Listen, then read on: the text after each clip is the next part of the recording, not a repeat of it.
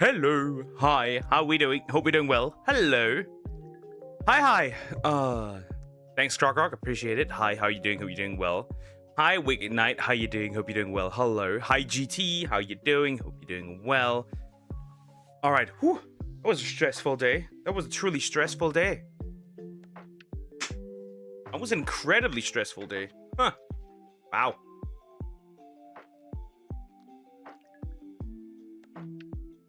Oh, we got it. Yeah. Just a little late. It's interesting Saturday. So yeah. I need to real quick check. Have I added all the videos already?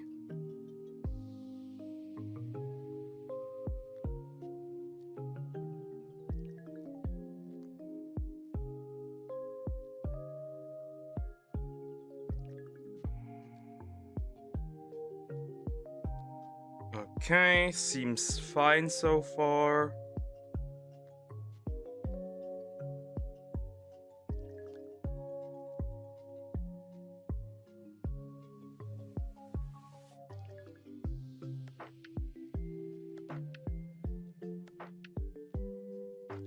Okay, perfect. All right. Whew. Just need to make sure that everything so far is all right. Good. Okay. Good, great. I got all the videos, it seems. That's very good. That's very nice. Then I guess we can practically almost start. The first one is, once again, a rather interesting video, right, Croc? All of a sudden. That's very interesting. That's very interesting. We also got a lot of drama that we need to get through, so yeah. We're gonna do that. Okay, Coco's cheated on me. A classic.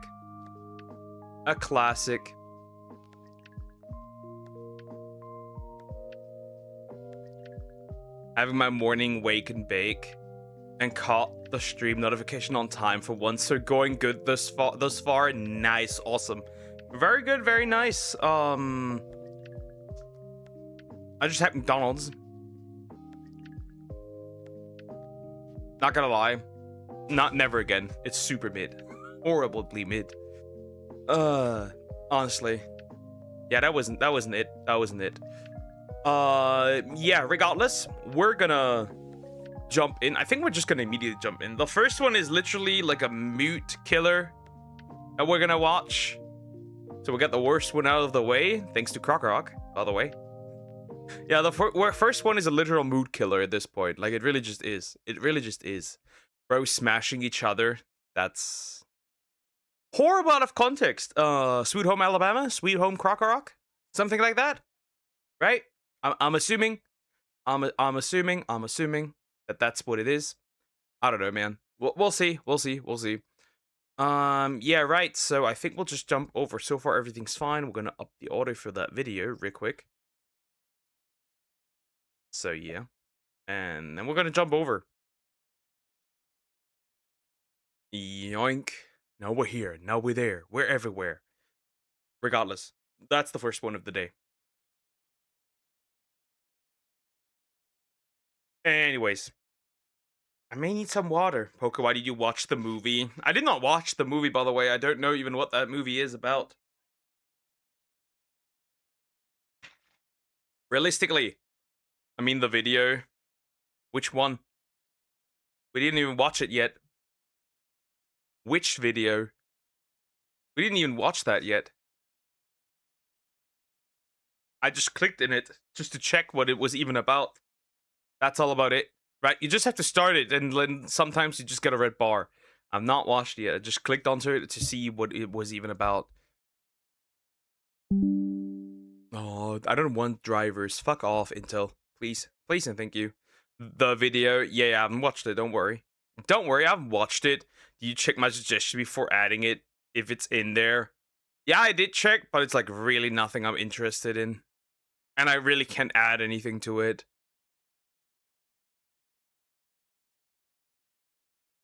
But yeah. Yeah, so far, so good. Laptop brightness is not that high, which is horrible. Anyways. Yeah. We're gonna look at this. This will be our starter and essentially mood killer in the beginning.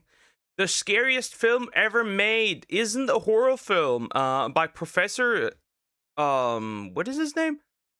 Jelkington. This is a re-upload. The original channel owner is gone. Apparently he nuked his own channel, like destroyed his internet history and then just vanished. So that's why the original channel is in the original video is gone. Somebody asked. So yeah, that happened. Otherwise, SCP Documentaries upload this one, but that's about it. Hi Sumax, how you doing? Hope you're doing well. Hello. And yeah, we're just gonna jump in. Also, please consider liking and subscribing. I appreciate it. This is more of a harsh topic, so if you are not into that, you should probably not watch this. But yeah, we're gonna look at this. We are going to look at this.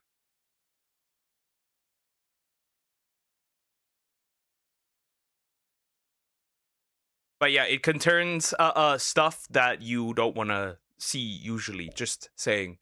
Here's the warning. Here's the warning. If you want to run, do it now. Run now. Run now. Run now. Yeah.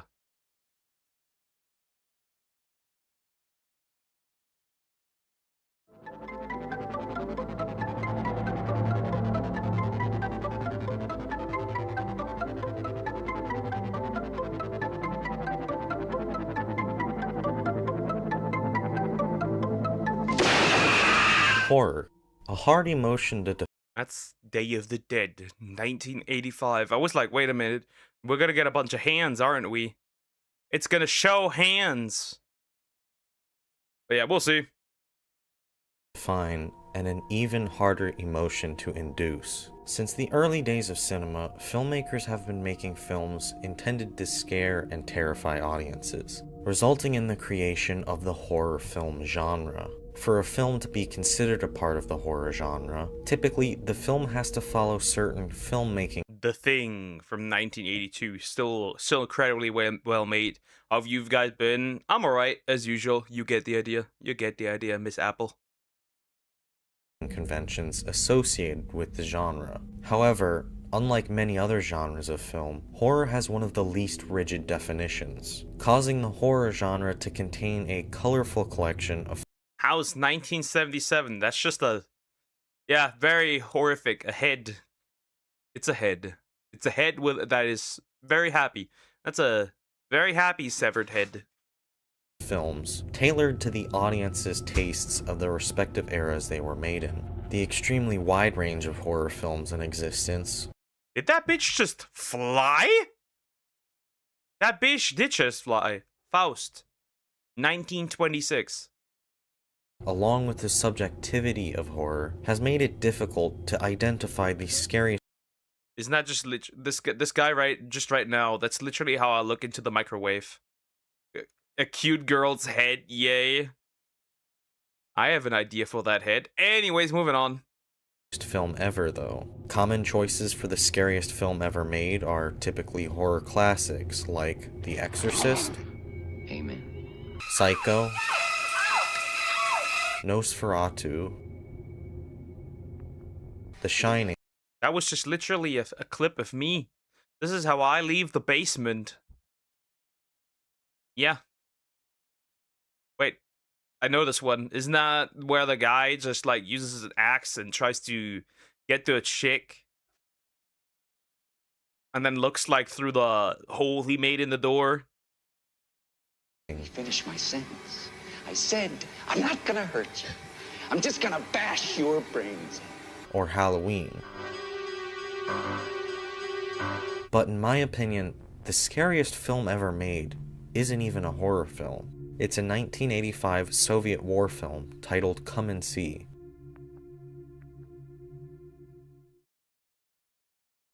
Well, in the hub, it's the see and come. Anyways. Soviet filmmaker Elim Klimov's final film, Come and See, follows the events witnessed by a Belarusian teenager named Fyodor as he joins a Soviet-led partisan unit in Nazi-occupied Belarus, while World War II rages on. However, soon after joining the partisans, Fyodor is forced into fighting for his own survival as a Nazi anti-partisan operation occurs in the area. Ultimately, Fyodor experiences the horrors of Nazi war atrocities, including the Holocaust, firsthand. In order to understand why the film is— And that video is heavily demonetized, probably age restricted as well. It's Jover. Yoink. Yeah.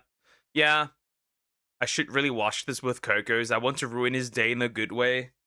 I don't know about that one, Chief. so scary, I first need to give some historical context. When most people think of the Holocaust, the first thing that comes to mind are the horrors of Nazi extermination camps, like Yeah, that's worse, right? They literally just like made them like dig their own graves in the most literal sense possible. And other stuff. It's crazy. It's crazy, right? If you're like, right, when we watch the war atrocity videos and like the Nazis were in there like 4 or 5 times, yeah. And then the rest was just Japan, pretty much. Auschwitz and Treblinka, where millions of European Jews were systematically— Dachau is also one. I was in Dachau at once. We visited that camp. Very interesting. Very interesting. I remember that.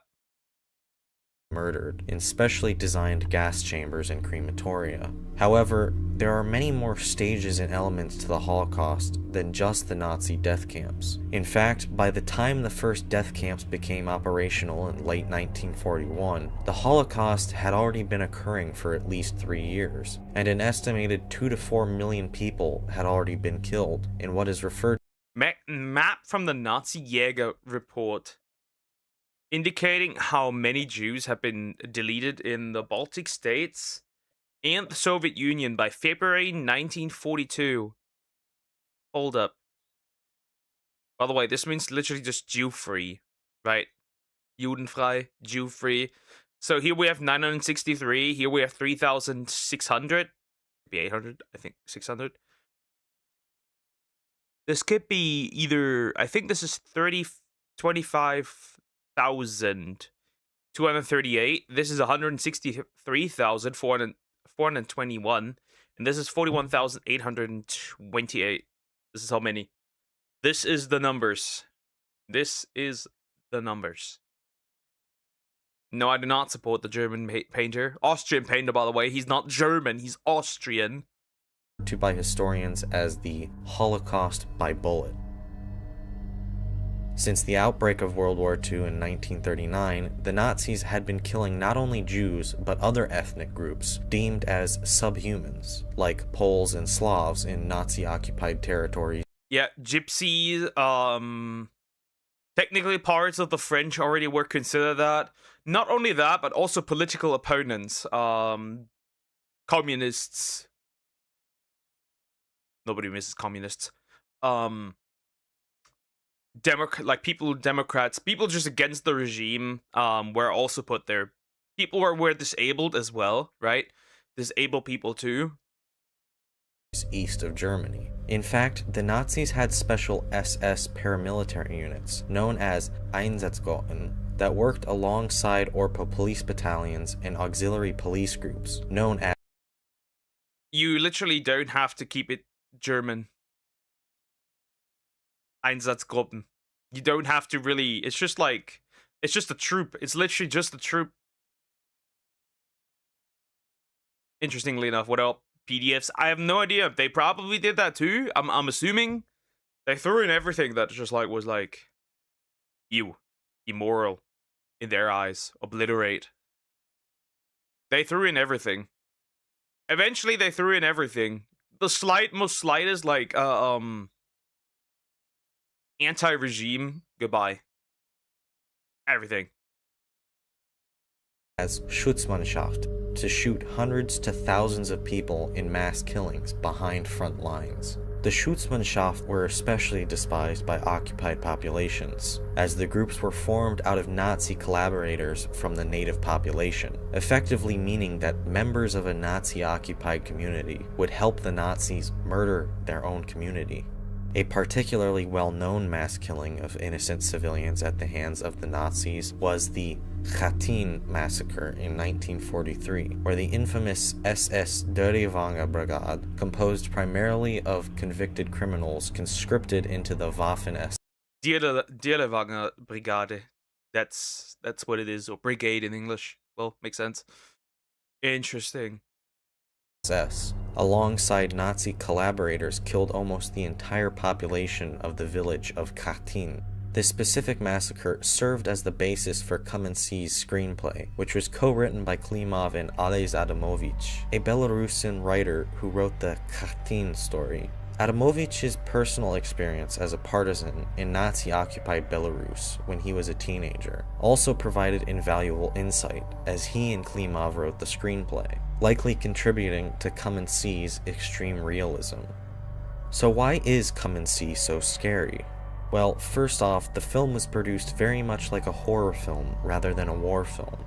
Instead of focusing on showing large, set-piece battles, Come and See focuses solely on Flora's struggles, choosing to depict events from his somewhat subjective perspective rather than an omniscient perspective typical of war films. Really, all of the filmmaking aspects, from the cinematography, sound, acting, and even the makeup, resemble what you would see. Damn. Interesting. Yeah, when you look like typically when you watch war films, it's like war films, right? We have war. This doesn't seem like any type of like actual really war stuff going on besides like from what we've seen for now from the beginning, but like the boys just walking around aimlessly, it seems. See in a horror film rather than a war film. The entire film was shot with natural lighting, meaning many scenes shot in naturally darker areas had to be filmed with much faster film stock. As a result of the faster film stock, the film is extremely grainy, perfectly matching the grittiness of the film's subject matter. Shooting with natural lighting also meant that the film in general is literally very dark. Shadows almost always have very little visible detail in them. and blacks are usually extremely crushed. Certain scenes look so dark to a point that they may even be underexposed. Even scenes likely shot in direct sunlight look dark. Again, the film's overall dark visuals pair perfectly with the dark and grim subject matter, giving the film that horror-type vibe. The framing of many shots also mimic horror films. In some scenes, the camera... But yeah, everything looks very much, it looks like, really like, you know, when you look at like Generation 5 Pokemon and you look at Generation 6 Pokemon and everything lost color. That's basically the equivalent. Everything is like, there's not much color going on, right? The grass is supposed to be green. Probably not super green, I honestly... To be fair, is it really in direct sunlight? Because, like, most of the shots we've seen, there's no clear blue sky, right? It's just usually, it's like cloudy, right? This isn't... Unless, like, the desaturation makes the clear blue sky, like you grayish, but aside from that, this really just mostly looks like very desaturated.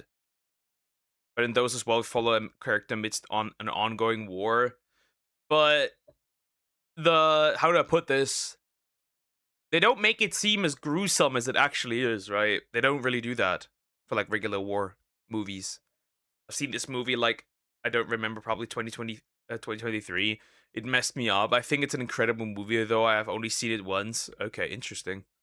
Follows characters from behind, making it seem as if someone is watching or stalking them. At multiple points during the film, there are shots of a Nazi reconnaissance plane flying overhead of the characters, emphasizing this feeling that the characters are being constantly stalked. The appearance of the plane also foreshadows that something bad will occur, as it always appears before an attack or some other atrocity. But most of the time, the scariest shots in the entire film are simple straight-on close-ups of characters. There are two different types of these masterful shots in the film. Ones that show a character's terrified reaction to something, or ones that intend to directly horrify the viewer. Both types of these shots are extremely terrifying, in large part because the actors almost always stare directly into the camera, making it seem like they're directly addressing the viewer. Watch this scene where Flora finds out his family has been murdered by the Nazis.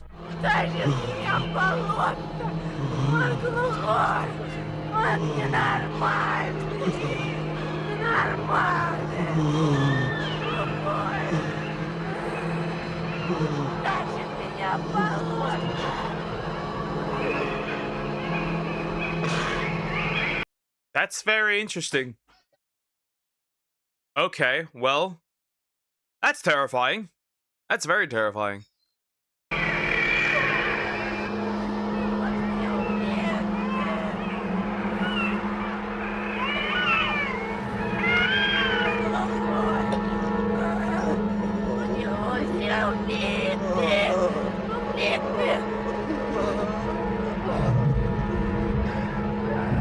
Now watch this scene where Flora first meets Glasha, a girl he later befriends. Меня зовут Глаша. Глафира. Понял? Yeah, nah, bro.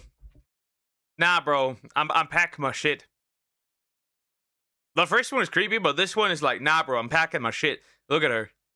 Look at her. Look at her. This looks like something devious is about to happen to me. This looks like I'm about to get touched without consent. That's crazy. Дурак. Ты чего? А ты чего? Флёра. Чё ты здесь околачиваешься? Пожалели мальчика. Оставили. Although these two scenes have different contexts, they both are equally terrifying because of the frontal close-ups used. The close-ups also highlight the absolutely amazing performances by the actors. The performances in Come and See are so effective that oftentimes it seems like you aren't watching an actor reacting to staged. How random to just like take a snap. Take a pic, boy. Take a pic. This is the moment in history. Take a picture. Don't trust anyone look at me like that. Real. events, but instead a real person experiencing reality. Klimov was so impressed by 13-year-old actor Alexei Kravchenko's portrayal of Flora that he said, Все равно это могло кончиться очень печально.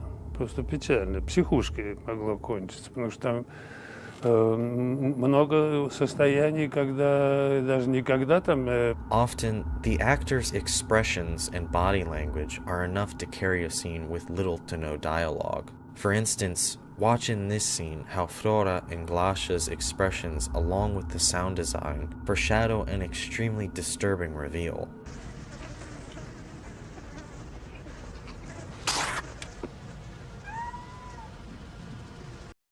What have they been eating? Uh-oh. Cats? Did they eat cat? I had heard cat noises. Uh-oh. Oh. So... humans? Hmm.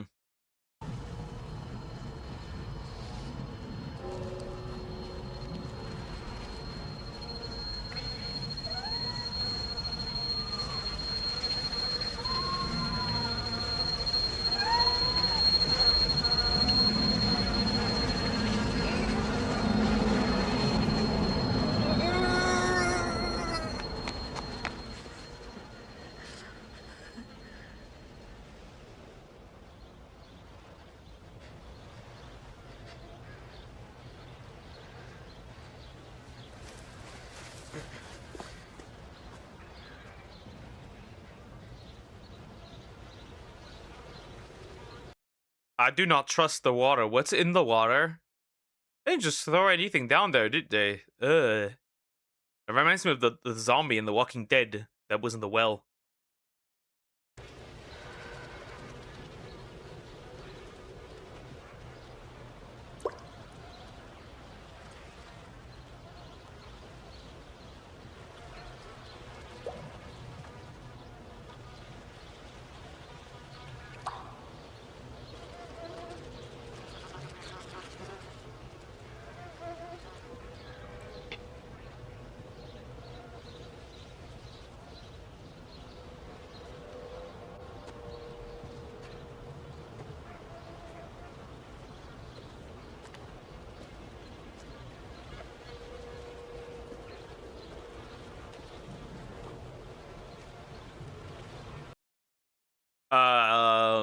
Why is she looking at him like this?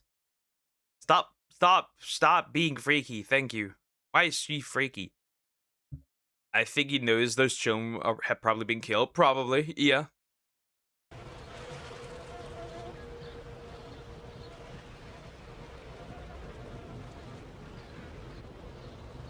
Знаю, где они.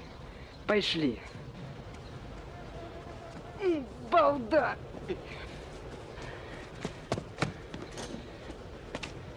Пошли. Я не тут. Близко.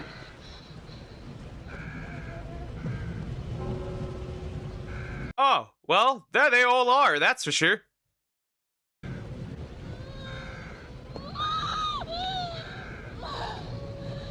The scene I just showed also highlights how the film's sound design is very much like a horror film's. The film chooses to forego a regular soundtrack, instead using a mixture of ominous ambient music with extremely creepy sound collages, like in this hellish sequence. Yeah, this is like some kind of like music you would hear in like a creepypasta or something. That kind of energy. It's also like very, well, ominous is the right word, right? It's also, I wouldn't even say this movie is creepy. More like uncomfortable, ominous. Not necessarily creepy. But yeah, he's stuck in a bog, so that, yeah, that is definitely, for most people here, it would be Jover.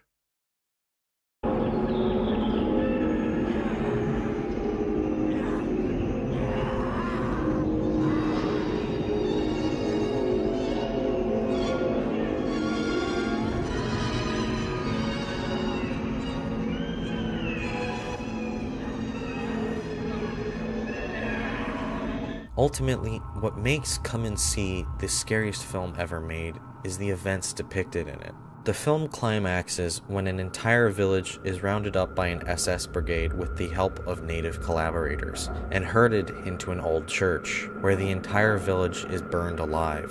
Klimov holds nothing back during this sequence, juxtaposing the villagers' sheer terror with the Nazis' perverse joy in killing civilians. Really, the point I'm trying to make here is that the things you witness in Come and See are not fictional. Sure, the events are staged in the film, but these things actually happened. Yeah, something like that did happen. They did do that. Yep. Now that gun works right out of the ball. It probably no longer works. Probably at that point, the gun probably has taken enough damage to where it probably won't work properly anyways. Even before the bog, it's crazy. This was Klimov's last movie. And his first movie was a kids' comedy about 3 Russian kids doing pranks on a summer camp called Welcome or No Trespassing. So we have somebody who's very versatile in the genres they can depict. Interesting. What you see in this film happened in real life. There are many terrible horror films out there that heavily promote in their advertising how the film is based on true events. But almost always what's depicted in those films is very exaggerated and romanticized compared to what actually happened. Come and See is the opposite of this. As Elem Klimov says, Вот в той же Америке люди с трудом смотрят этот фильм. Хотя есть и те, которые смотрят. А с трудом смотрят, потому что, ну, я уже говорил, они говорят, мы придумали фильмы ужасов, но это же совсем другое, это же жизнь.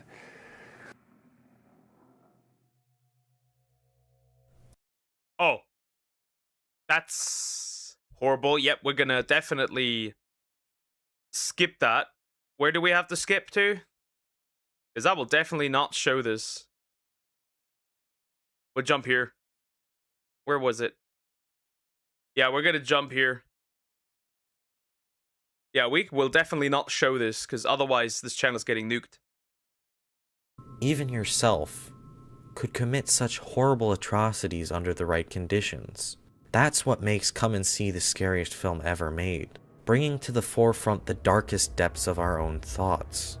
In my opinion, one of the scariest scenes in the film is when one of the captured SS perpetrators of the massacre justifies the killings, espousing the real-life Nazi ideologies that encouraged such atrocities.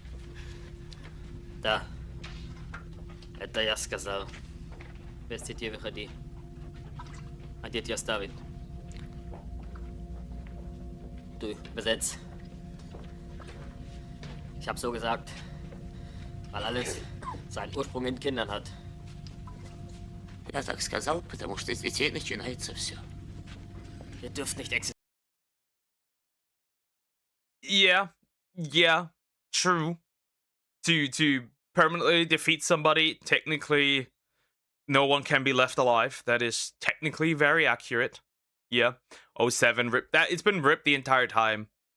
This stream is probably getting blocked at some point. I'm assuming the stream definitely gets blocked after I'm done for sure. Вас не должно быть. Nicht jedes Volk hat das Recht auf Zukunft. Не все народы имеют право на будущее. Слушать. Всем слушать.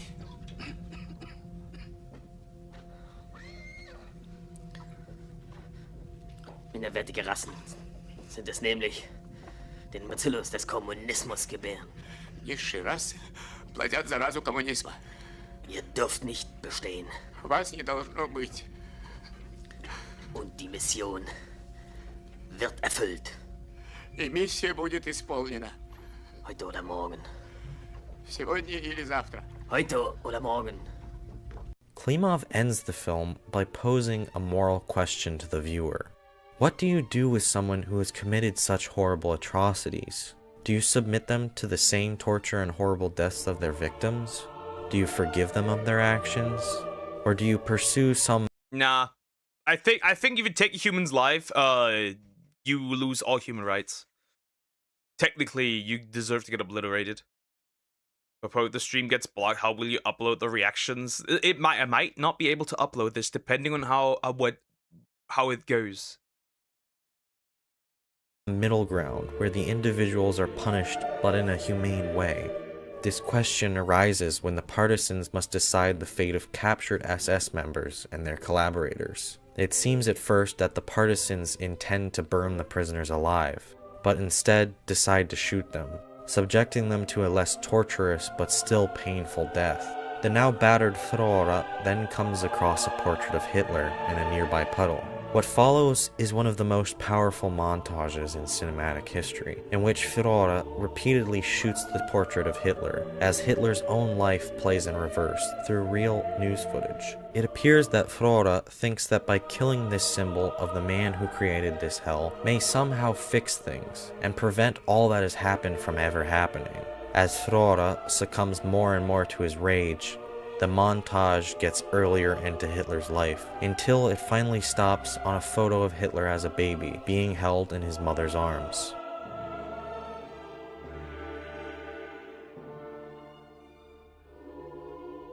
At this point, Flora snaps out of his rage-induced trance, seemingly reaching the conclusion that by killing baby Hitler, he is no better than the very man he so hates. Thus, Flora seems to reach some form of acceptance of the position he now is in, realizing that ultimately there is nothing that he...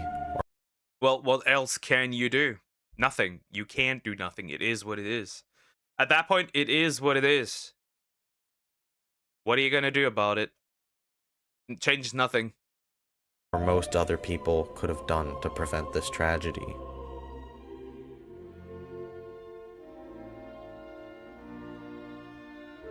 The final shot of the film, where Flora runs to join back up with the partisans, cements Come and See as the scariest film ever made, saying to the viewer that this is only a single incident in a much broader war that will still continue for 2 more years at this point in time. A war that will become even more deadly than it already is, and one in which Flora and many of the partisans will likely not survive. As Elem Klimov says, Я не жалею, что я это сделал, этот фильм. Хотя вот так тяжело вот он рождался. Interesting, he doesn't regret it. I mean, makes sense. Here is something interesting, though, when we talk about specifically the Russian side of things. Let's not forget that the Russians made the Ukrainians starve. Let's not forget that. The Russians weren't that much better. They weren't actually that better at all. They made the Ukrainians starve. Funny, huh? Так тяжело дался. Вот, но надо в жизни иногда совершать какие-то настоящие поступки и деяния. Наверное, тогда имеет смысл заниматься творчеством. Вот, если ты что-то людям можешь на самом деле серьезное, большое, серьезное принести.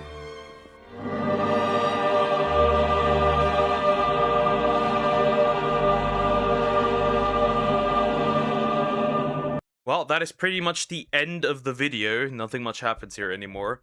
628 people were burned in that house. Church, by the way. Funny. Funny again. Just goes against, you know, the statement that Nazis were Christians. Funny, huh? Yeah, that was interesting. I did not know this movie existed. I wouldn't watch it, personally. I wouldn't watch that. There's probably nowhere easy available to begin with, but I personally would not watch that. But very interesting to know that something like that exists. So basically, somebody really locked in, really locked in for this movie. Yeah, again, the original channel's gone. He nuked his channel. I don't know why. Probably due to, like, in the comments it says health issues something. But yeah, very interesting. Very interesting. Very interesting. Yo, Crocker, can you warn me next time that there's actual, like, footage of dead people in there? Next time? I should watch that with Coco since he's Polish. Warn me next time. That'd be pretty cool. Actual dead people is uncool. Not gonna lie. That's very uncool, buddy. All right. We've got something here. We're gonna watch something more normal now. Let's watch this one. Something more normal. Something more normal. Whole goal here. Something horrible. It's still horrible, but not horrific. If you get it. But yeah, next time warn me, thank you. I appreciate a warning, dude. Yeah, we're gonna watch something. Would you stop running so much? This little cat. This black and white little cat. You're retarded. I love you, but you are retarded. I don't know why, but she is. Anyways. Something more normal. More normal. We need more normalcy. Thank you. This is why podcast equipment should be illegal by August the Duck. We're gonna look at this. I know these. Well, I know these two. Selena Gomez and the other dude. The dude that simps for her intensely, because that's what it is. Bro is incredibly simpy for this chick. He's overall very simpy. If I remember correctly, he basically stated that on his birthday, like on that you should, as a man, on your birthday, buy your work girl something, which is like, yay. So you do anything and she does nothing. It's like, this dude is very much somebody who, like, a yes man, which is very interesting. Anyways, we're gonna look at this. Also, please consider liking and subscribing. I appreciate it. I've seen a bunch of clips of this dude just on his own. Here, this entire home is Wait, just see if you guys can pick this up. Podcasting equipment. Why? 37. Unk. Needs to be outlawed effective immediately. This is a sentiment that if you spend a lot of time on the internet, you probably already agree with. And if you don't, give her 10 minutes, you'll be there, I promise. Podcasts might just be one of humanity's worst creations. At the top, we've got the song Dance Monkey by Tones and I, then we've got the Netflix show Big Mouth. And then like right there at number 3, it's gotta be podcasts, right? Over the last 5 years, it truly seems like every single person that has ever had a name that is recognizable by anybody just to be on their friends and family has decided that they must. Everybody and their grandma needs a fucking podcast. Right? Everyone and their grandma needs a fucking podcast. It is horrible. Dude, it is actually crazy. Because, so, we had like a, like really big, like podcast here in Germany that was like basically like finances and, what was it? And eventually they split up because one was a retard basically. And now the same person made another podcast now with somebody different who owns an entire company, and I'm like, these dudes, when they start talking, it's just nothing of what they say is actually accurate. Like nothing is horrible. Nothing is accurate what these dudes say. It's horrible. And like most of these, right? Let's look back at Haley Welch, right? The Hawk Tuah girl. She went from just making the noise to actually Hawk Tuahing on things. She is actually now doing Hawk Tuah spit on that thing. Literally. Do with this information what you will. No, you will not get a link. But also, Poker, didn't you say... I love things that are gross and, like, disgusting and weird. Soul Crushing was not what I was looking for, buddy. After all that, I'm gonna go bleach my brain. Yep. Dance Monkey is so goddamn annoying. I have no idea, actually. Have a podcast, and it must be the worst fucking thing you've ever watched in your entire life. So the title of Worst Podcast Ever has had a lot of stiff competition for a long time. We've had many bangers come and go. We had the Talk to a podcast right there at the top for a while. Wonder what old Haley's up to these days. Haven't heard much from her recently. Oh, apparently. You know, buddy. You know. You probably know, but at this point.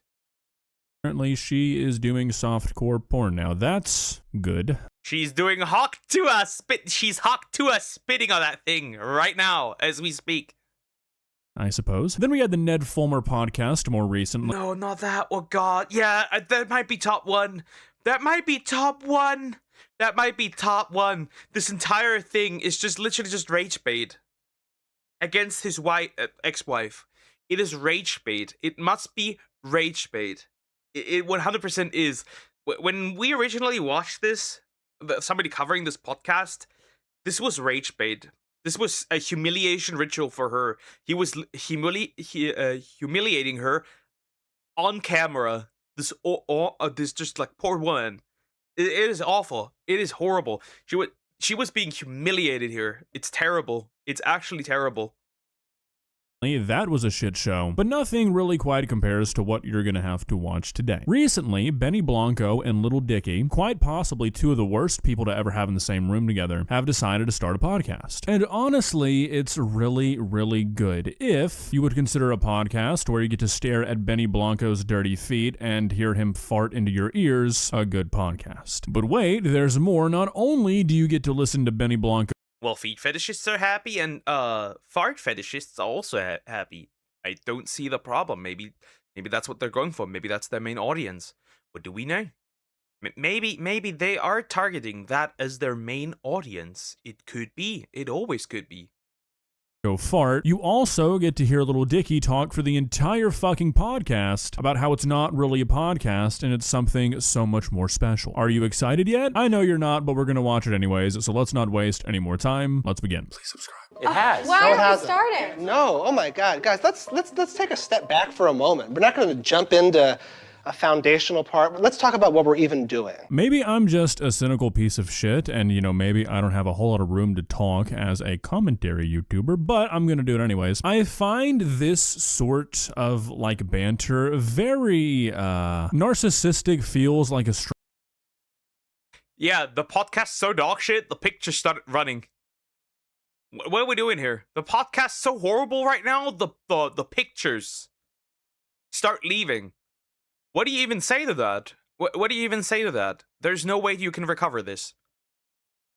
The pictures are actively running. Next, I'm seeing the books flying out of the window and light leaving the room and the sofa packing its shit and the plants just leaving the pots. Wrong word, but I feel like it kind of works. It's like, how self-important do you really have to feel to think that people are going to be entertained by listening to you figure out how to make a podcast? It's like, what do you mean? Let's talk about what we're even doing. You probably should have figured that out beforehand, maybe before the cameras started rolling, but I'm not a podcast expert, so what do I know? What's the rules for gas, pissing? Oh, please. Do whatever you want. Okay, the whole goal here, this entire home is Wait, just see if you guys can pick this up. All right, gonna interject here quickly before we have to listen to that. I feel like this is in the same vein. What do you mean? What are the rules on gas and... His feet are dirty. Possibly. Another thing, this guy looks like he doesn't shower. But to be honest, none of these people look like they shower, so it doesn't make much of a difference here. Piss. You go to the bathroom before or after you film the podcast. What else would you do? Would you just like stand up and piss into the corner? Well, you can always do a cut, right? If somebody desperately has to leave for the bathroom, I guess like you could do a cut. It's not that deep. But like, what are the rules? Yeah, most like you probably do all your busy stuff in the bathroom before you start the podcast. And if you desperately have to, then just like, it's like common sense, right? You can just edit it out. It's not that hard. He needs a hair routine ASAP. I look at his teeth and I'm questioning if he's from the UK. Like, everybody in this room is a celebrity who should be familiar with the entertainment industry. It's like, what do you mean? Are you guys really that out of touch and you think so highly of yourself that you think people want you this uncut, this uncensored? It's like, no, nobody wants to hear you fucking fart, Benny Blanco. What is wrong with you? Also, why are your dirty ass feet in my face? I was gonna pick up. I like that. That was just a little. It was a little. Oh, so he farts! How funny! A real knee slapper! Or should I say ass clapper? What is this? Why? How? What is the purpose of this? I feel like if I was doing a podcast, it'd like have a direction, it'd have like a script, it'd have like a right. I'd be like extra prepared, super giga mega extra prepared, and like I'd have a topic I'd talk about, not like 3 idiots in a single room. So is it really a room? Because like there's no wall separating it, right? But like you get the idea. It's like I'd actually do something. Noted, Tomax. Squeak like a little pip. Yeah. The whole like, I didn't realize you were gonna be the dictator today. All right. Mochi, sit down and just relax. Yeah. Let's just talk about, let's just pretend that we're hanging out like we normally do. You never even hang out anymore. I was gonna say, that's Are we the gonna goal. have to pretend? No. No, just sit down and let's just hang out. Do you think anyone will like it? No, they won't. And I don't like that you're asking that question sarcastically, Benny, because no, nobody will. Again, these are the worst kinds of podcasts where a bunch of people get together and they convince themselves that they are so damn interesting that people are just dying to be a fly on. They aren't even talking, that's the issue. No one needs this dry out convo. Like, looking at this is like, it's like, there's nothing of value here being added. They're just sitting there and just like making jokes, right? That like then you don't need a podcast at this point, right? That's not a podcast. This is so far right. Think of Joe Rogan what you will, but Joe Rogan at least does proper podcasts. This is not it. This is not really what I would consider a podcast in any way, shape, or form. This looks like just like a bunch of like idiots living together and like having jokes and recording it On the wall in the rooms where they have their friendly hangouts. So they just mic themselves up and talk aimlessly. Nobody wants a podcast like that. That's what hanging out with your own friends is for. Sure, absolutely. Actually, yes, I do. To be honest, I really think that we're living in a time, fortunately or unfortunately, that if like Friends or Seinfeld came out and impacted society to the fullest extent, it would actually be better served to be in this multimedia new format. Notice how I'm not calling it a podcast. Not a podcast. We'll have to figure out a different word because I don't want it. It's not a podcast. It's so much more than a podcast. Oh my god, I'm gonna get through like 5 minutes of this before I call it quits. Normally I try and go through the entirety of a podcast if I'm gonna review it, but I honestly just don't think I have it in me today. Comparing this to 2 of the most influential TV shows ever made, as if what you guys are doing is about to flip the script on media. You're filming a podcast, little dickie. I don't know what you think this is, but it's a podcast. I can do better. I can do this better. I can do better. I can. Bro, I'm already... How long are we in?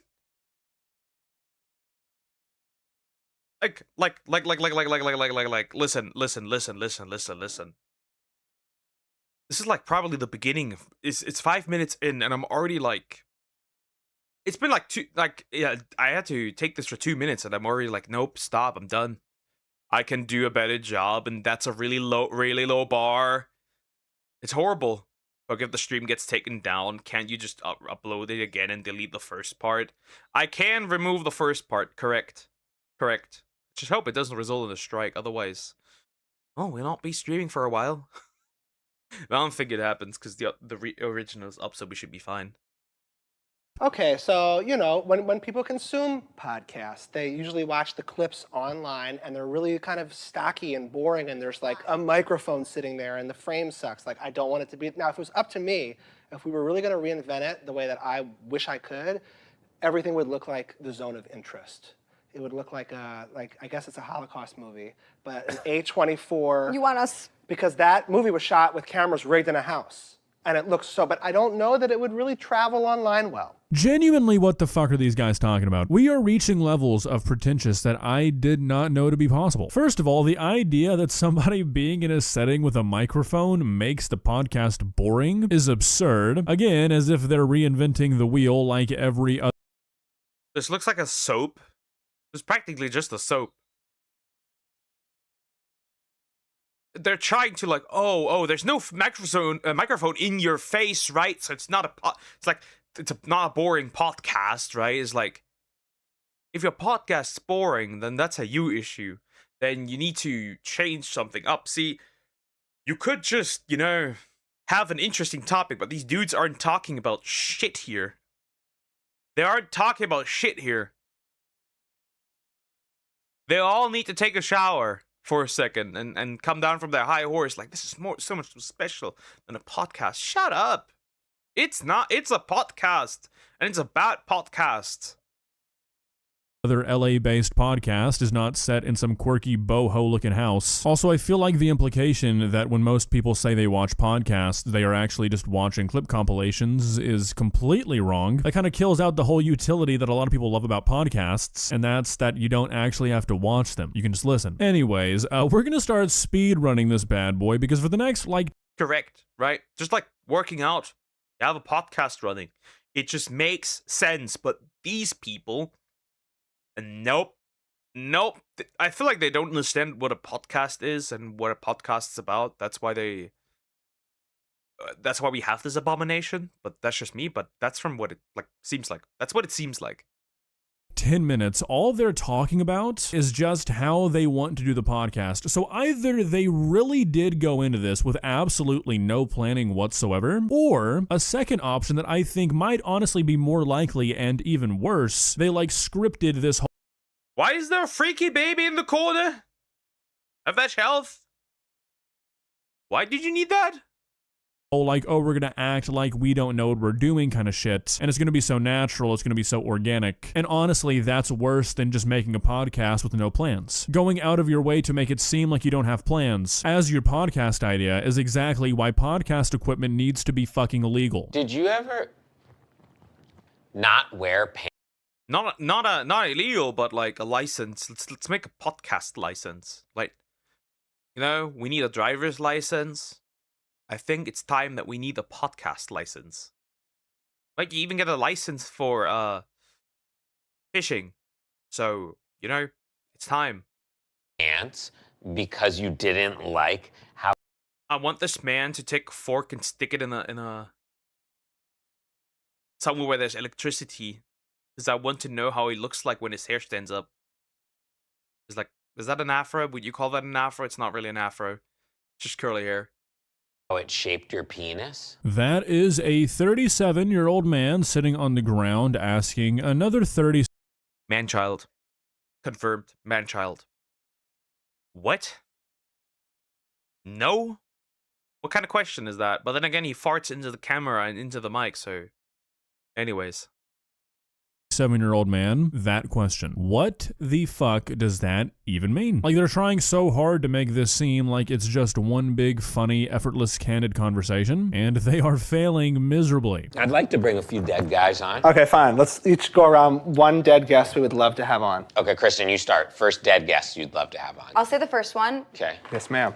I wonder if there would be any value in having Hitler on. Oh, that was mine. That was... There's no way that 3 people thought of the same person. It had to be Hitler.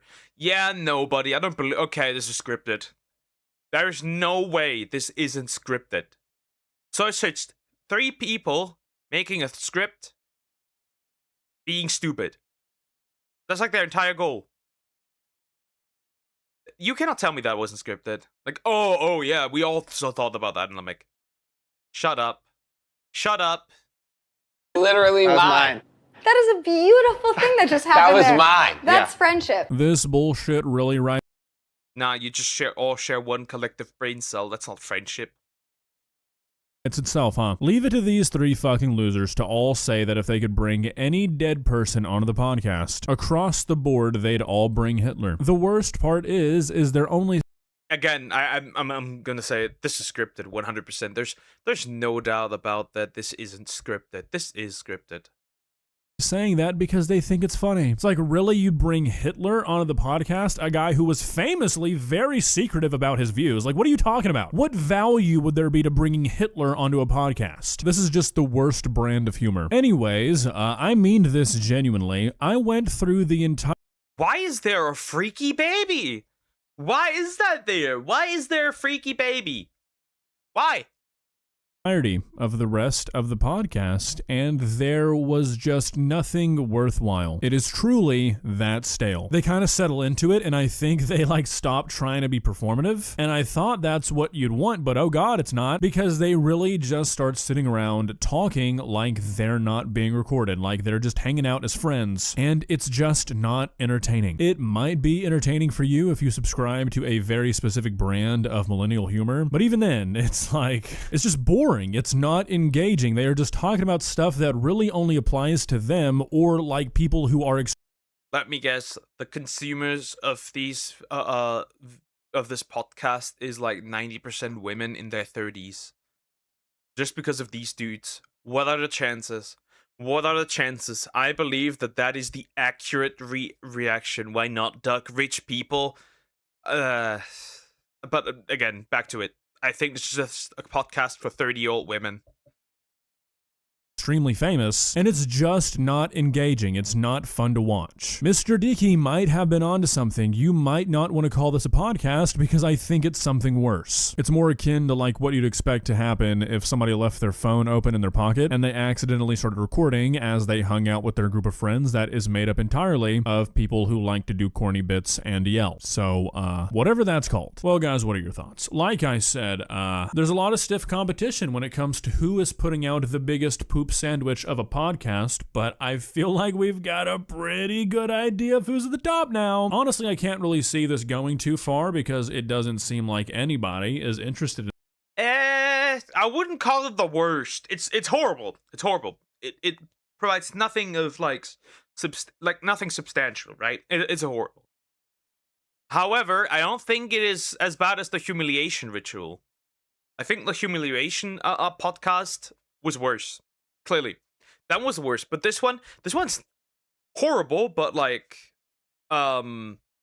not diabolical, is what I'm trying to say. The other one was evil, right?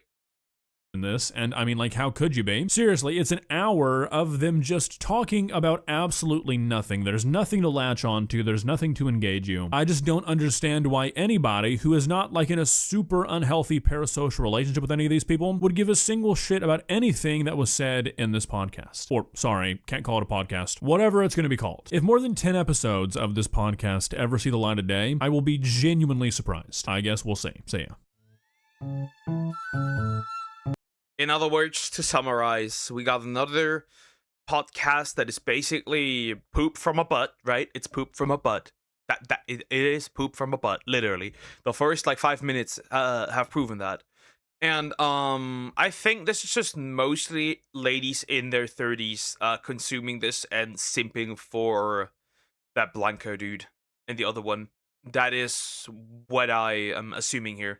Because there's no way, if you have more than 2 functional brain cells, you just sit there and consume this. Unless you're really just consume and consume next, and then consume next product. Otherwise, there's no way you are that brain dead to sit there and be like, oh yeah, I'm gonna watch a podcast of 3 people talking about essentially nothing. Maybe it's good background. Oh, it might be good background noise though. Right? Just rut your brain while you're on the treadmill. But aside from that, nope. Nope, definitely not. Anyways, like, comment, and subscribe. That was poop from a butt. That podcast is poop from a butt. That's sad. That is sad. That is sad. That's not sad. That's an abomination right there. Let's look at side chicks. Yep. Let's do it. Why would you? Let's do it. Let's do it. Let's do it. Okay, Croc Rock. What is it? Have you do you have another video? Is that what it is? Horse. Stop! Stop! No horse. Stop. No horse. We're gonna look at this.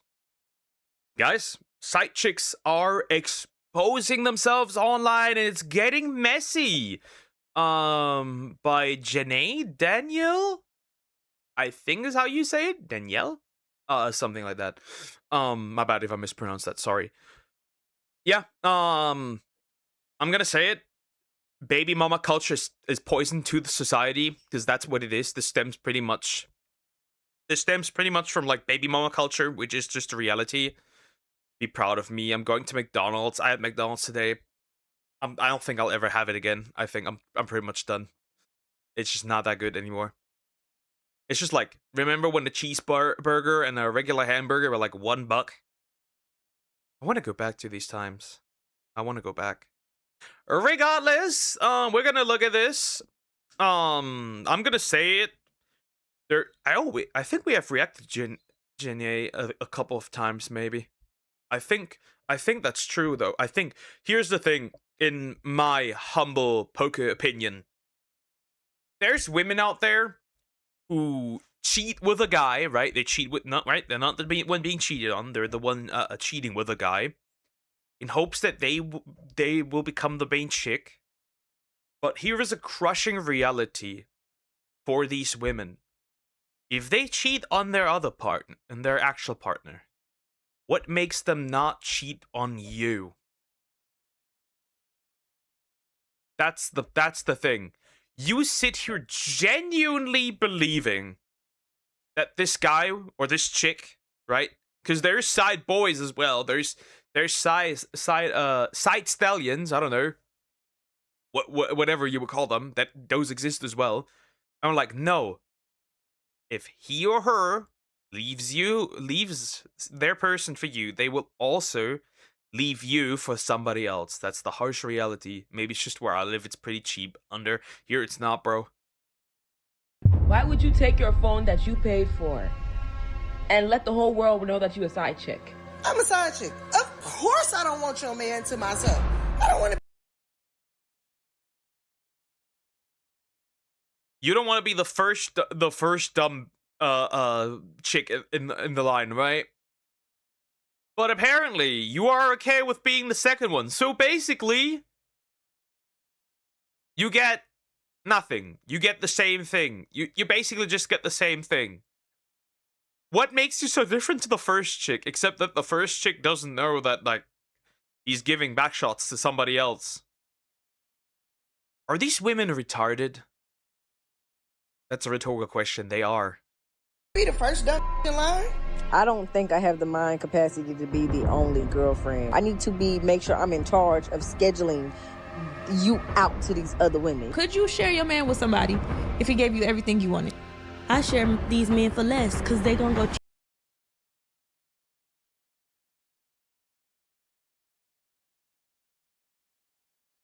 I'm a white boy, and I'm gonna straight up say it. I'm gonna straight up say it.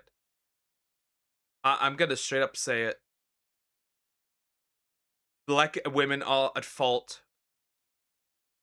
for black men acting out. I'm gonna say it because you don't hold these dudes accountable in any way, shape, or form. You just become free use at this point. Oh, they're gonna cheat. Yeah, if you reinforce it, they're gonna cheat. And they don't even think about their sons, right? If they reinforce this behavior in older men, what are your sons are gonna do? What are your daughters are gonna do? Are you stupid? Are you genuinely stupid?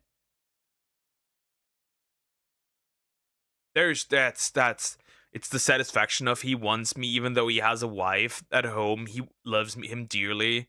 Who loves him dearly. He chose me over her. Yeah, but if she never finds out, the real one is still gonna get the ring and the other one is getting nothing. The math isn't really mathing, because for men it's not really... I think you underestimate. There is like a lot of men who can hoe around with no attachment. Interesting. There's not much of a choice. It's just like, yo, I want to fuck, let's fuck. And then he moves on eventually. Anyway, being the other woman has never really been a new phenomenon. It just looks a little different today. Back in the early days, women were reminded to be composed and have top-notch etiquette, while men were simply reminded that they were men. From infancy on, we all learn from our parents, our peers, and our society that there's a difference in what is acceptable or correct behavior for a man and for a woman. A girl is a girl. She's taught that these are the things that a girl does. She walks a certain way. She talks a certain way. She looks a certain way. The real one also gets betrayal, though. They both get betrayal. The other one just knows about it. That's the only difference, really, because consider this. You're essentially just like... You're not better, right? You're not better, because you are aware that somebody's being betrayed. And I'm gonna be real. If I were a woman and I found out my man cheats, not only is he getting his brain squashed, but the one he cheats on is also getting her brain squashed. I'll be real. Then again, I wouldn't share with anybody, but it's goodbye. Like, it's goodbye. I'm going to jail. I'm going to jail. The only difference the last 2 times is that I couldn't get the dude. Otherwise, goodbye. And the same thing with a fella. He's taught that these are the things that a fella should do. He should walk a certain way and look manly and walk manly and talk manly. Those gender roles that society placed on men and women also shaped what each of them could get away with. And yes, those expectations followed them in the bedroom. Society expects your husband to cheat. Men have needs, you see. They're prone to urges, which a society views as natural, almost charming. Any signs of passion or desire in a woman are viewed as suspicious, even shameful. So when your husband seeks pleasure elsewhere, an actress, a barmaid, a brothel, it's shrugged off. Boys will be boys. Poker, stop deleting people. I've not deleted anybody yet. Send a video? Okay, noted. Here's the thing, guys. Here's the thing. I'm like on the side that's like, I don't care if you're a man or a woman. If you cheat, you should get a baby atomic bomb straight in your face, just a straight up dose of radiation that just explodes you. But that's just me. That's just me. If the world were running the way I want to, there would be very harsh punishment for cheating in a relationship. And I'm talking like stuff like castration, straight up. You won't be having any children. I make sure of that. I make sure of that. Society tolerated male promiscuity as a necessary evil. He's a man with urges and instinct. And on the other hand, the woman that he was hiding from the world, or his wife. The unfortunate reality is that while this is still happens in, like, obviously, like, white communities, it is far worse than in black communities, right? Though it has started, right? White communities have developed baby mama culture as well at this point. But it's far more common, unfortunately, in black communities. Which they should definitely start fixing. Hold these fuckers accountable that cheat. The men, the women, anything between. Hold them accountable. Literally exile them from your communities. Literally, like, exile them. Shame them. You know how they, if you have watched Game of Thrones, you know how they basically let Cersei ran down, like, the entire city completely butt naked and people were, like, throwing stuff at her, like food and shit. I think we should bring that back. Like, literal public humiliation rituals for people that cheat. Not gonna lie, that'd probably be really, really useful. It's like, yeah, you're gonna think twice before you do that because, well, you're gonna run around naked and being thrown food at. She was the one that ended up facing the shame and embarrassment for all parties involved. I beg your pardon. I am Mrs. Stephen Haynes. Sorry, but I don't think I know you. I believe it's my husband you know. Oh. So Stephen's told you. Being the other woman, or the woman he only sees on the weekend, that came with a type of shame you wouldn't dare tell the world. But today, oh, today, women are turning that very position into a trend. In today's video, we're gonna look at how a situation most women only discussed in a locked diary is now an all eyes on humiliation ritual. Welcome to the Girl Talk you didn't know you needed. Now, I'm not saying you have to subscribe. You're classy. I know you don't just give those away. I'm not a girl. Am I still invited? She got her revenge though. Yeah, this one wouldn't though. This one would just be publicly humiliated. Now I just have like a disgust for cheaters that literally cannot be put in words. Like I hear cheaters, I see cheaters, and there's a switch in my brain that just turns off. There's like all empathy, everything's just gone, right? I don't consider a person like that human. I would save a dog I do not know before I save any of these people ever at all. There's no like humanity for these people at all, which is interesting. Away for free, but hopefully at the end of this video we become bestie enough for you to take that next step. When it came to affairs or situationships as we call them today, back in the day, what made them different weren't the actions. No, we all know those will always be the same. It was the silence. So it seems the digital age has made it easier for us to cheat. But there's one group of guys who have always found it pretty easy. Men in positions of power seeking sex outside their primary relationship is something as old as time. But for almost 100 years, their indiscretions were kept secret, protected by one hell of a bro code. A lot of men who stepped outside their marriage or had multiple women were mainly men in power who suffered a lot less consequences than the woman they were keeping secret. And in many of those cases, also, important side fact to notice that since this is probably going to focus more on men, it is important to note that younger women cheat more than younger men, and older men cheat more than older women. It's like for men when they're young, it's like 49%, and for women it's 51%, and then it flips when it's like both parties are older. Just a important side note, because people want to be like, "Oh, men cheat so much." No. We're pretty even. We're pretty even. And that's just the ones we know. That's just what has been reported. That's just the ones that have been reported. Right? Let's remember that. So women might probably be a lot better at cheating than dudes are, which they definitely are. Perk, is it okay to break the bro code? In this case, yes it is. Yes, it is. I will not just break the bro code, I will break the bro. cases, turning a blind eye was something that was hoped to be a part of the agreement. Camilla was a married woman, having an affair with the Prince of Wales. As it turned out, her husband had no problem with her affair with Charles, because he was also seeing women outside his relationship with Camilla. Charles was still in love with Camilla and had hoped that Diana was someone who would turn a blind eye to their clandestine relationship. If you were I'm gonna say the way it is, obviously the women are definitely not innocent in any way, shape, or form. Let's just say that the way it is. The women are definitely not innocent.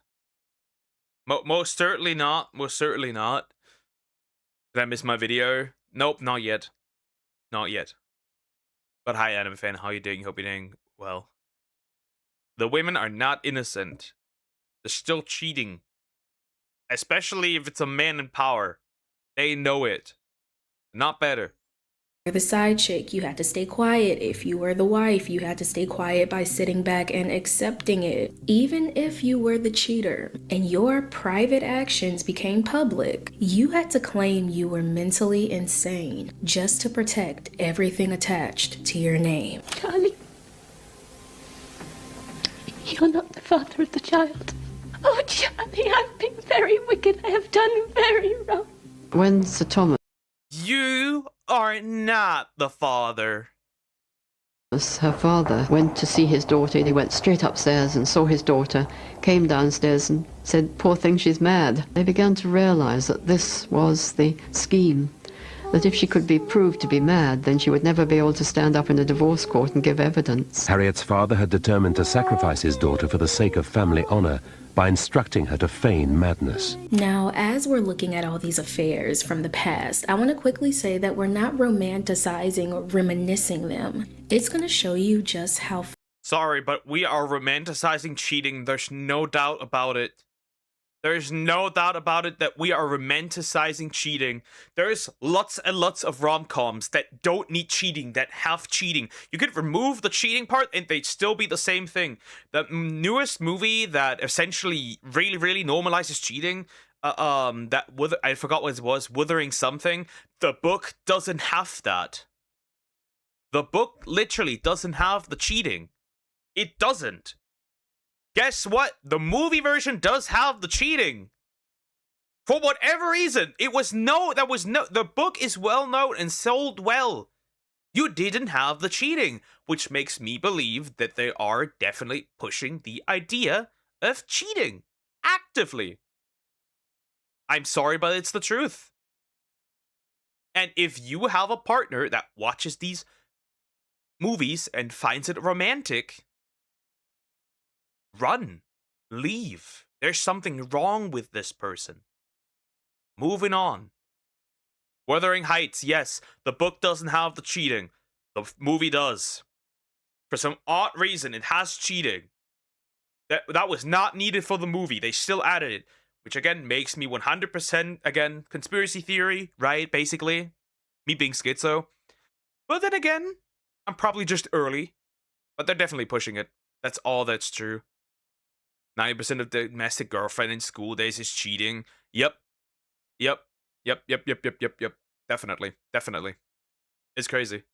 Far we've come today, because back then it was the things that no one dared to talk about that tore lives apart. But today it can be small, annoying things that can literally throw your whole week off. This video is sponsored by Clover, who lets you access up to $400 before payday with no interest, no credit check, and no hidden fees. And that extra cash really comes in handy when you have a 2007 car that loves to surprise you at the worst times. So when the battery died, and then shortly after the alternator went out, Clover came in clutch by giving me that little bit of leverage my pockets were not prepared for. They really give me peace of mind knowing that I'm not scrambling or falling behind over something so small but so inconvenient. So if you've ever had groceries, gas, or random car problems pop up at the worst time, Clover can help you bridge that gap until payday. Access up to $400 with no credit check. That's bait. That's bait. I know for a fact that's bait. That's how you get Klarna debt. Literally. Bait. Or late fees. Click the link in my description so they know I sent you. Thank you, Clover, for sponsoring today's video. As the decades moved along and the culture started shifting, these situations were no longer something people had to whisper about. They stopped being something that could risk you and your entire bloodline's reputation. Affairs and hidden relationships started showing up more openly in movies and television, and not just as scandals, but in my... Why are we ranking these? What do you mean best cheating movies? Yeah. They're all horrible. Without a doubt. Without a doubt.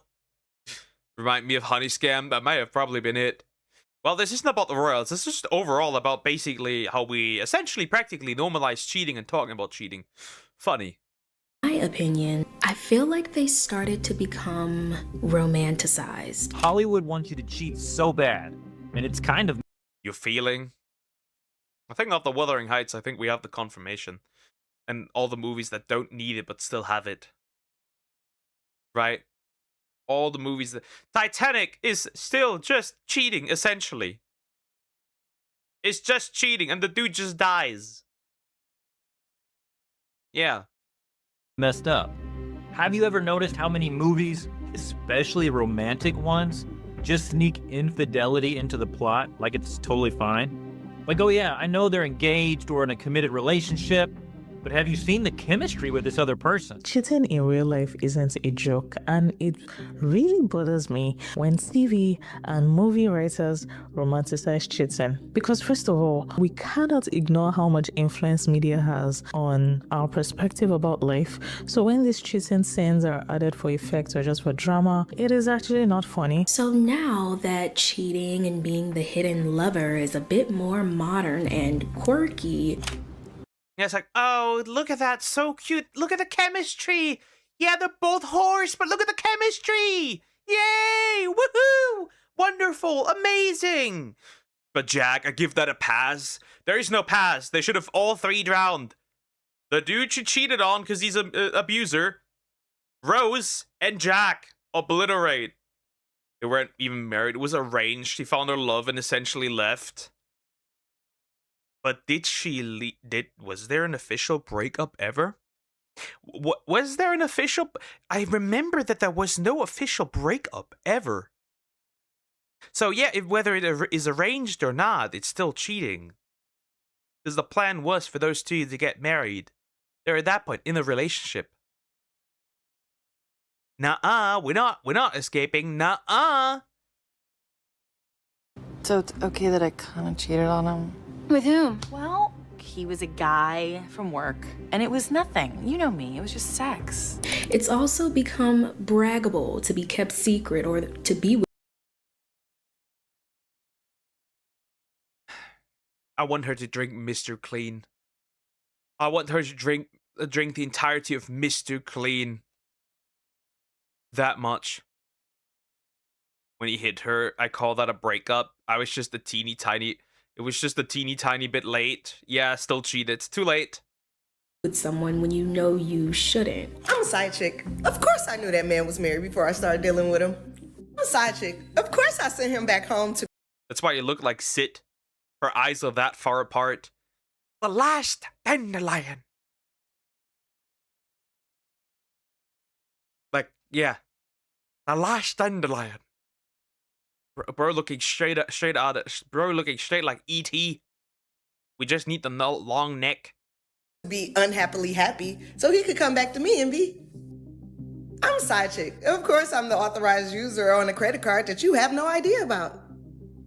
I'm a side chick. Of course I don't work because our husband pays all the bills. I knew, and y'all may think I'm reaching and that's okay, but I knew when SZA came out with that song. That's when the conversation started changing. If you don't know what I'm talking about, it's The Weeknd by SZA, where she casually admits that she's not the main woman, she's the one he sees only on the weekends. Put the pieces together as you will. What I'm actually saying in the song. We have women out there making music for women. For them to become whore. We have women out there that are successful, that are quote unquote successful, that tell other women to be whores. That's what it is. That's what it is. We have the same for men, don't get me wrong. We have the same for men, but for a time we only had it for men, and now we have it for women too, when both should be shunned and criticized and beaten the brakes off. But that's just me. And at this point, so the situation in Germany is, with music, is kind of similar, right? It's, however, funny that women in Germany make music about infidelity. Men in Germany just have a lot of girls. That's the difference, right? That's the difference. It's very interesting. It's very interesting. And yeah. It's practically that. And when you look at it, it's like... both of these deserve criticism. But only one gets tolerated now. Which is the woman's side. Song is My Man Is Your Man. Mm-hmm. Like, we all share the same dude saying that. I'm aware. I don't care. I'm not trying to, like... I don't need to be his girl. Like, it's not even saying that you're his girl. Saying that none of us are his girl. All of us are just out here trying to get different things for different reasons. And my particular reason is... just get here and do what you said you was gonna do. I think it's like taking the power back. Because it's like women... taking the power back. What power are you... what power are you taking back? He's getting exactly what he wants. You are not taking power back in any. You are no different than essentially a prostitute. There's literally no difference. It's the only thing you're even doing it is because you get something in exchange. If you were the main girl and you found this out, you wouldn't stay. Okay, maybe these are that retarded that they would stay. What is this? What am I looking at? I have fatigue. I have woman fatigue. And just are supposed to do nothing but like cry and feel weird and like, oh my God, like I don't have no, he's not my man, I have separate. It's just, it doesn't matter. With lyrics that read, like, is you coming home? Is you, I'm sorry, I can't do this. Are you out with her? Like, Based. Somebody puts like some worth in the English language. I appreciate that. I appreciate that. I like her songs. That is a whore. in context, it makes sense in the song, but actually saying the grammar out loud, it just doesn't. I can't do it. I don't care long as you hear by 10:30, no later than. My man is your man. Heard it's her man too. Super catchy, super toxic. Sums up modern music today, right? Now, from my understanding, this is her story. This is her experience. She's retarded. She is retarded. She is literally retarded. Also, hi Joe, how you doing? Hope you're doing well. She is literally retarded. There's no denial. She is. Where's your dignity? Where's your self-respect? Where's that? I guess you left that out of the door because dollars scream louder than your own dignity at this point, huh? And I'm not going to knock that for her. But what I will say is I do. Oh, I am absolutely going to knock that. I'd knock that with a hammer. A big one at that. If you know that somebody was in a relationship or somebody that is married, and you know that, and they try to pursue you, you will reject them. And best case scenario, you bring that to the wife, the husband, the boyfriend, the girlfriend, whatever. You do not tinker with another relationship. Because here's something cool. Here's something interesting. There are people out there that if they find out, will kill you. And isn't that rare? Fun fact, there is people out there that will kill you for this. Sometimes I'm questioning if I'm part of that group. Don't know. Feel like this song conditioned a lot of women into thinking that this is normal. But don't get me wrong, I like being a side chick because I don't gotta deal with all that bullshit. Just f me and go. You gotta keep me happy so I don't tell your girlfriend. So you gonna buy me that Birkin bag? You gonna give me that Birkin bag? Don't get me wrong. You can go home to your plane. You can leave here. So you don't mind being a side chick? I don't. What? You can go. Why were we in 2016, 17 screaming, she's like 9 to 5, I'm the weekend? Why were we praising being side chicks? Why were we boasting? Because you are retarded. Well, not you particularly, but there's a large portion of these women that are very retarded. Open relationship isn't an argument. Yeah, most of these aren't open, that's the thing. And to be fair, open relationship is just an excuse so you can hoe around. They're not that much better anyways. They're not that much better. And to be fair, there's not much about a relationship, right? It's like cohabitation more so than it is really. Like, a relationship is like something intimate, something that only you two have, right? Right? If you're friends, right? If you were somebody else, right? Right? It's like, even just friends. If there's a third friend involved, then that's kind of like, right? You can't have the same friendship with different people. With like two different people, that doesn't work. About the fact that that man couldn't give a rat's petunia about us Monday through Friday, but as soon as that weekend came around, we were his choice. It's basically encouraging women to share a man because it's sexually liberating. And my man is her man, and I'm not sad. I'm not crying about it because I'm just playing him. I'm just taking the power back. So could you share your man with somebody if he gave you everything you wanted? I share these men for less because they gonna go cheat anyway. They gonna go cheat anyway. So if I know for sure that he's going to give me, then why are you dealing with him? There's no logic behind it. And I can see that nothing is going on behind that forehead. There's nothing going on right there. Nothing. Zero. It's an empty head. This head is empty. Devoid of life. This video barely contains sentient life forms.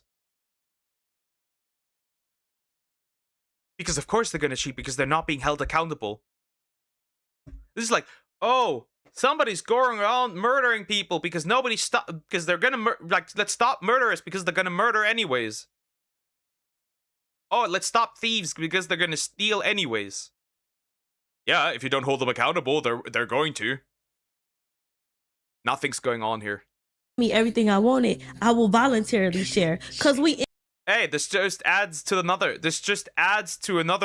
point of we should maybe August is right. Maybe we should make podcast equipment illegal.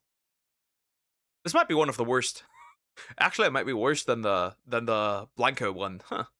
Involuntarily share these men all the time. They cheat. My man probably cheating as we Someone yank that hat off. I want to see something. She's bald.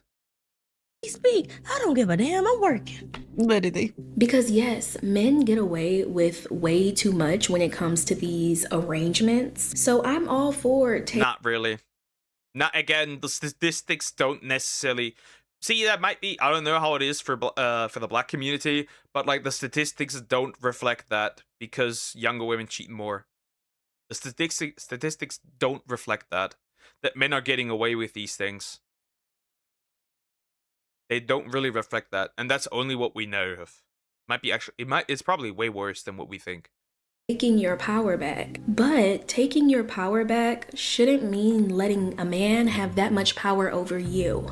I don't need to be the main girlfriend. I just need to be the favorite girlfriend. I don't think I have the mind capacity to be the only girlfriend. That means you got to get on my nerves 24/7. I don't feel like dealing with him this week. Can you pick up the slack for me? I need that. Nothing is going on. Besides the obviously the creator of this video and then the other lady, there is no sentient life form in this video. There is no sentient life form in this video. Right? They could find a man who actually sticks around and like is a good husband, is a good father. They could. But they settle for the dude that has like 3 chicks at the same time. At that point, you gotta be mentally deficient. You do what you do. Send them back on Wednesday, and then I'm gonna keep them for Tuesday, Thursday, Friday. That is just cope. This is just cope. This is just cope. The chicks that say they prefer being the side chick, it is cope. You're not the side chick because you want to be one. You're the side chick because you can't be the main chick. It is cope. You are coping. This is cope. This is like this is like an entire ocean of cope. This is like the Atlantic Ocean of cope right there. And then you gonna get the other days. I need to be that girl. I need to make sure I'm in charge of scheduling you out to these other women. You know what I'm saying? Like, am I crazy for that? If he's with multiple women. Not crazy, stupid. Stupid.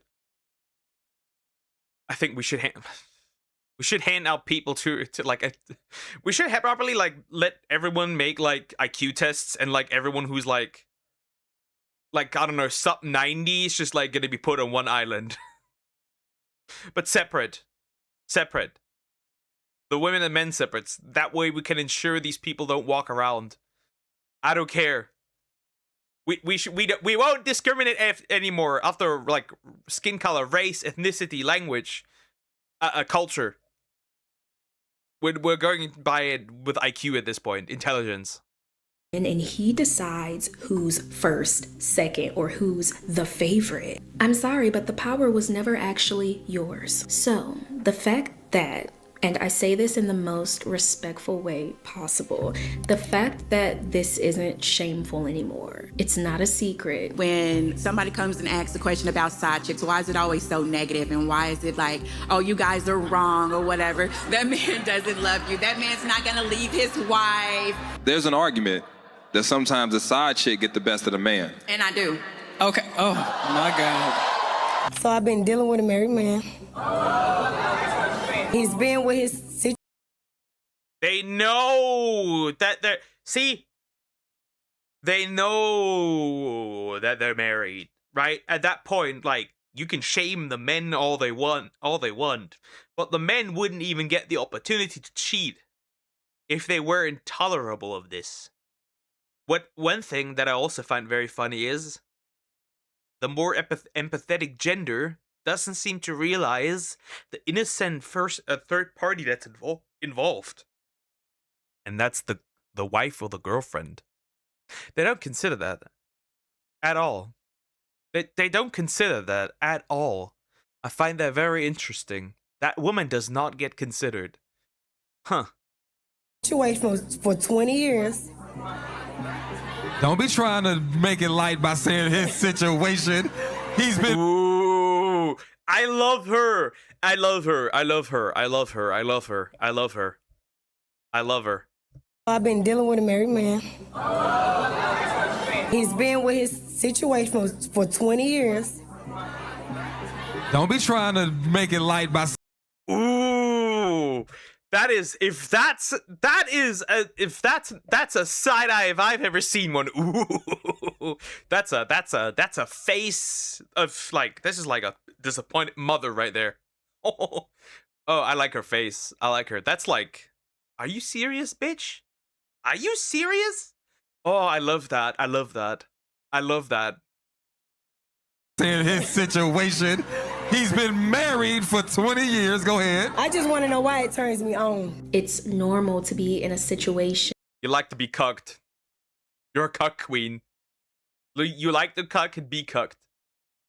Or situationship where you know that you're not the main course, so you accept.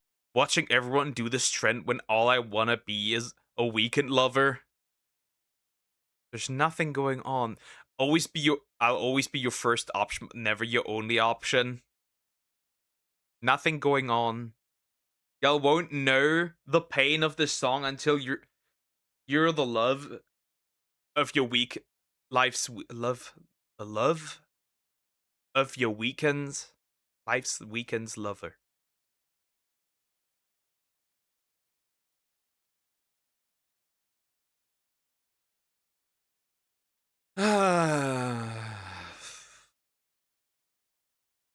I'm gonna get banned if I say this now. The crumbs. Top 5 reasons why I was so comfortable being a side chick. So I was giving my therapist the rundown, chopping it up. She goes on to say that I'm addicted to the highs that he provides for me in the moment. And that's Isn't that literally, that is literally what abused girlfriends do. Fun fact, it's literally the same thing. The reason why these women go back to these men is because of the dopamine high, right? You have like really low lows, but the highs then hit really hard.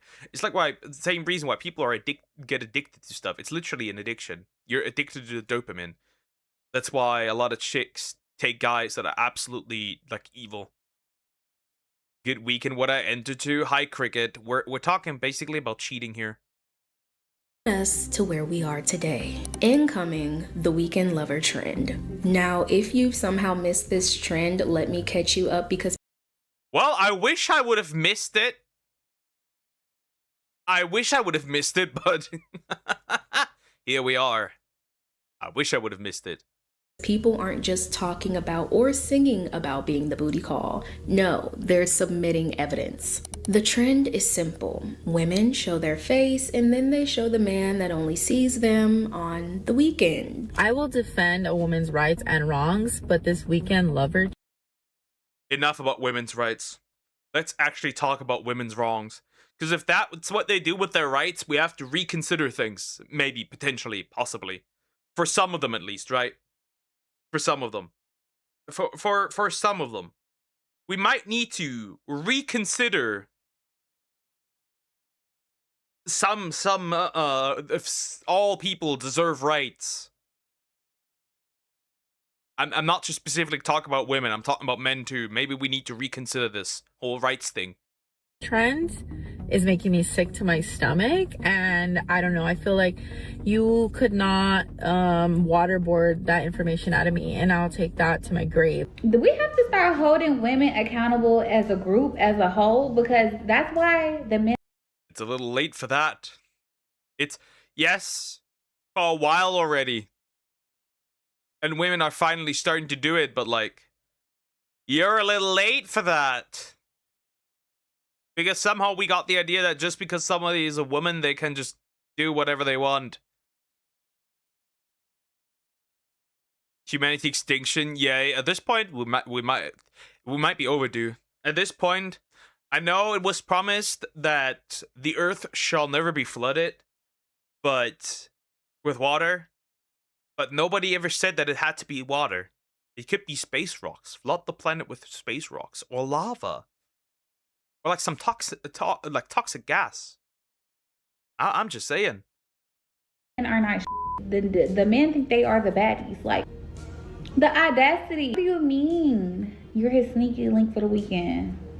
Like, we have to stand up. But oh, I forgot to mention, most of the time, these faces of the men are either not in frame or blurred, because who knows what that man or who that man is doing when he's not with her or when it's Monday through Friday. What the is up with y'all? Are y'all okay? This is high school activities. Y'all posting pictures of backs that y'all had to hide and take. I know you lying. So, as these people are basically telling the world that they're the second choice or they're just a choice overall, the lyrics, "I never wanted to be your weekend lover" from Prince's song Purple Rain are playing in the background. And if Prince was still alive, he would be pissed off that people are on this app using Purple Rain of all songs to talk about being a side piece. That one. Like, listen. Listen. Martin Luther King would probably like roll in his grave. Bro had a future for his people, and yeah, you guys are messing it up. He had a dream and you mess it up. That's crazy. I feel like that game where half human, half cats is gonna happen after humans die out. Yeah, let it happen, bro. Let it happen. I have my big boy here, right? Become a half human at this point. I'd give up my soul at this point for this one. One little piece that says, "I never wanted to be your weekend lover," and then people are posting the person that they're screwing, who may or may not be in a relationship. Prince would be pissed. Okay, now you got the full story, but this is what's not being told. The women doing this trend, they aren't doing it because they want to take the power back.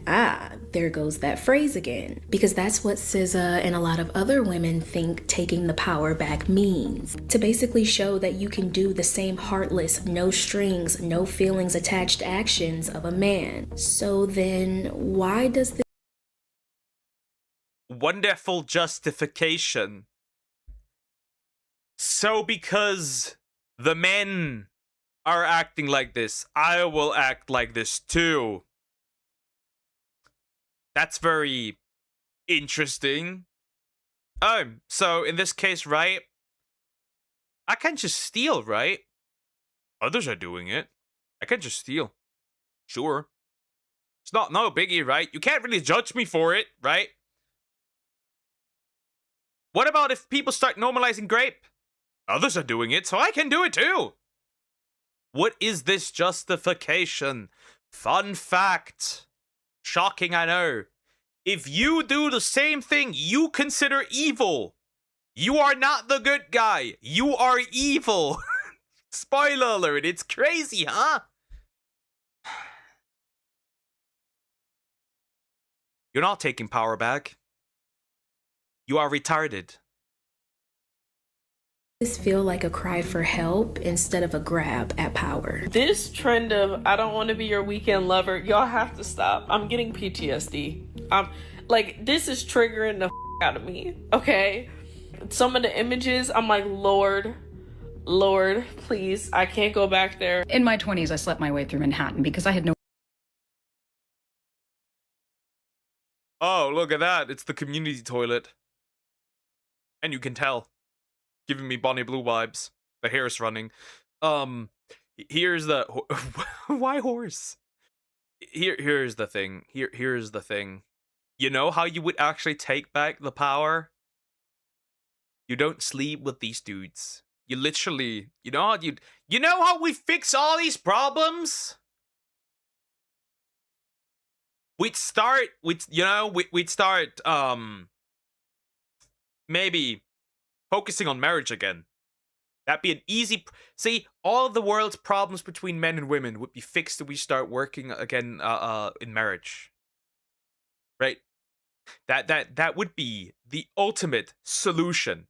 You kill the black pill, the red pill, hookup culture, cheating. You kill all of these. Whoever cheats gets the full blunt of consequences by society. The full blunt. The full thing. Problem solved. Easy. Problem solved. But no, you had to ruin it. Why would you tell people that? That's a good question. That's a good question. That is a very good question. Why would you tell people that you are the community toilet? self-respect for myself. And the reason I was a weekend lover to all of these really sexy men was because I didn't have any boundaries. I wasn't standing up and saying, that doesn't work for me. I don't want to just be your casual girl that we have a fun time and then you drop me like a bad habit. I was taking anything I could get because I was praying to the gods above that maybe this person was going to choose me. And the text, y'all. Oh my goodness, the text. Not only are people exposing themselves and the worst in themselves, they're exposing text messages too, which personally I find much worse. This girl said, there is no this entire video, there's barely I've seen like 4 women be a sentient being. The dudes in this are not sentient beings to begin with, right? They're not human. But that's crazy. There's no sentient life forms in this one. I feel alone. Hello, I'm doing good. Good to hear, Screaming Eye. Good to hear. Hi, buddy. I keep casually sleeping with you. I want something more out of this.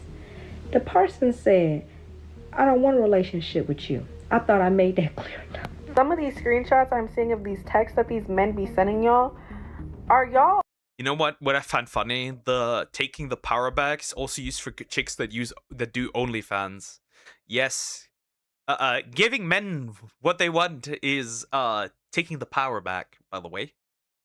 Spoiler alert, it isn't, but you can be delusional all you want, I guess. Freedom of delusion, I guess.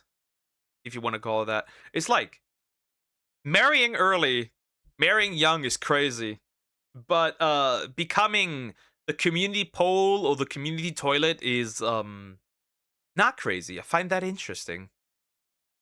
Okay, like truly, are we well? I mean, text messages of women begging for a text back, showing text from men panicking at the thought of anyone finding out that they weren't linking. I mean, y'all, look at this. I'm gonna block you and then unblock you when I want you over? That sounds like he has another woman at home, does it not? He does! He does!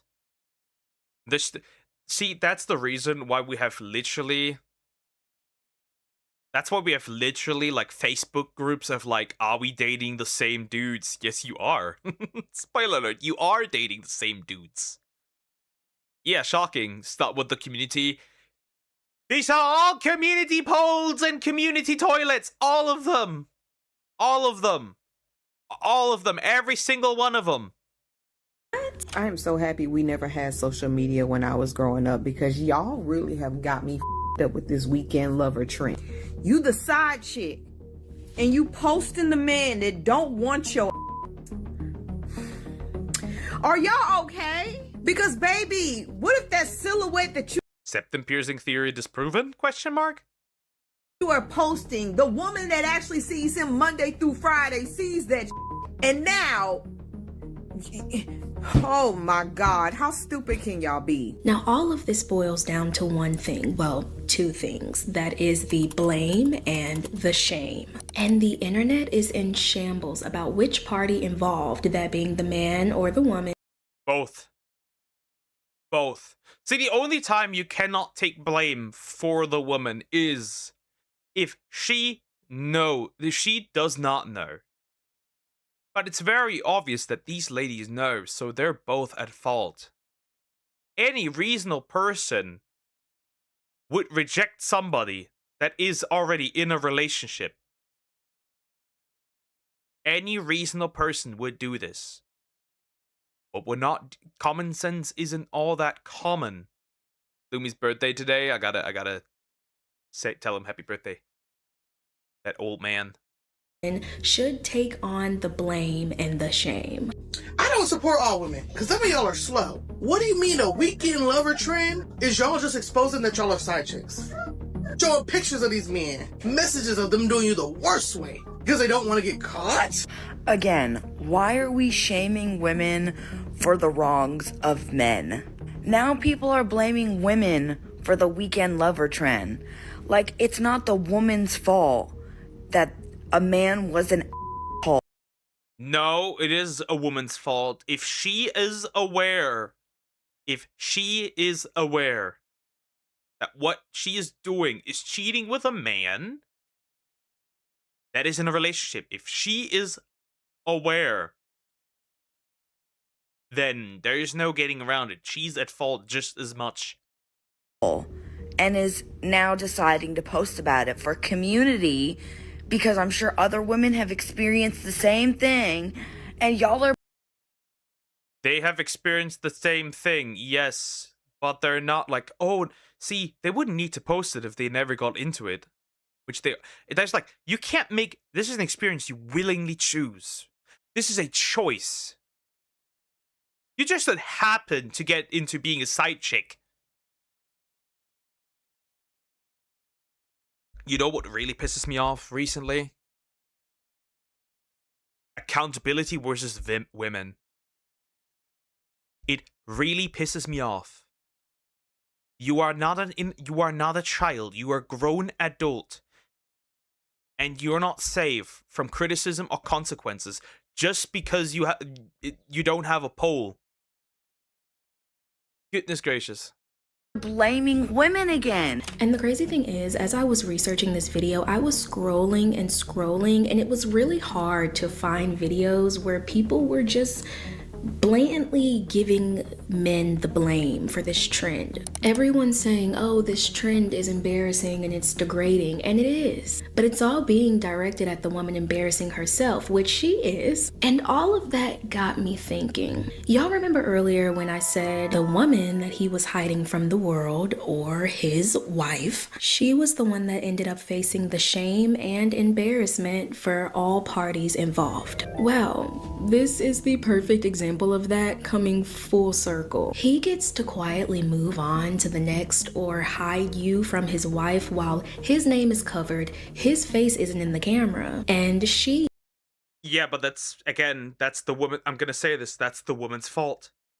Yes, he cheated. That's 100% his fault, and he should face consequences for that.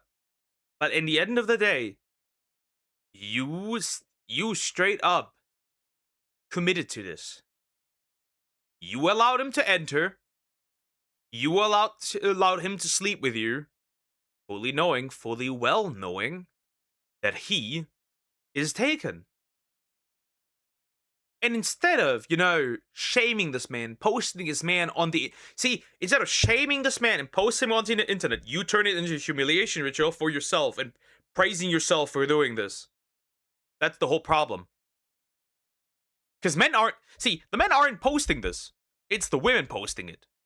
They could choose to post, avoid this dude, by the way. He's a cheater. They could post this. But they're not doing it. They're not doing it. We should have both hold both accountable, and since the women are the ones posting it, they're the ones being held accountable. You don't see men posting that they're the side chick, quote unquote. She's, yes, willingly embarrassing herself, but she's the one that gets all the shame, all the think pieces. Let's get this clear, okay? Because no one is in the right. This whole situation is just weird as is. But you should not be with a man that only wants to see you 2 days out the week, especially if you know he has another woman. That's weird. And we should also not let men have this much power over us, period. Thank you for tuning into the Girls Hockey Didn't. Correct.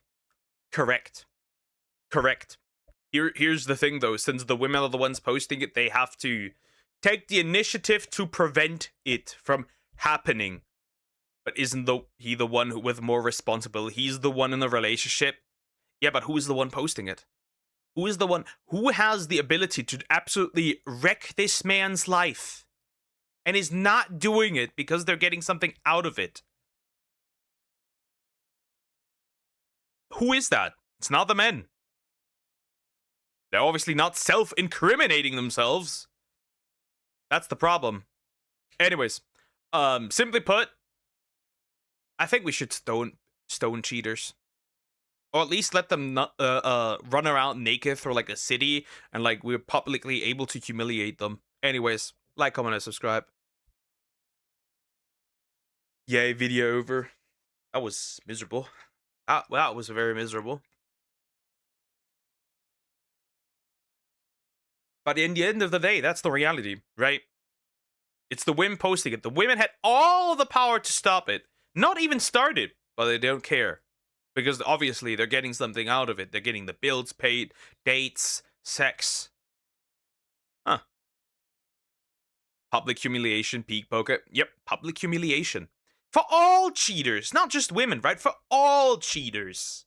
Straight up all. Men, women, anything between. If you cheat, public humiliation. If they are long, do them at 1.15. Yeah. Well, this was just 20 minutes, but I yapped a lot. Do my video next. What was your video, by the way? I don't even know. Was it the G4 TV one? Because that's the only one I have. Public humiliation is a big no. So, yeah, Somax is for stoning. Good girl. I like that. I like the way you think. I like the way you think. I like the way you think, Somax. I like it. I agree. I agree with that one. I do. I get the vision. He's like, what other video do you have still?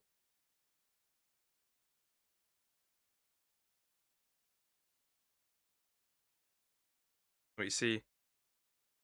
No. Vegan. It's vegan attacking Australian farmers. Let's see. Ah, that one. Huh. Yeah, we can do that. Why not? Sounds funny. And after that, we can do the urban legends for Germans.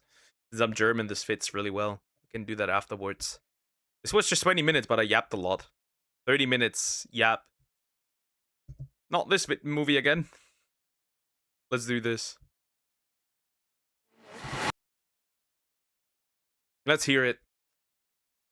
Let's hear it. Hello, beehive. My dog stepped on a bee. Isn't that crazy? My dog stepped on a bee. Nah. But something poked my dog and now a foot is hurt. I don't know what. It's a bit older. It's about 6 years old. Okay.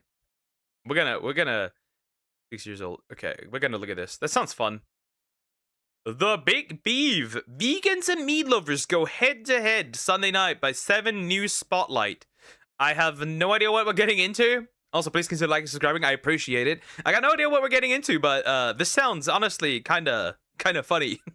This sounds kind of funny. What are we going to see? Are we literally going to like actually see like food wars here? Literally ugly confrontation of vegan meat lovers. Both camps sound lame AF. I think well, I think meat lovers are just literally just the regular people that eat meat, and then you have like the vegans, right?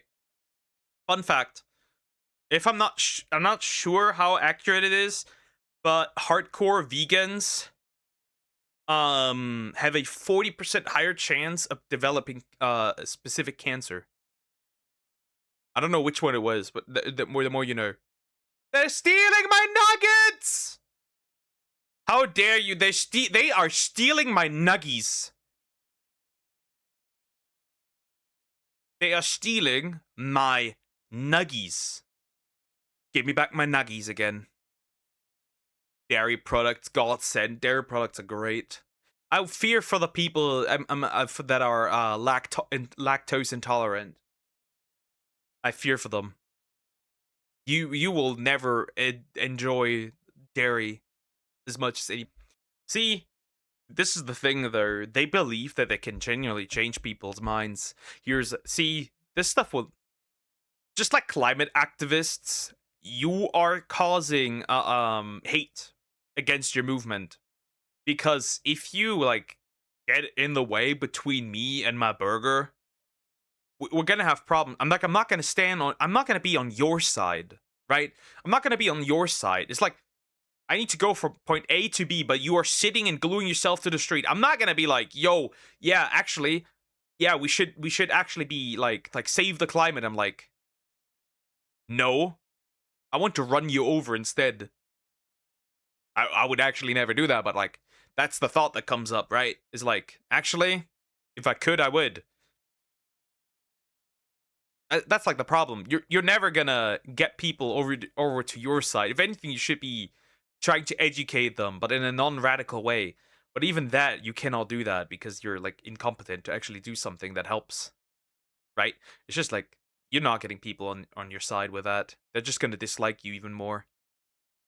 If it's about animal cruelty and not killing animals, would you die?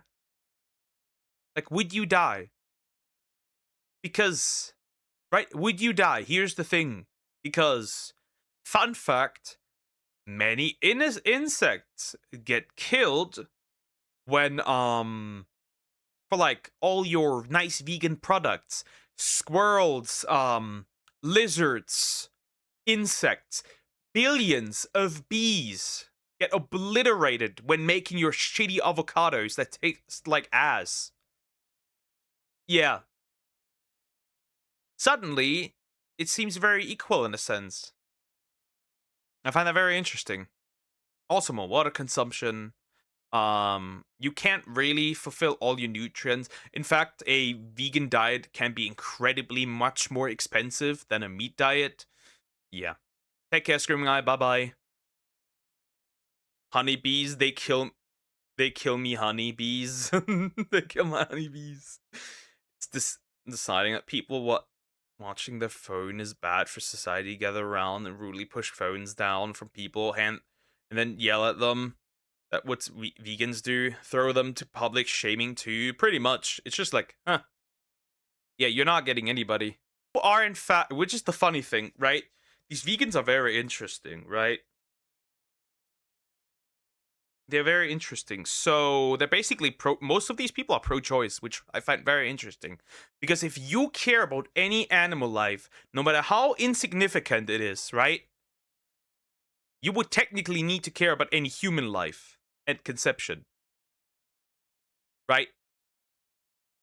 Because I'm pretty sure they would be against aborting animals. That's how militant they are. But they're not. I find that very funny. I find that very funny. Very interesting. It's also like we cannot sustain feeding people only by regular like agriculture. We cannot, literally are not able to do that. They kind of forget that. Kind of shocks me that cheese at times more expensive than meat, which is kind of, odd. Using tractors based. Yeah, that's probably due to, however, that's probably due to the reason that they heavily, in my opinion, they heavily punish milk producers. which is very interesting. Like specifically just milk producers, which is probably why the cheese is oftentimes in dairy gets more and more interesting. They're like, oh yeah, look at this. Red meat is like causes cancer. Yeah, so does everything. Like the phone you hold in your hand it's like it will cause you cancer. Bye bye, guys. Take care, Sumax. Bye bye. Right? The phone I have will call like too close to me. Will like literally fry my nuts if it's in my pants. Eating certain fruits will cause is linked to cancer. Vegetables to cancer. Certain clothing linked to cancer. The sun linked to cancer. Yeah. So I hate this argument. Oh, like it's linked to cancer. So is everything else. Okay, now we got that. The Beyond Burger. What is that in the first place? What is it? Lab-grown meat. I wouldn't eat that. I wouldn't eat that. If my burger has never mooed at one point, I don't want it. Bait these people. I would rage. I would get up and literally eat it in front of them. I would rage bait these fuckers on purpose. I would rage bait these. Impossible meat. How many chemicals does it have? All of them. It has the entire table of chemicals at this point. I wouldn't eat that. They want us to eat that. Same, they want us to eat bugs. They want us all to eat that. Huh. She looks vegan. She looks vegan. She does. I can tell by the way she looks. Look at those eye rings. Look at those dark eye rings. And there's like, yeah, she has like, yeah, you can tell she's vegan. White women, liberal white women are horrible. They won't last in India. I can assure you that. Bullying. Yep. Well, that's that. I knew it. That's that. I knew it.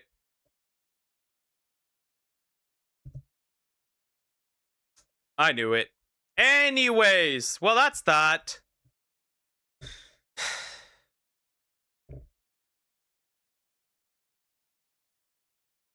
That's that.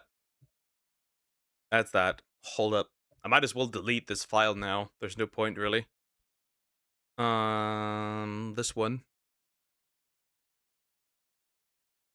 All good then again. Right? Yeah, that's that one. Goodbye. Yep.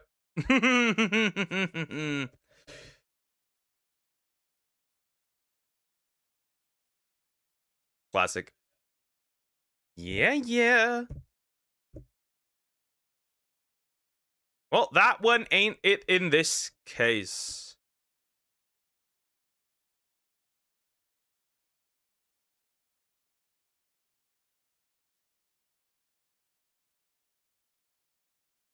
Yoink.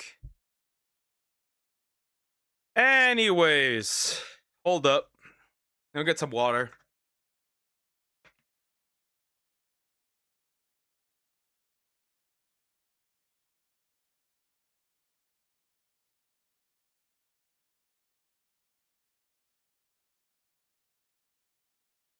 We gotta wait. We gotta wait. We gotta wait. We gotta wait. We gotta wait.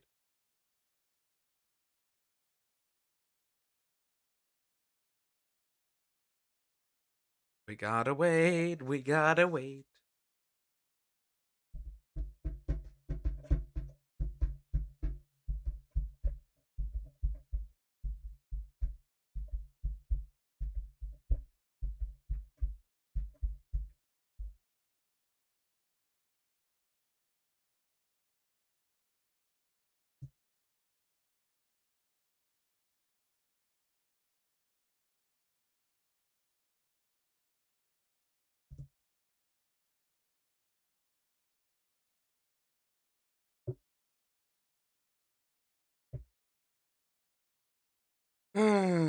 Well, that's fun.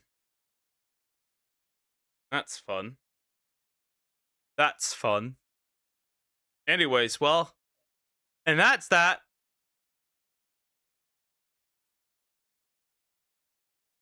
Unless it, like, refuses. Unless it, like, refuses. to go back. Then I literally can't do anything. Then I have to literally restart stream. I'm back! Yay! Let's go. All right. So, that channel is blacklisted from reacting to it. In this case.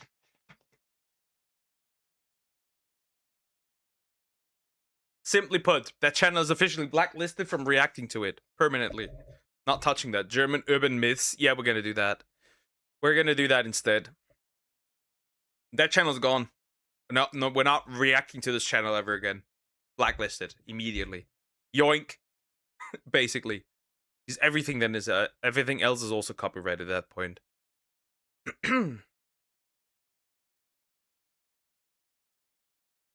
Use my other video, it's not worth it. Yeah, but I'm not gonna jump into that right away now. We're gonna do this one instead. Top 10 scary German urban legends. I'm curious. I'm German. I don't know what's going to be included in this. This is by Dang Matt Smith. Let's hope that let's hope that I don't get my pee-pee caught again. Top 10. Chill. You're quick, buddy. You're quick. Yeah, let's just hope I don't get my pee-pee cut for reacting to something again. That would be bad. Blacklisted for what? Just like a channel from reacting to it because, well, I get copyrighted if I react to it. Anyways, we're gonna look at this. Also, please consider liking and subscribing. And yeah, we'll go in. We'll go in. Also, hi, the speedrunist. How you doing? Hope you're doing well. Hello. Scary German urban legends. Und kommen mir Schlag. Nein. Oh, sorry. That's all the German I know. I feel offended. I feel offended. Anyways. If you guys don't want to be haunted by a German urban legend demon ghost, then please just click the subscribe button. It's right there, it's right below, just do it now. And yeah, comment down below what ethnicity you are. Are you German? Are you Hispanic? Or are you black? Let me know. And let's go! Grimm brothers are scary as Hey! But there's Why am I reacting to a reaction video? What is this? What did he say, Poke? Half of them I did not understand what he was trying to say. more stories and urban legends in Germany than you could ever imagine. This one is from Regensburg, Germany, the bridge builder and the cathedral Nice builder. hat. This is going to be multiple parts. I should have pre-checked what this video was, because why am I reacting to a reaction of somebody else? All of a sudden? It's kind of dog shit, honestly. Get into it! The cathedral builder was the master, while the bridge builder was the apprentice. Oh, shit, it's about to go down. They both made a bet with each other. Yo, bro, I bet you can't finish first. When the bitter apprentice saw that the cathedral was getting built. That's very interesting. Bro does not know about Mephistopheles. Obviously, I do know that. Pause. Yeah, I feel like I'm kind of good. It's just literally just like all of it is just a reaction. It is. It's just somebody else reacting to it. What is this dog shit? Yeah, nah, I'm good. Boot this vid. Boot it. Why do it? Okay, we have to make a rule nowadays that you pre-watch something and check it before you actually, like, waste my time. That'd be pretty cool. That'd be pretty neat. That'd be awesome.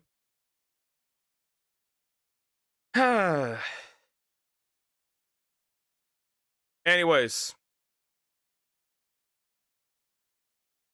We're gonna... What are we gonna look at? I'm not gonna wait an eternity. We're gonna look at something simple. Something easy and simple.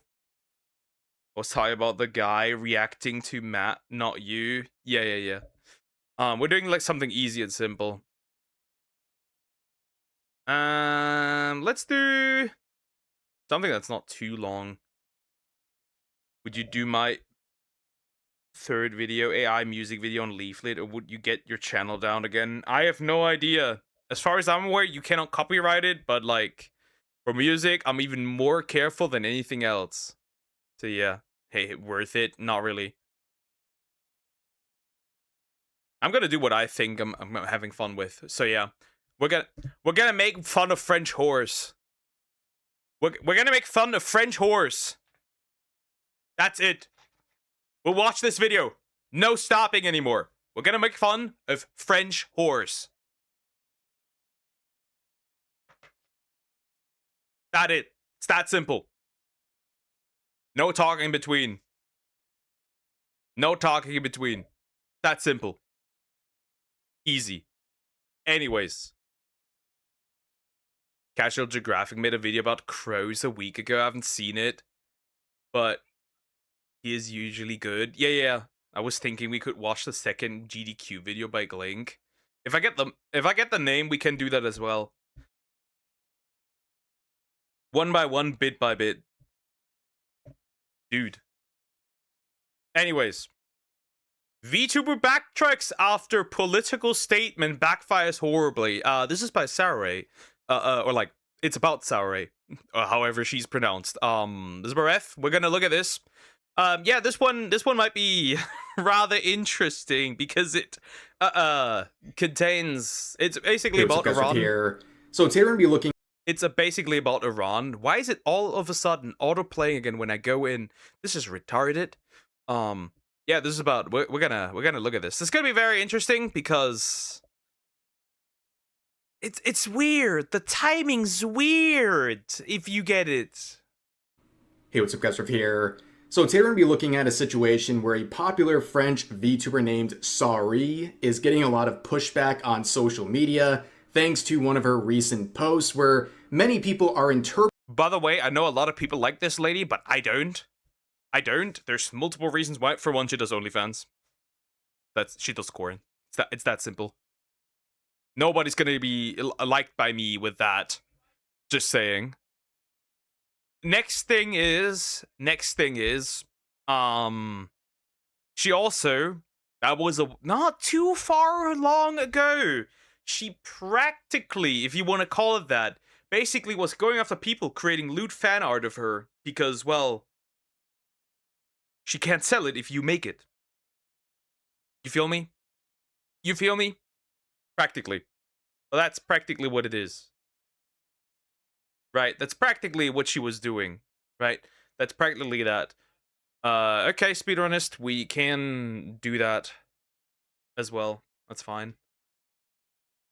Interpreting it as a political statement about what's currently happening in the Middle East, specifically anything involving the Iranian regime. People are looking at her post and saying, this is not a coincidence. Sari is trying to say it's just a video game quote and it was all just very unfortunate timing, but a lot of people are not buying it and they are giving her a lot of pushback. Now, she's a very popular VTuber. You can see the amount of followers.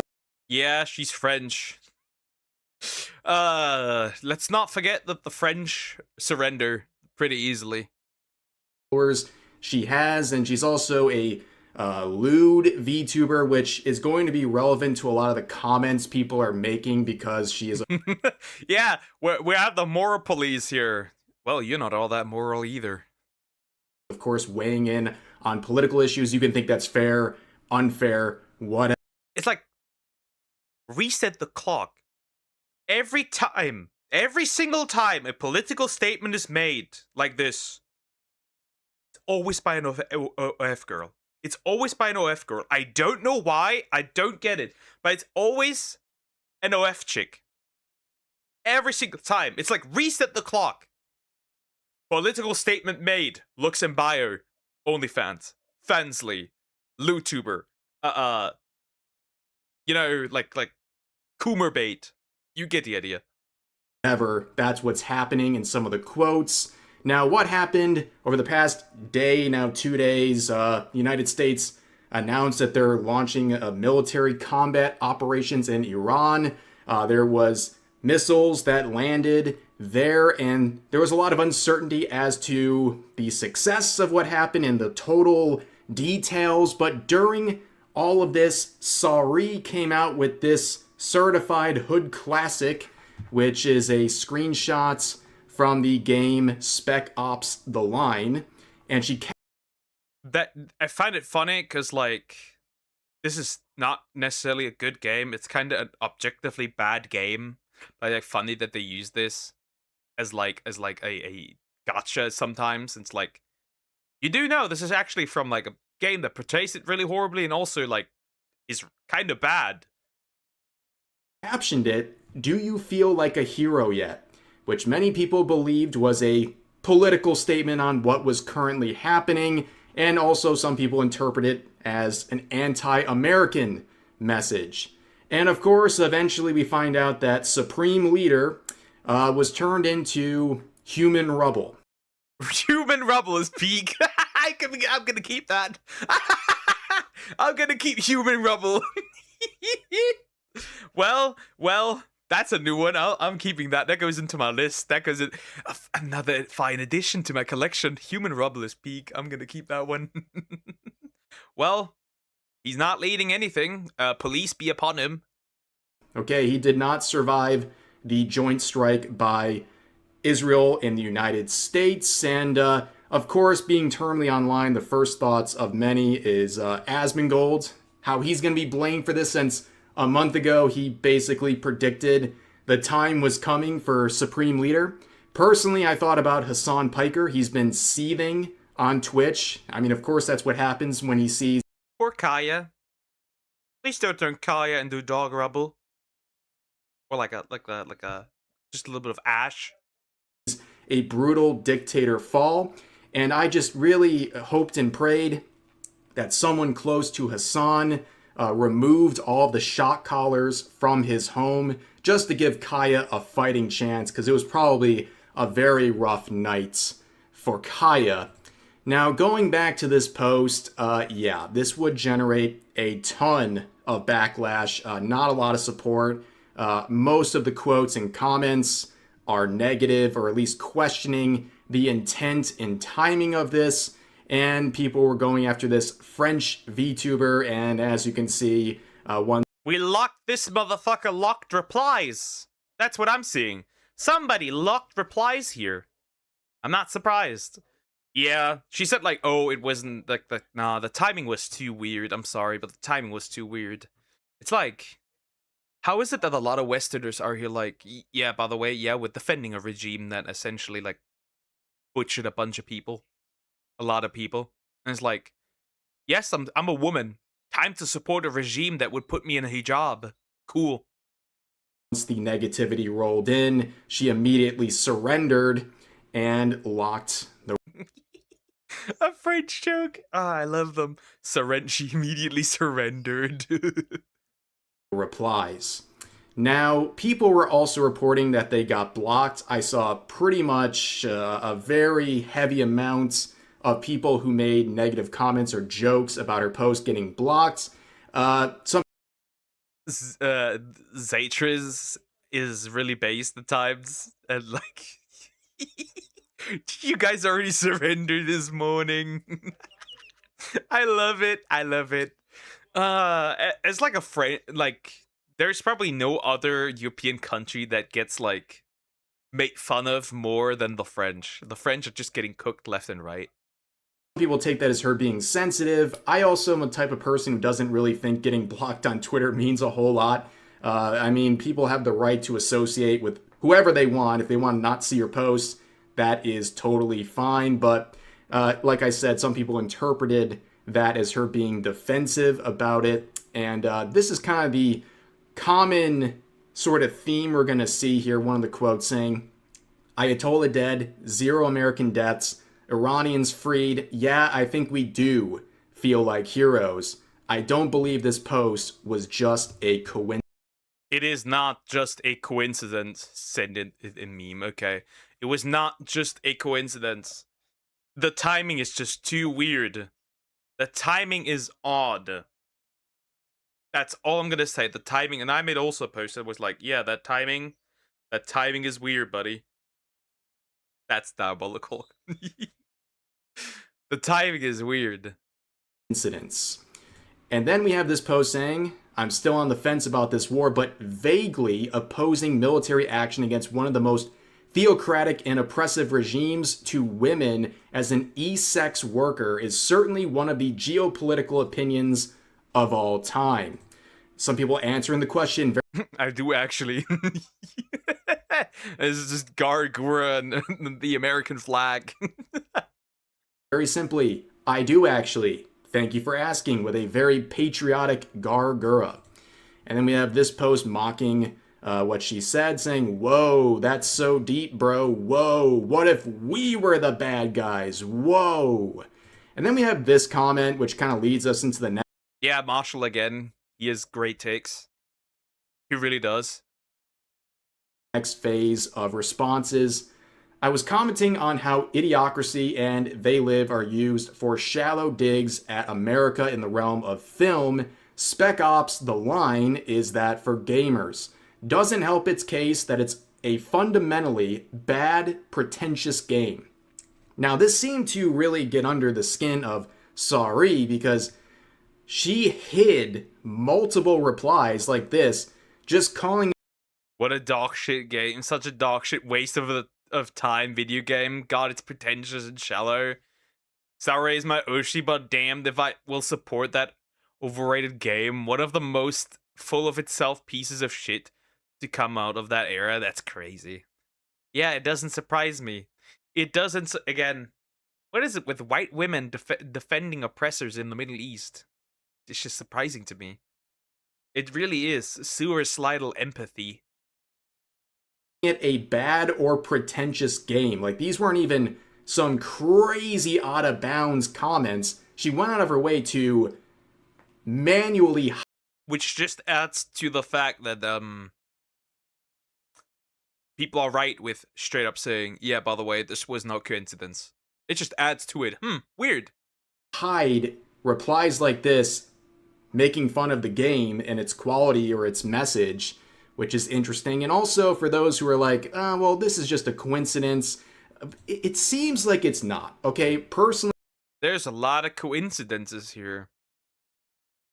There's a lot of coincidences. That's a weird amount of coincidences here. See, I'm just saying. If coincidences happen that much, they start to become proof. Speaking, I find it very hard to believe this was just a coincidence. You can disagree with me. You're very allowed to, okay? I'm just presenting the circumstances and the fact that the last time, as far as I know, that she streamed this game was about 8 months ago. It wasn't like she's actively streaming this game and she was just like throwing out some quotes from the game or screenshots or whatever. It's been a long time. So the timing is very, very unfortunate at the very least. Okay? At the very least. But a lot of people think this was not a coincidence and she was making this post to make a political statement about what's going on in the Middle East. But apparently this reply in particular was a critical hit because she would reply to this. Yes, the French VTuber has a political take. Please, everyone lend an ear and take her extremely seriously. Yeah. Every single time. It's always a whore. You can hate it, but it's true. This person said, yes, the French VTuber has a political take. Please, everyone lend an ear and take her extremely seriously. Where she would say, I'm quoting a game with an anti-war message. That's the whole story. And if you think someone's job disqualifies them from having a political opinion, weak argument by that logic, anyone who consumes adult content would have to stay silent too. Where a different user, which they kinda, your terms are acceptable. Your terms are acceptable. Good. Next. Would say, why do you support Iran government murdering thousands of protesting citizens? Because you were quiet for quite a while until now, you hypocrite. Where Sari says, how the F did you even come to that conclusion?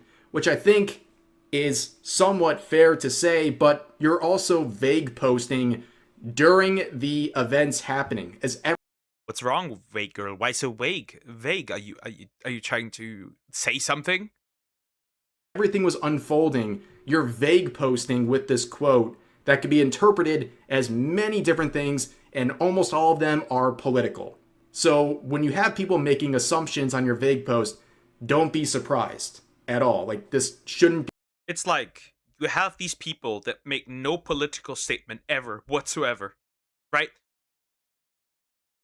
If your main thing is whoring, you should probably stick with that.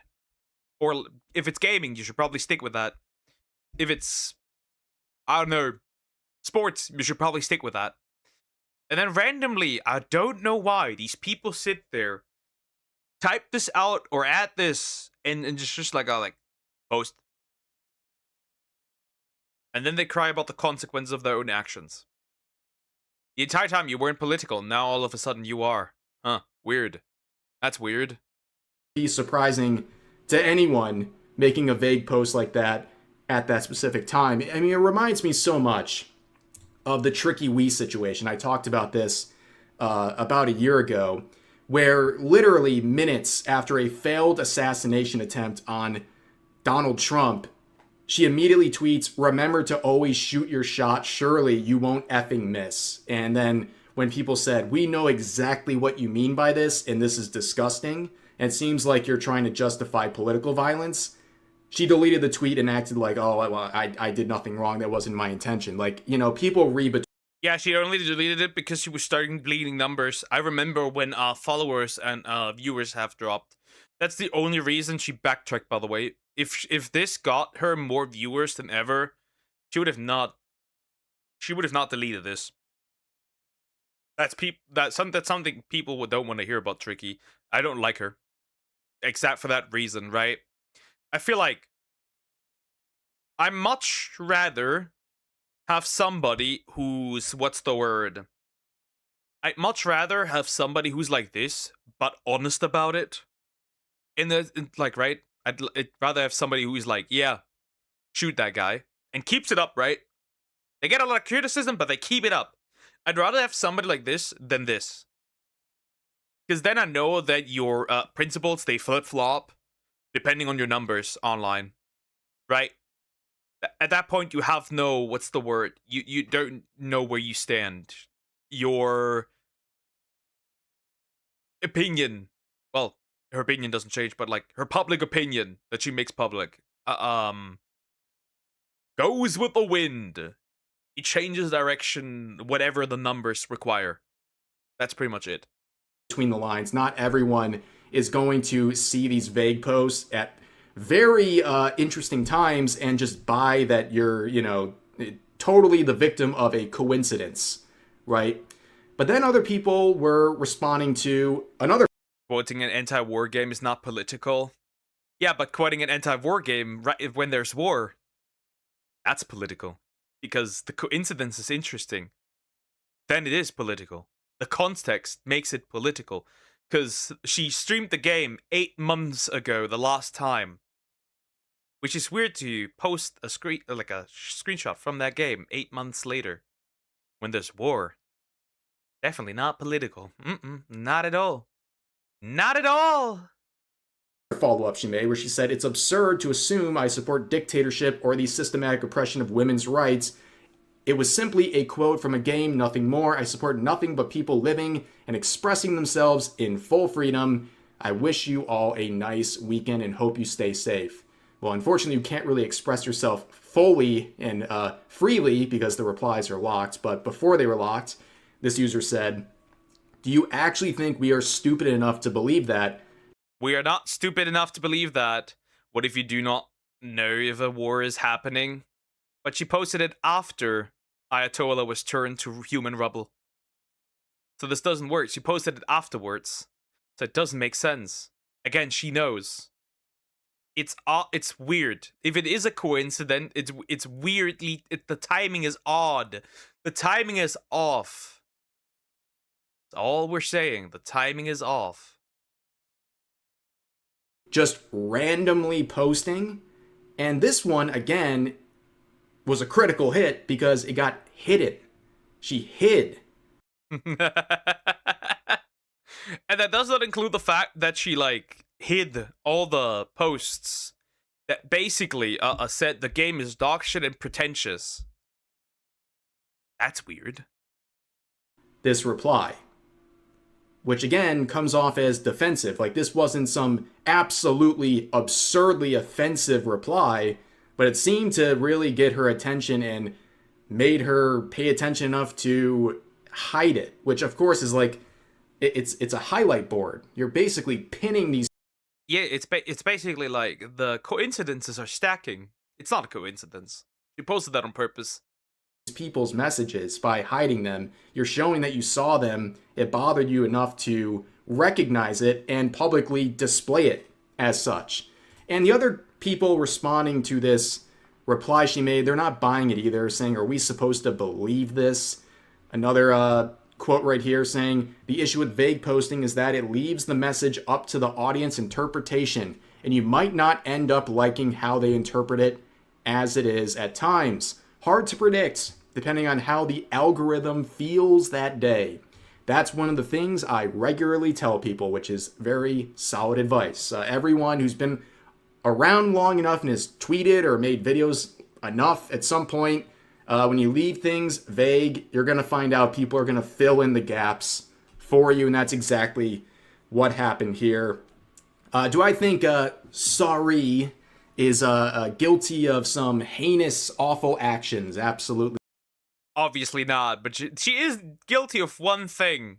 She is guilty of one thing, being retarded. That's for sure. Not. But I think it is highly unlikely this was all just a random coincidence. And I think, in my personal opinion, it appears that she was trying to backpedal and just say, it's le video game quote. That's it. But, of course, she hasn't played it, as far as I know, for nearly a year.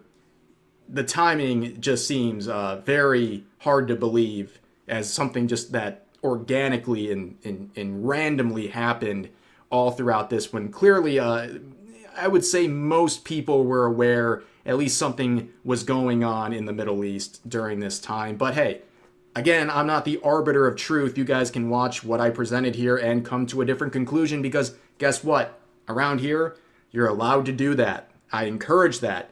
And for now, that's going to do it for this video. As always, feel free to share your thoughts. Yeah, that's pretty much it. So, to summarize, woman vague posts on Twitter, woman gets cooked for it because you make a post that was not needed. That's pretty much it. She made a post that was not needed, and she had to virtue signal. I don't know how it happens recently that all these people that are constantly non-political are starting to be political. It's like weird. Like, yes, do you want your career to tank because you made a stupid statement? If that's what it is, then that's what it is. But also, like, even if it was the right message, it's still the wrong messenger. That's all I'm gonna say. Anyways, like, comment, and subscribe. Oh, that was funny. Alright. I'm going to take a quick bathroom break, and then we can do the GDQ, was it? Video. Or whatever it was, that one.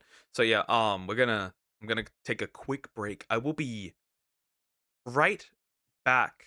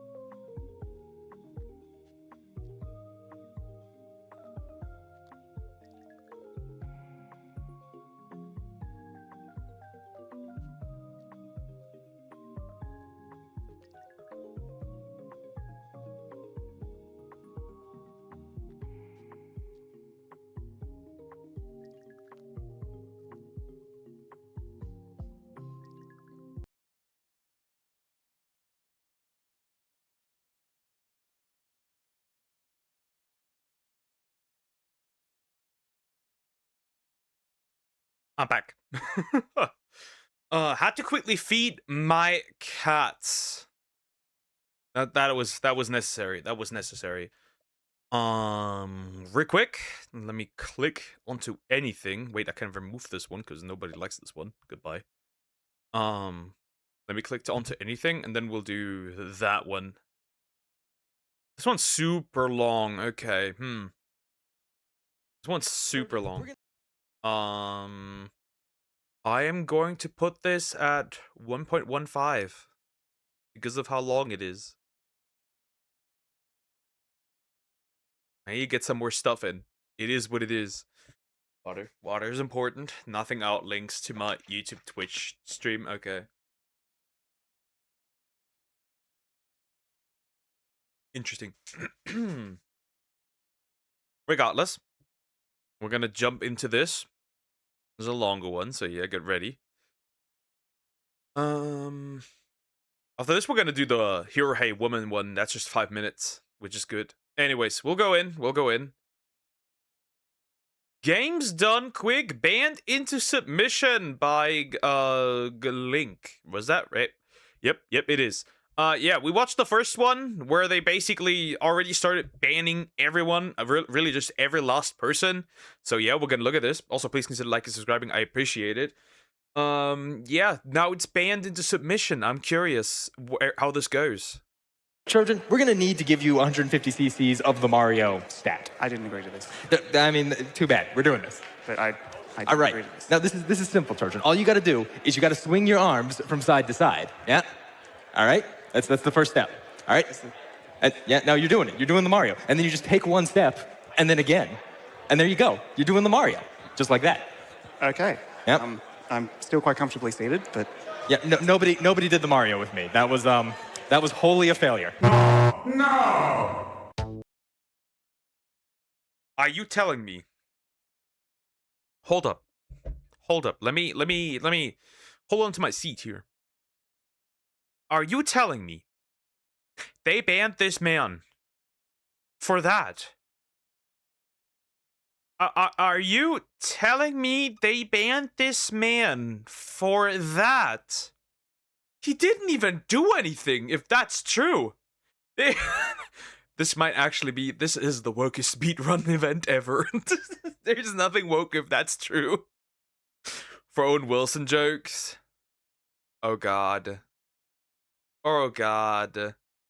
More than any other gaming community, speedrunning and its events, hosted by Games Done Quick, seems to attract more scandals, controversy, Bands done quick. BDQ. outrage, and strange characters than any other. In my first video on GDQ, I went over the history of the event and called into question some of the most notable bans and rulings. He did not get banned. And well, that's misleading then to get him a red X. Because, like, that makes it seem like it. But it would have been funny.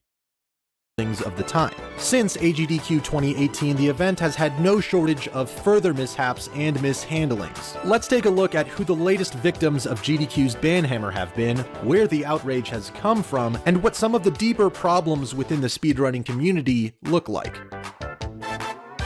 This time around, I'm going to get some first-hand experience at one of these speedrunning events. And the only way to do that is by becoming a speedrunner myself.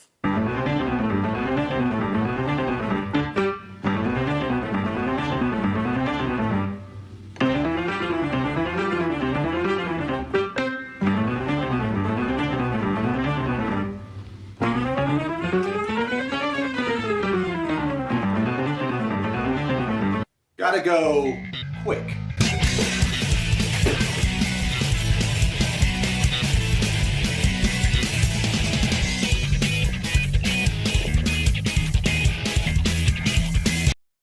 Whatever bro's goal was, but I have one of these pull-up things as well. Neat. They're neat. They're neat.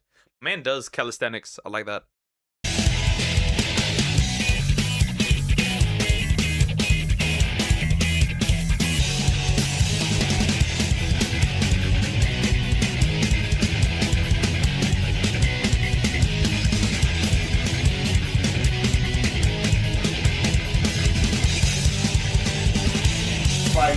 I really have to get back into mean, the joke is that most speedrunners are autistic.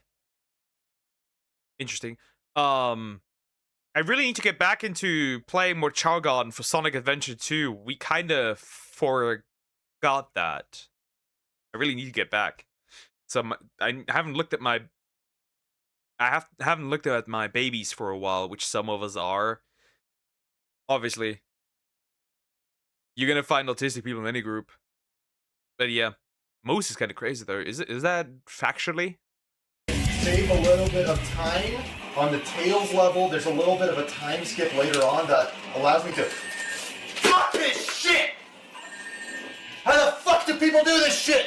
Okay, so maybe I don't have what it takes to be a speedrunner, but I did reach out to some of the top players who have attended these events and are well known within the community in order to get their insider perspectives. For a recap of events prior to summer 2018 and a more detailed rundown of the organization itself, check out my first video on GDQ if you haven't yet. The first controversy of this era comes out of Summer Games Done Quick 2018. Even when bans aren't issued, the GDQ staff and Twitter users will make it known to players when they are upset at the type of language used during speedruns, even when that language is directed towards literal in-game NPCs, such as when GDQ staff got angry at player Mike Canis for calling an in-game boss a soy boy. Very important luck-based things, and one...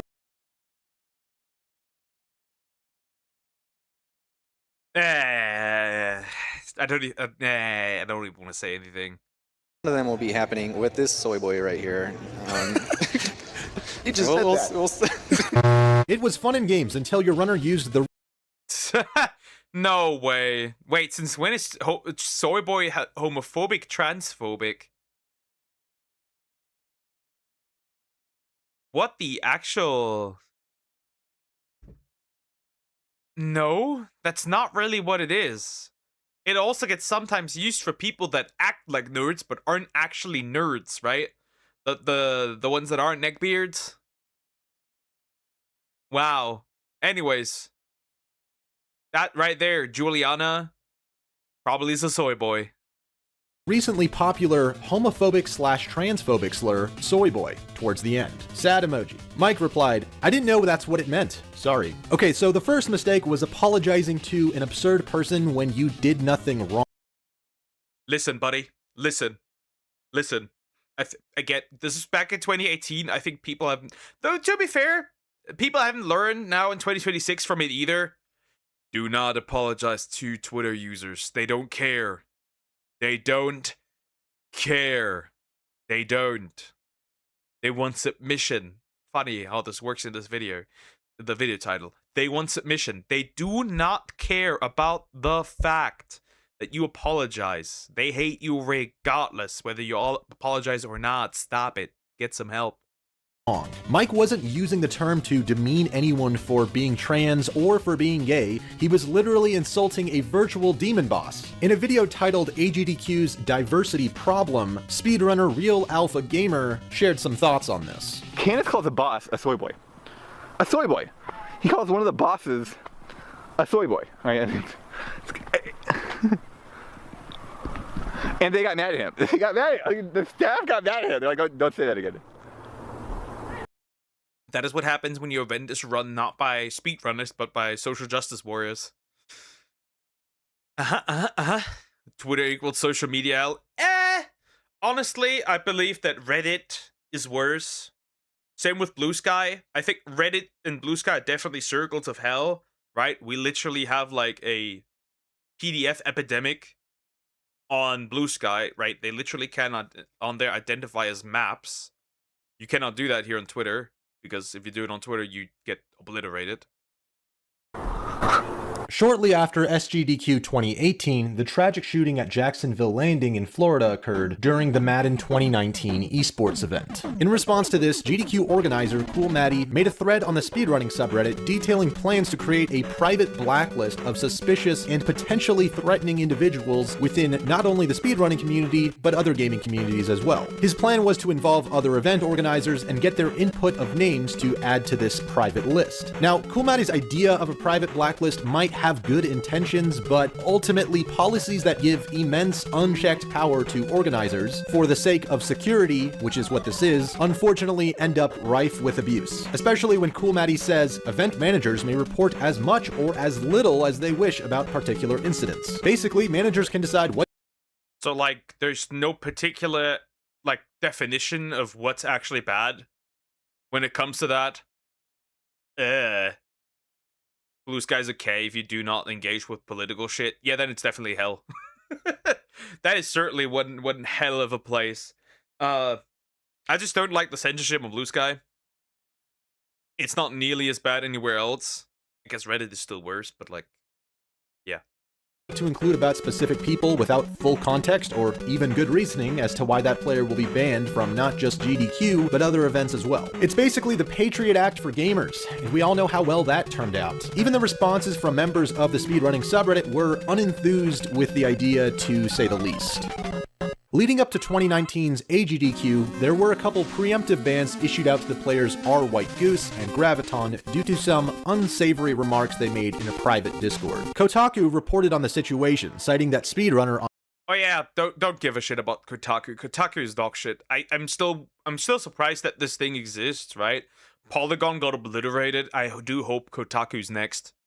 Andrea, who I actually interviewed in my last GDQ video, posted a now deleted Twitter thread showcasing screenshots of Discord logs involving White Goose and Graviton. There are pages and pages of logs that I don't feel the need to go through here, but the worst of it was certainly when White Goose made a few comments about Jews, following the typical. I think there's a lot of importance in not showing your power level. It's easy to get cast away as an anti-Semite if you talk about the IQ in this climate. Yeah, that's a bit out. I feel like that's like out of context. It was like JQ. I need more context for this one. Alt-right narrative of blaming Jews for everything or something like that. Also, Goose used the T-word several times, which many people find offensive. Initially, GDQ did not take any action against these speedrunners because they could not verify if the Discord logs were real. Then, after a few angry tweets, they of course caved in and banned Goose and Graviton. Interestingly though, both players had completely different reactions. Our White Goose seems to have a change of heart, stating that those screenshots show conversations which contain hurtful concepts, ideas, and conspiracy theories which I have come to fully and completely reject. While Graviton, who actually seems to have said far less damning things, reacted by saying in a now deleted tweet, "When your wrong think gets you more followers than your GDQ run would have got." I reached out to Super Mario. True. I feel like at this point, if they find something that's like offensive, like, bro, just own it and use it to your advantage. I see so many people do it, like, oh, this person's transphobic in the quotes, and like, sadly they get more followers than ever before because, well, they weren't actually. Maybe they are, but like, most people don't give a shit. 64 speedrunner and world record holder Cheese for his thoughts on this, since he knew of White Goose before all of this and had actually shared some thoughts on this situation. When I found out, which was through Andrea's tweet, or with them showing what Alright Goose and Graviton said and all that stuff online, I had no idea prior to anything that Alright Goose had said, or even that he had a secret alias online. I think most people had no idea. And I was shocked when I saw that kind of stuff, and I did feel a little bit different about Alright Goose. I definitely lost a sense of respect for him. What really got me upset and into the whole, I guess, conversation was all the retweets and replies that I saw to Andrea's tweet, which was a lot of the trans community and a lot of the LGBT community in general that started replying and retweeting and saying stuff like, look how these disgusting people or whatever, speedrunning, totally unacceptable community, GDQ is an awful organization, etc., transphobic, this and that, just all these crazy things. And the first thing I thought was, hold up. Getting this situation resolved with Graviton and Alright Goose, great. Let's do that. But immediately jumping into these crazy accusations and all this stuff about the entire speedrunning community and Games Done Quick and all this stuff was like, if you're going to go out and complain about everybody and say how everyone is awful and unaccepting, then I'm going to straight up say it the way it is. I'm going to say it the way it is. You don't have to give a fuck. Literally, you don't have to care. Even as an event, you probably are better off just ignoring all of these, like, people that are irrelevant to begin with, right? These are like, what, 200 follower accounts? It would be better to just ignore them completely than to, like, cave in. But that's just me. You'd have a lot more of an easier life. Like, what are they gonna do? Report you?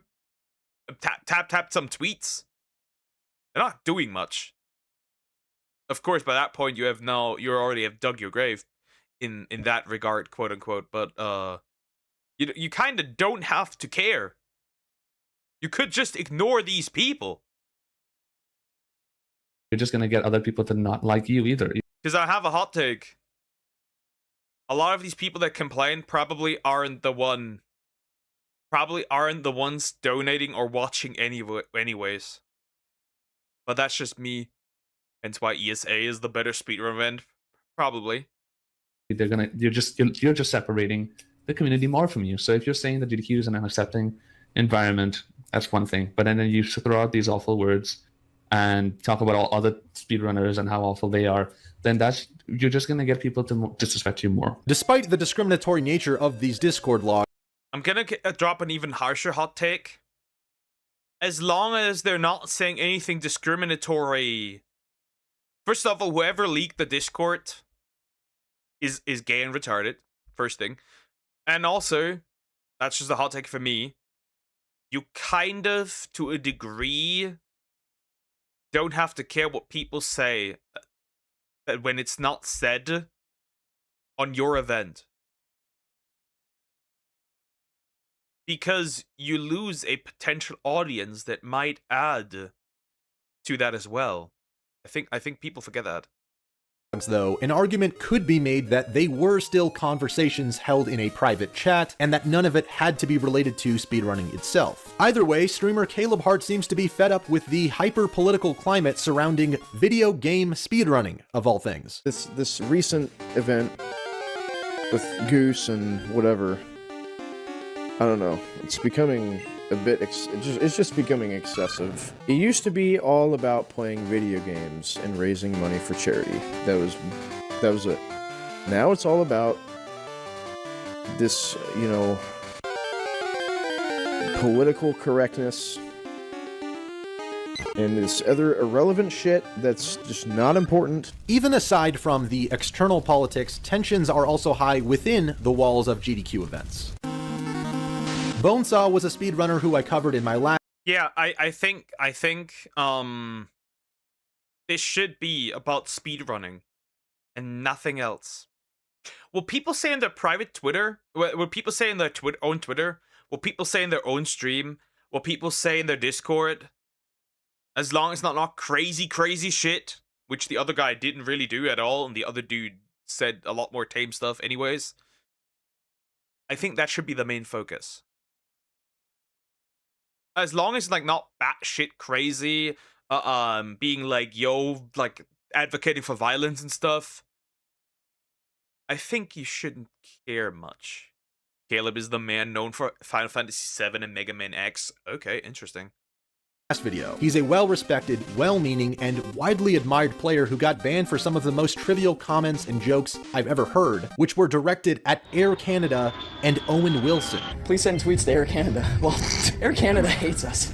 Owen Wilson hates this stream. I reached out to Bonesaw to collaborate for this video, and instead of an interview, he opted to share with me some of his experiences with GDQ staff in the form of a lengthy but detailed video of his own, which I'm going to link in the description. It's too long to go over in its entirety here, so I encourage you to go check it out on his channel. But to summarize a few key points, Bonesaw discusses how disrespected he felt around Cool Maddie, the GDQ organizer, an entire year after his ban from competing, which once again was for Owen Wilson jokes. He takes me over to Cool Maddie, who's like the director of operations for GDQ.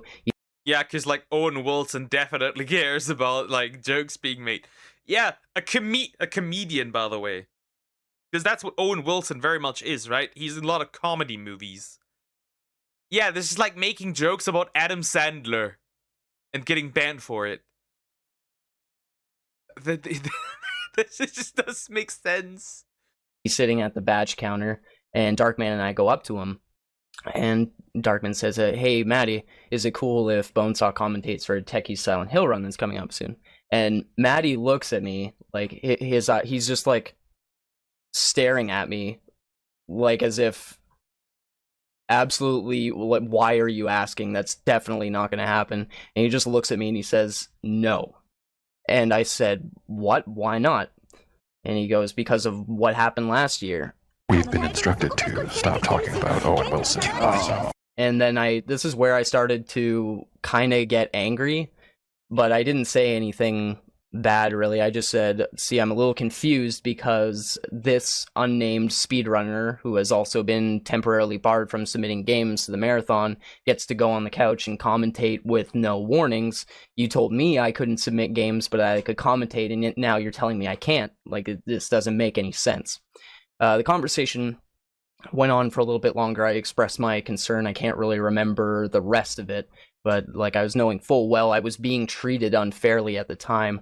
But finally, Maddie agreed to me commentating, but not without saying, but remember, I don't want none of that Air Canada stuff, no Owen Wilson, none of that. Even after being allowed...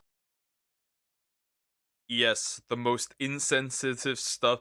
There's like people saying the N-word, there's like people making, being like, making like other crazy jokes, and there's like banned for Owen Wilson jokes. Banned for Air Canada jokes. Not even jokes, just like Air Canada hates us. Owen Wilson hates this stream. Okay, bro. Wow. That is so silly. That is so embarrassing. And like people in my chat get away with a lot worse stuff. That's crazy. Yes, Krogork, acknowledged. Don't worry. I got you. To commentate a Silent Hill speedrun, it seemed like GDQ staff still had it out for Bonesaw. That's Bonesaw. And that's Bonesaw. He's here to look pretty. The Silent Hill run ends, and I take off back to... Did they just basically like set him there down like a prop and like put him on a timeout? Bro, the human Kaya! My hotel room. I happened to come across the GDQ Twitter and saw pictures that the official GDQ photographer or whatever had taken of the run. I immediately noticed that... No way! No, you're telling me that they basically just removed him from the pic? It just cut him out? Practically. Wow, these are like soft. A bubble. This is a bubble. That I was cropped out. A blob.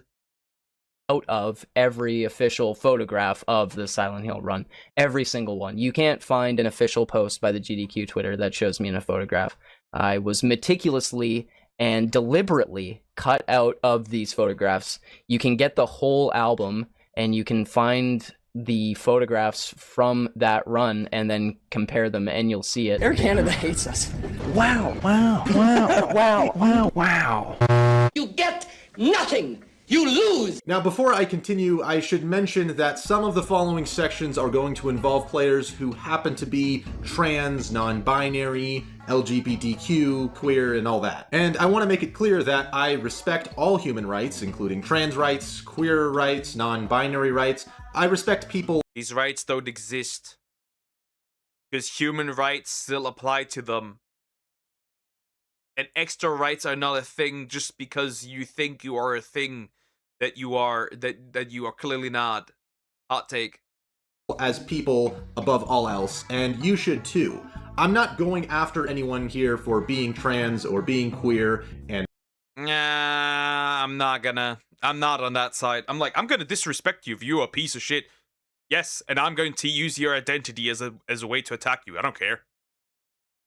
If you're a piece of shit, the floodgates of hell are opened, and I will fire with all power.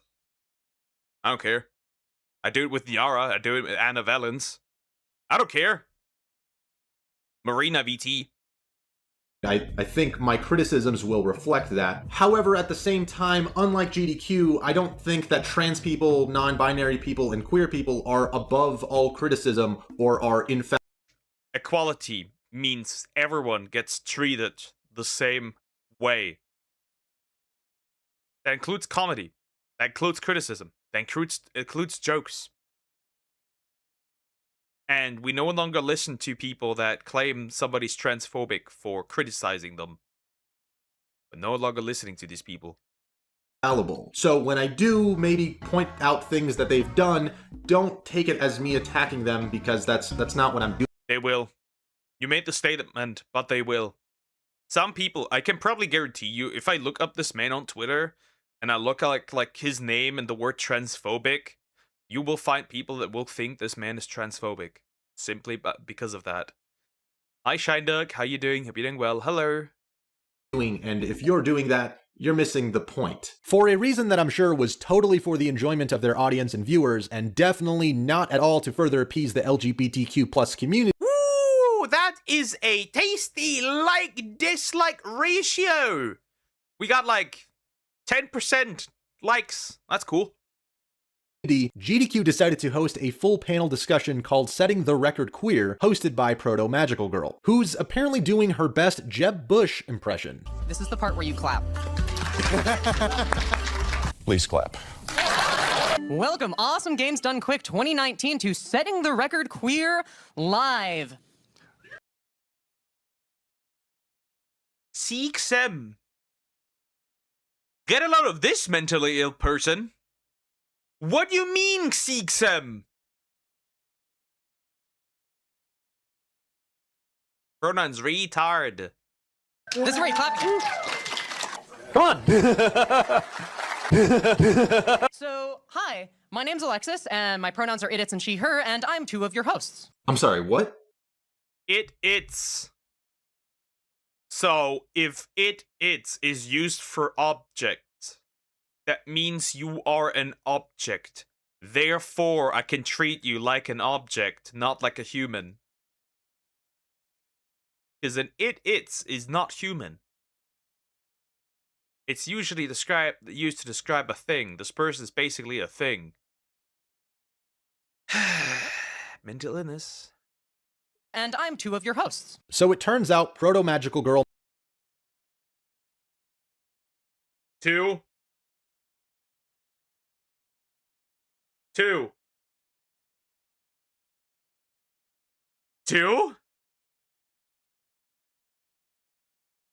Yep.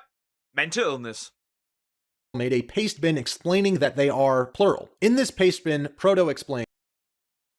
Plural. You're multiple people. Plural.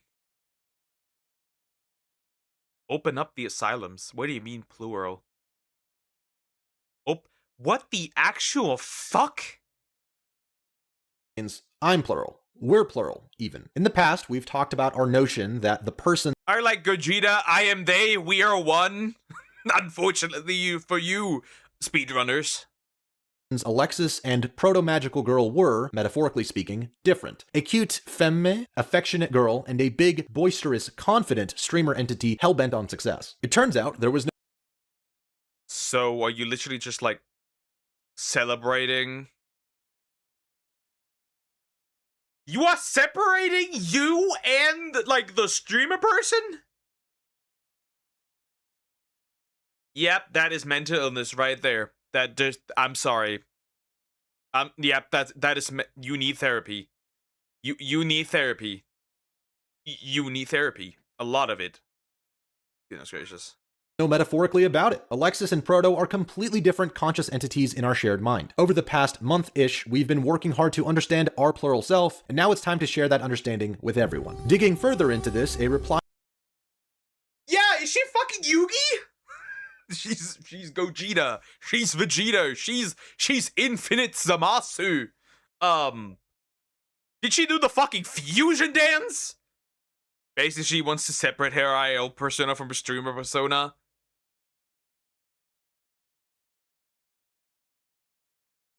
You can do that without saying you're multiple people. Who gave her the Potara earrings?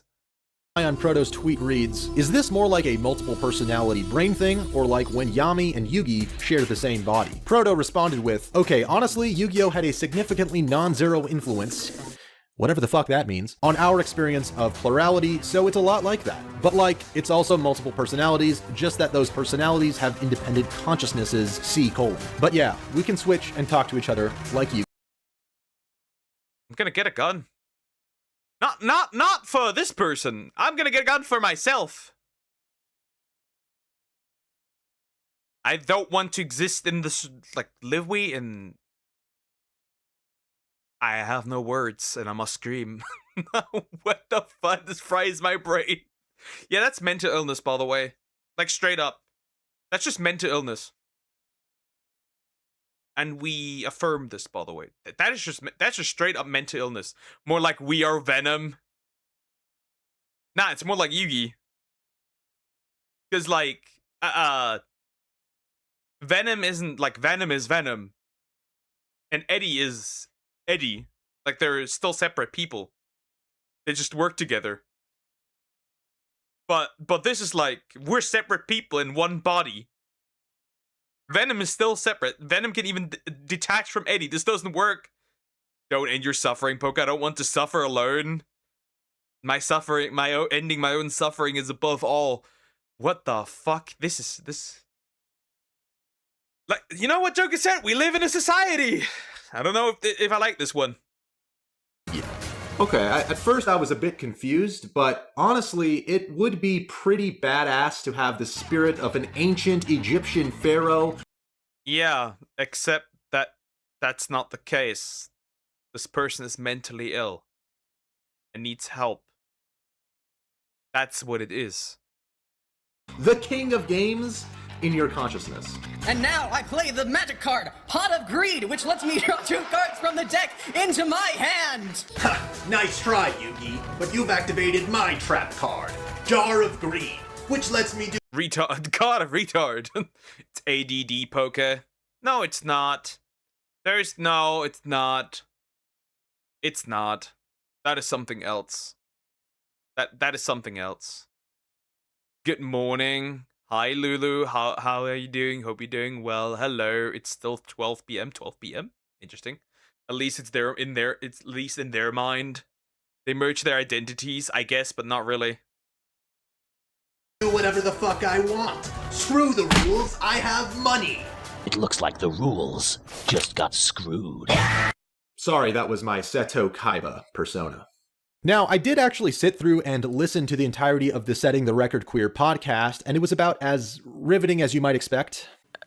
You know, that's also like, a lot of that is just like normal community building, you know, just like. However, I do have to give credit to the panelists for being so open about their struggles with depression and anxiety. Okay. Yep, I'm going back to bed. Good night, Lulu. Rest well. Why are you even here? Good night. Which is not easy to do, and yet seems to be prevalent amongst the speedrunning community. I was actually going through a phase of pretty bad depression at that time. It's not uncommon for streamers and queer people to struggle with depression. I struggle with depression and anxiety myself. And so I don't always have energy to stream. And even if I'm getting into a good pattern of stream schedules, that can just be thrown off any day by a depressive episode or an anxiety attack. I cannot imagine why he's depressed. I would be depressed too. This is not supposed to be a dig at his perceived weight here, but I couldn't tell.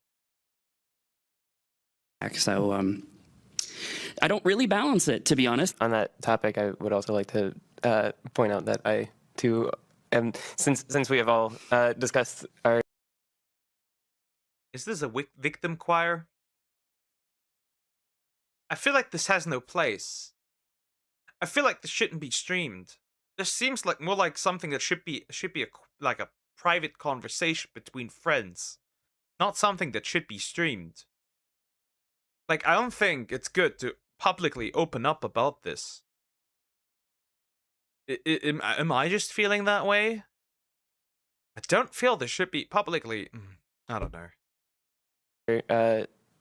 Suffering from depression. I also suffer from depression, and getting into speedrunning was also like a big thing to help me with that. Just to because I don't know. I just sort of realized friend, in-person, your local friend groups and internet friend groups had, morphed and shifted over the years, and I was finding myself feeling more and more isolated, and I wanted to get into something that more people were involved with. It seems like above all else, what these people want, what they're looking for, is a sense of community, of friendship, of having people around them that actually care, and they just happen to be LGBT or queer in this instance. And these issues of depression, anxiety, and loneliness are all too common amongst the disenfranchised youth who spend much of their free time on the internet or with gaming. And I might have even included myself in that camp just a few years ago. Everyone who is in that situation deserves the same attention, help, and support as anyone else. Yeah, but that doesn't belong there. If you suffer from depression, you can talk about it, sure, but not in a charity event, yeah. And also, like, just seek professional help, right? That would be interesting. Whether they're queer or not. However, I do feel like there is some extra emotional fragility that comes with being in that LGBTQ plus community that isn't always necessary to have. Such as when Proto Magical Girl revealed that they felt unsafe at GDQ in a series of tweets. Didn't really have much fun this GDQ, honestly. Seeing people was nice, but the constant overwhelming fear and paranoia we were under all week was pretty draining to say the least. Knowing you're the most hated person in a room and that any given stranger has a decent odds of wishing you didn't exist isn't fun. Knowing that there are event attendees who do not believe you or people like you deserve to be safe or comfortable isn't any better. Not knowing what bigot you're going to run into around any corner makes moving about the event an agonizing experience. And knowing that the event staff won't do much of anything to improve those conditions, guess the trolls finally got to us, huh? Proto Magical Girl. Yeah, I just think that, again, you probably also shouldn't post this. I feel like you should probably seek help. I mean, you already should seek help considering that you believe you're two people. Doesn't deserve to feel unsafe or unwelcome at GDQ or any other event for that matter. But sometimes fears and anxiety aren't always well-founded. In other words, they're not always necessary. So instead of someone like Proto having to feel these unnecessary fears and anxiety all the time, if they really are unnecessary, then the solution would not be to police everyone around them and ban everyone who might upset them, which is unrealistic and doesn't solve the core problem, but rather find a way to overcome these fears to no longer have this anxiety and ultimately... I just feel like this is going into this went into completely wrong direction once they basically handed it over to the wrong people to help if they think everyone is after them, which is not the case. It's like, oh, everyone in there is after me. It's like, that's not true. That's most people these people still live in like 1920 or something. Most people don't give a shit that you think you are a woman. They only have a problem with it once you make it their problem. I think most people don't give a shit unless until you become a problem to them. To be comfortable with themselves, which Proto and anyone else deserves to be. And then you have this instance of a speedrunner named Claire's Robin who demands that they be brought food via Twitter. I need food. To elaborate, I'm having a minor anxiety attack, so assistance with getting dinner at the moment would be really appreciated. I really need help with this. I've been dealing with really bad emotional pain for so long, and yesterday made it so much.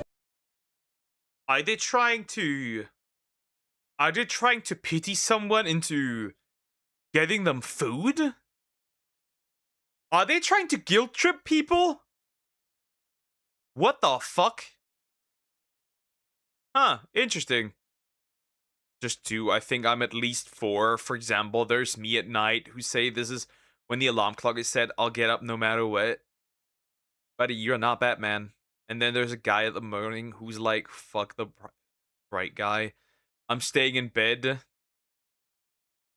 Yes, they are. That's crazy. That's crazy. You need help, talk to your family or internet friends, not make it public. Yes. worse. I just wanted to enjoy AGDQ. Controversial hot take here, but if you have so much anxiety that you require assistance in order to get food, and your only means of getting help is by tweeting about it, then you probably shouldn't be at a speedrunning event. You should be getting the help and therapy you deserve. Again, I'm not saying that to be demeaning, I genuinely mean it. You should not have that much anxiety when it comes to getting food. That's not normal. Nobody. GDQ. Our new mascot Velocity does not have a gender and prefers the pronouns it/them. Well, I'm not surprised. I'm glad they cleared that up, or else I might have used the wrong pronouns when addressing this Sonic fanfic some teenager just drew to be. Yeah, that looks like like you can see it's a male. Like you could tell, technically. It was designed boyish. GDQ's mascot. Hell yes! Non-binary, speedy, dinosaur! Am I so out of touch? No, it's the children who are wrong.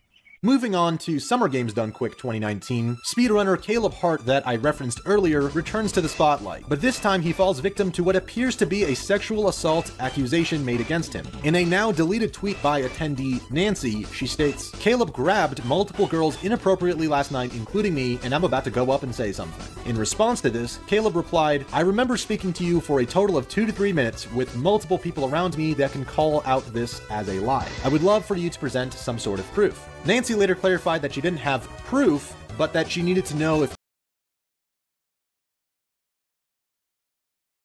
What? Oh, we have a video for that later on as well. Woman makes accusation. Everyone agrees. Is that what it's going to be? Hi, London. How are you doing? You'll be doing well. Hello. Is that what it's going to be? Anyone else felt unsafe. Kind of a vague reason to make such serious accusations. Although, this random Twitter user does make a good argument. Does Caleb have proof that he didn't touch her ass? But it's on the accuser, not the accused. If you accuse somebody of something, you better have proof. It's even in court, it has always been the case that you have to prove. The accuser has to prove that there's something going on here. Not the accused. It's not on the accused to provide proof that he didn't. What is this bullshit? And then Caleb does the most sensible thing here by deciding to stay very far away from unreasonable people. It's yikes, dude, and I'm just not welcome. And I get accused for sexual harassment when it never happened, and... Bro, that was a fucking mess. So, if I don't go, then I can't be accused of it. I think. I'm pretty sure. SpongeBob SquarePants Battle for Bikini Bottom isn't the first game that comes to mind when considering speedrunning, but... Love this game, by the way. Love this game. We are one day going to, play that. Just so you guys know, we are one day going to play this game. Not even in court, everywhere. Yeah, it's like... You need to provide proof that the other person did something. They don't. It was 2016, 2018. People were allergic to proof. They're still allergic to proof, right? Just recently, it seems, apparently, according to legal documentation and Emiru herself, that Miskiff did not SA her. At least there is a probability now that that is the case. Which means that this man is getting... regardless of the abuse that he actually did, and the toxic relationship, he's now being labeled a rapist without actual proof, which isn't good. Funny because Shift's mental state has gone down the drain. Huh. Streamer Shift has helped carve out a niche community for this game. He was actually set to attend SGDQ 2019, but he was banned with short notice, seemingly out of nowhere. He soon realized that the ban actually came from a report issued by a longtime harasser, doxer, and all-around bully of his, which dug up a clip from the year prior in which Shift used the F word on stream. Homophobic slurs, huh? Why? What? I have friends who got banned from who actually fucking said the word too, and they're at GDQ, they can do runs. This is straight up target harassment. This is target harassment. Somebody fucking like found some clip of me saying something a year ago and sent it to GDQ and probably said like, look at this guy. This happened a year ago, man. It happened a year ago, and I took my punishment. Bro, that's bullshit. That's absolute bullshit if that's true. Noted London. I have it added. We can do that. I have it added. Because bro has been resetting his runs out of anger. Damn, that's rough. And I learned my lesson. I understand you can't use that word for anything anymore, even if you don't mean it that way. In a video explaining the entire situation from his own YouTube channel, Shift also makes a point to express remorse over use of the word, and he even discouraged his viewers from blaming GDQ, even though he believes they made the I've used it before. I don't care. The only reason why I really don't use it is because of trouble with YouTube. I get away with using retard quite a lot, like without any issue, but like other slurs I wouldn't use because the policy here is very different. But yeah, using retard, you can get away with it easily.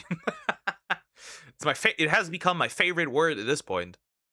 The wrong decision by caving in to one bad faith actor who reported him. Even after I did make this paste bin, I did say on Twitter, like, you guys should not, like, treat them this way because, again, like, it's being hypocritical. If you want people to forgive me for something I did, you have to be willing to forgive them too. After talking with Shift regarding this series of events, it seemed to me like he had already moved on from the Games Done Quick organization.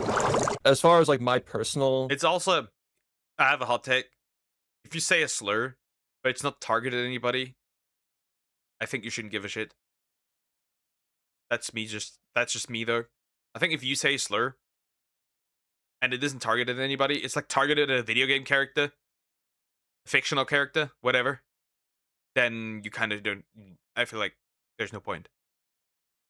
Desires like to submit, it doesn't really bother me, you know? Like, I've already done the event once. There are other speedrun events. There are other great speedrun events and communities that, you know, like I can have a chance to be a part of now that I'm not like focused on getting the game into this event a second time. You know, we already had our chance to show it, you know? Like, it's not going to bring that much more exposure or interest to the game if I do it again. Welcome, everybody, to Awesome Games Done Quick 2020.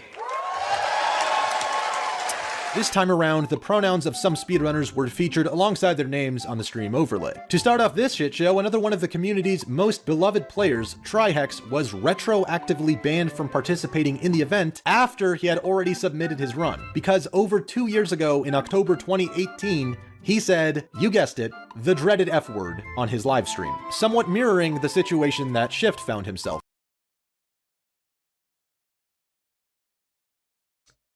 That is stupid. I see you like my comment. Yes, I have, Lucid.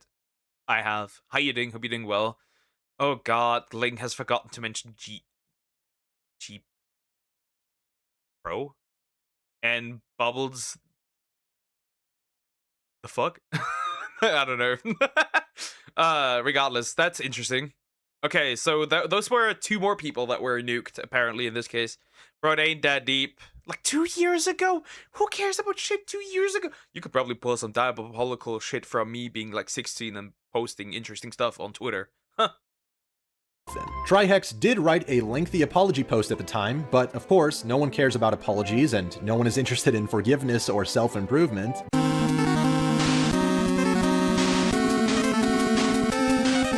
This might come as a shocker, but in 2020, some GDQ viewers were once again outraged.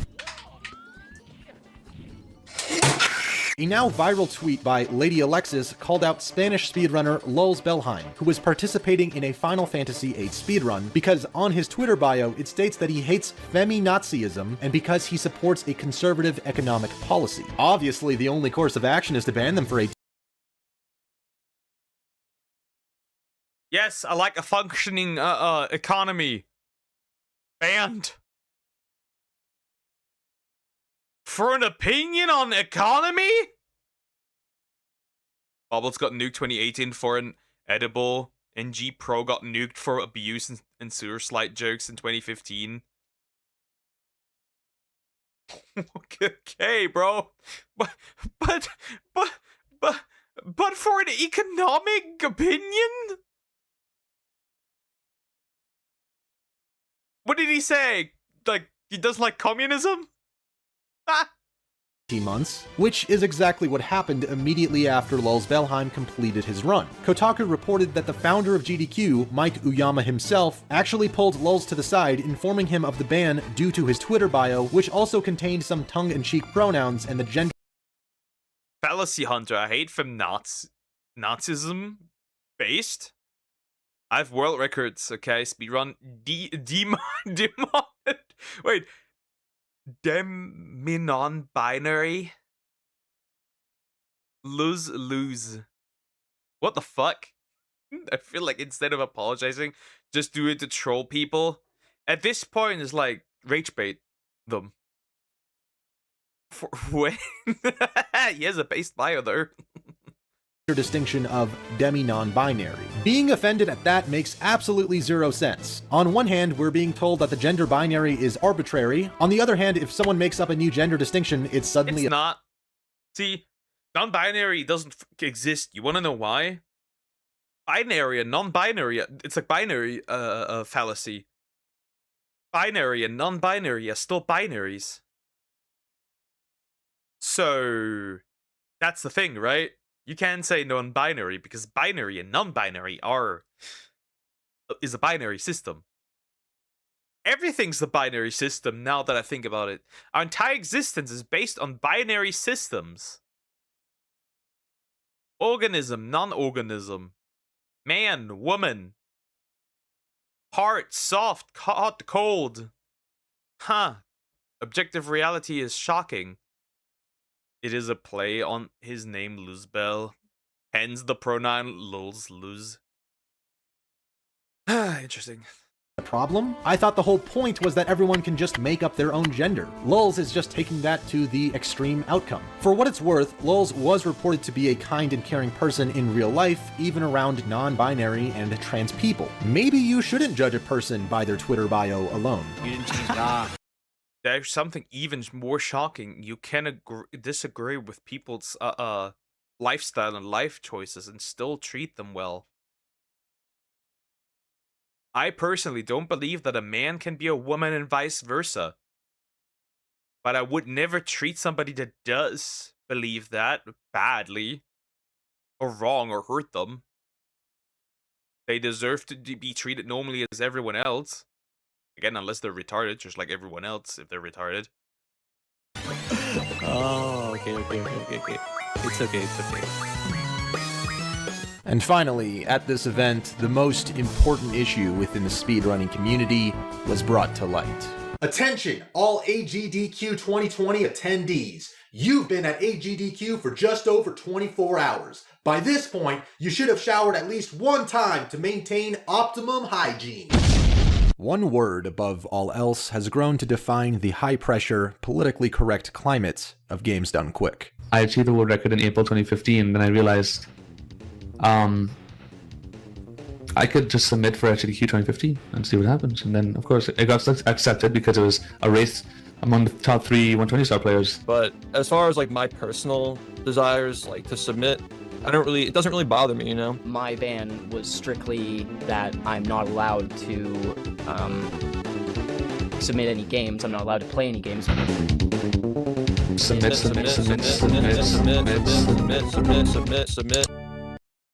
That's funny.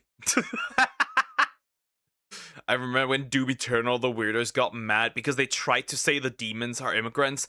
They also did it with Frieren and asserted themselves as the demons, as minorities. By the way, the demons just look human. They're not human. The more you know, they just look human.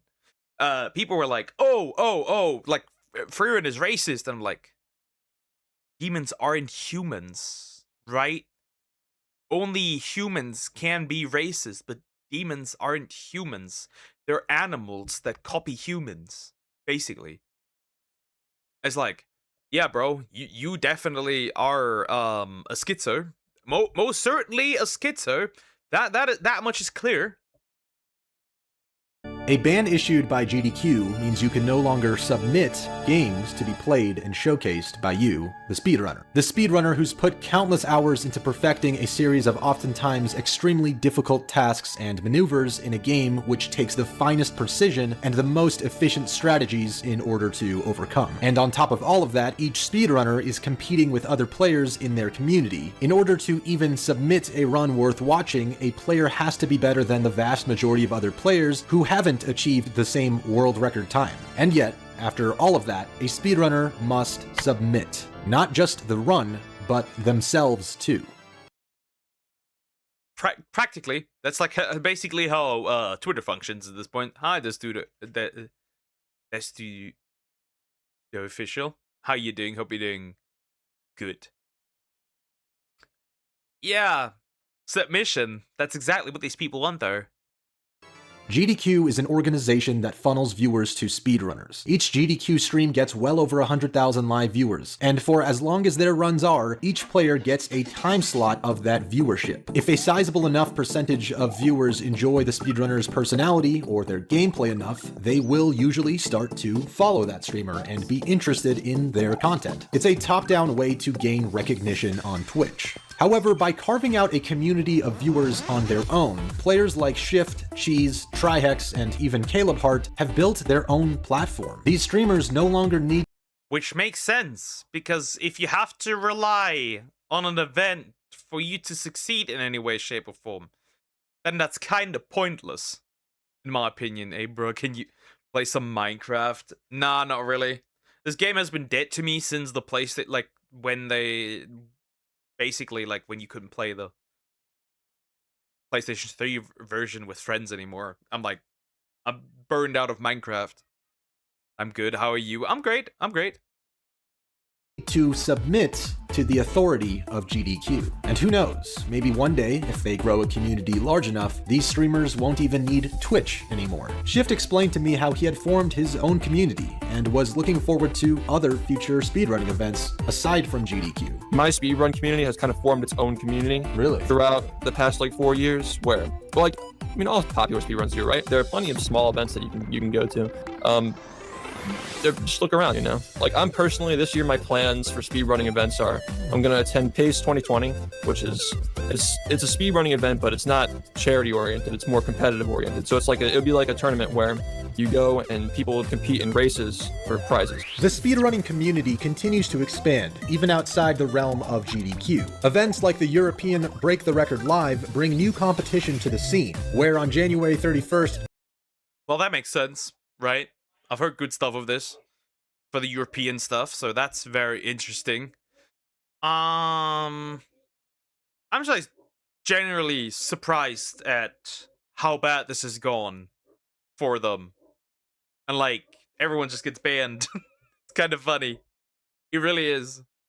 2020, Cheese broke his own world record for Super Mario 64 Live, earning a $10,000 bounty reward. And yet, commercially speaking, Games Done Quick events are still a massive success. AGDQ 2020 pulled in over 200,000 live viewers and raised over $300 million for charity, which is an admirable accomplishment. Despite their growing success, though, every new event seems to bring subsequent controversies, scandals, and questionable bans. It seems like the GDQ staff are much more interested in appeasing people who are outraged by potentially offensive jokes, words, or beliefs even. The boundaries of what is not acceptable will only continue to expand as GDQ continues to appease those people. And that's not to say that no one should be punished or no bans should be issued, but there should also be some responsibility on the part of the viewers to not get so outraged and so offended by everything.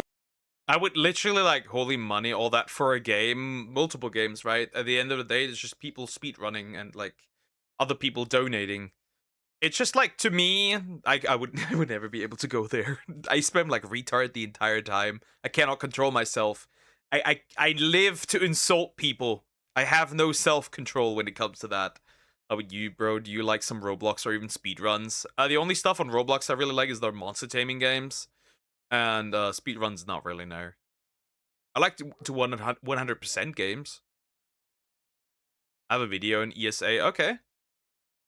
they see or hear, to not overblow every little joke or word into some big controversy. The biggest tragedy in all of this is that by trying so hard to prevent anyone from being marginalized in even the slightest amount, Games Done Quick has left out some of the most outstanding players: Bonesaw, Shift, and Trihex, all of whom embody the spirit of self-improvement, kindness, and a desire to really grow and change for the better as people. Instead of being held up as shining examples of players to look up to in the community, they're instead punished and banned from Games Done Quick, all for a couple words they might have said a few years ago that might have offended someone. I also reached out to players Cheese and Shift for their thoughts on mental health and its impact on the Games Done Quick community. Gaming in general, not to sound like, like the whole gamers rise up meme, but like a lot of gaming is like people who are like kind of like outcasts, or just like you said, lonely people who struggle with like, mental health disorders and stuff. Like, I mean, I've struggled with depression in the past. I've gotten over it since, but like I feel like a lot of people who are very passionate about games and isolate themselves from others for any period of time, like, can relate to stuff like that. And like that's what I guess like it makes the most sense for a company that's trying to build an event that's all inclusive of not just types of people, but types of games. I have a personal experience too of having a lot of I was having depression issues when I started speedrunning. For the first year and a half of speedrunning, I was still living in Trinidad, and I was not enjoying living there anymore. I could probably safely say I did not leave my... Interesting. By the way, do you like what you're doing? Yeah. I love looking at idiots online. I love it. I quite enjoy it. Yes. This episode 2 on the history of speedrun events. The 1 is on GDQ, which I recorded using a laptop mic. Maybe I'll take it into consideration. Maybe. House to hang out anywhere for the entire year and a half that I was speedrunning. I left my house to go and visit my grandmother and their family, and to play with my band when we had band practice. That was the only time I went out. I never left my house. I would never go out for a walk. I never left my house in Trinidad because I was depressed living there, and yeah. Gaming helps us all to a degree. Yeah. Did you wish Lumi? Not yet. I want to do that after stream. Not yet. I know I still have to do that. I'm aware. I think that had a lot to do with me staying home practicing Mario 64 all day, and probably had a lot to do why I got so good so fast, because I did not want to do anything else, and I just sat down and played all day. But that made it worse. That made me feel more and more lonely, felt more lazy, and it made stuff worse. What changed my life around was when I actually decided and told my mom, I want to move to Spain, where my dad is and my uncles, because I can't do this anymore.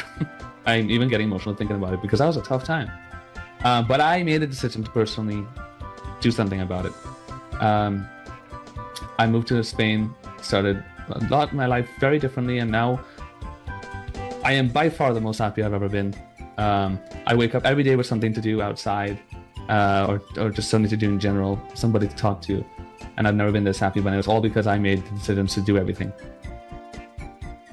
Instead of donating to cancer research, Games Done Quick would be better off donating to mental health organizations and setting up support systems for people struggling with anxiety and depression within their own community. That to me seems like a better path forward than catering to what might be the outrage for someone saying the F word 2 years ago, or false sexual assault allegations, or God forbid, someone calling a demon boss a soy boy.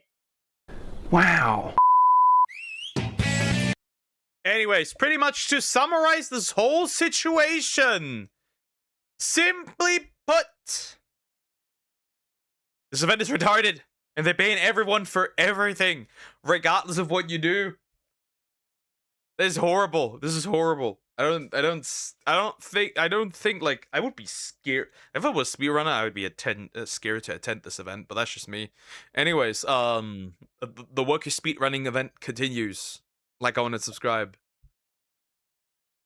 That was a long reaction. It was an hour. Okay. I caught a pred today, dog. Let me tell you how this went. It's so crazy. Okay, interesting. So may have to excuse the bad audio for the GDQ video. Yeah, we'll see. Usually after I give preds from Roblox, my decoy Discord, they come in and make a conversation. before the stuff, but this one was a bit different. I added this one. He instantly sent me the stick of glory. Like, no hello, first message is the stick. The pole! Where did you see the Roblox situation? It's so bad. Yeah, obviously everyone knows about it. To the point where, like, they're cleaning up, except Russia. Russia nuked them for being too gay. Face Russia. You're too gay. Goodbye. Rest in peace, bozo. Let's look at this. It's short. It's funny. I like it. That's why I'm gonna watch it. So Twitch.tv. Twitch. I love it. I love it.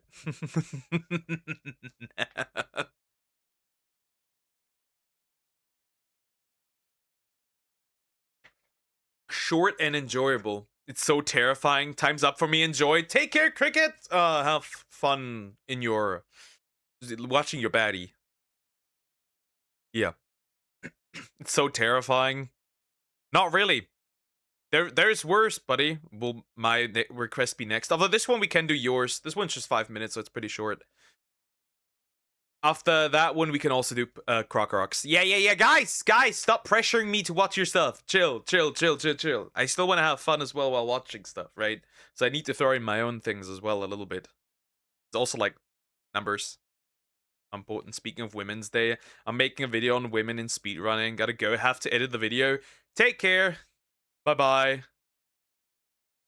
Take care, speedrunners. It was shaved. You could see all the cuts made from the blades near the tip. Broski. Brother, How does your hair even get to there? That can happen, yes. There's even cases of people having ingrown hair there, which is supposedly really, really painful. Regardless, you know what's worse? I've said this before, but I saw literal CP of a 4x5 or 5x5 collage, like literal, most literal. I still have the pic. I can remember things quite well from just looking at it once. I still have I still have it in my head, which is crazy. I can still remember that, and it hasn't gone away.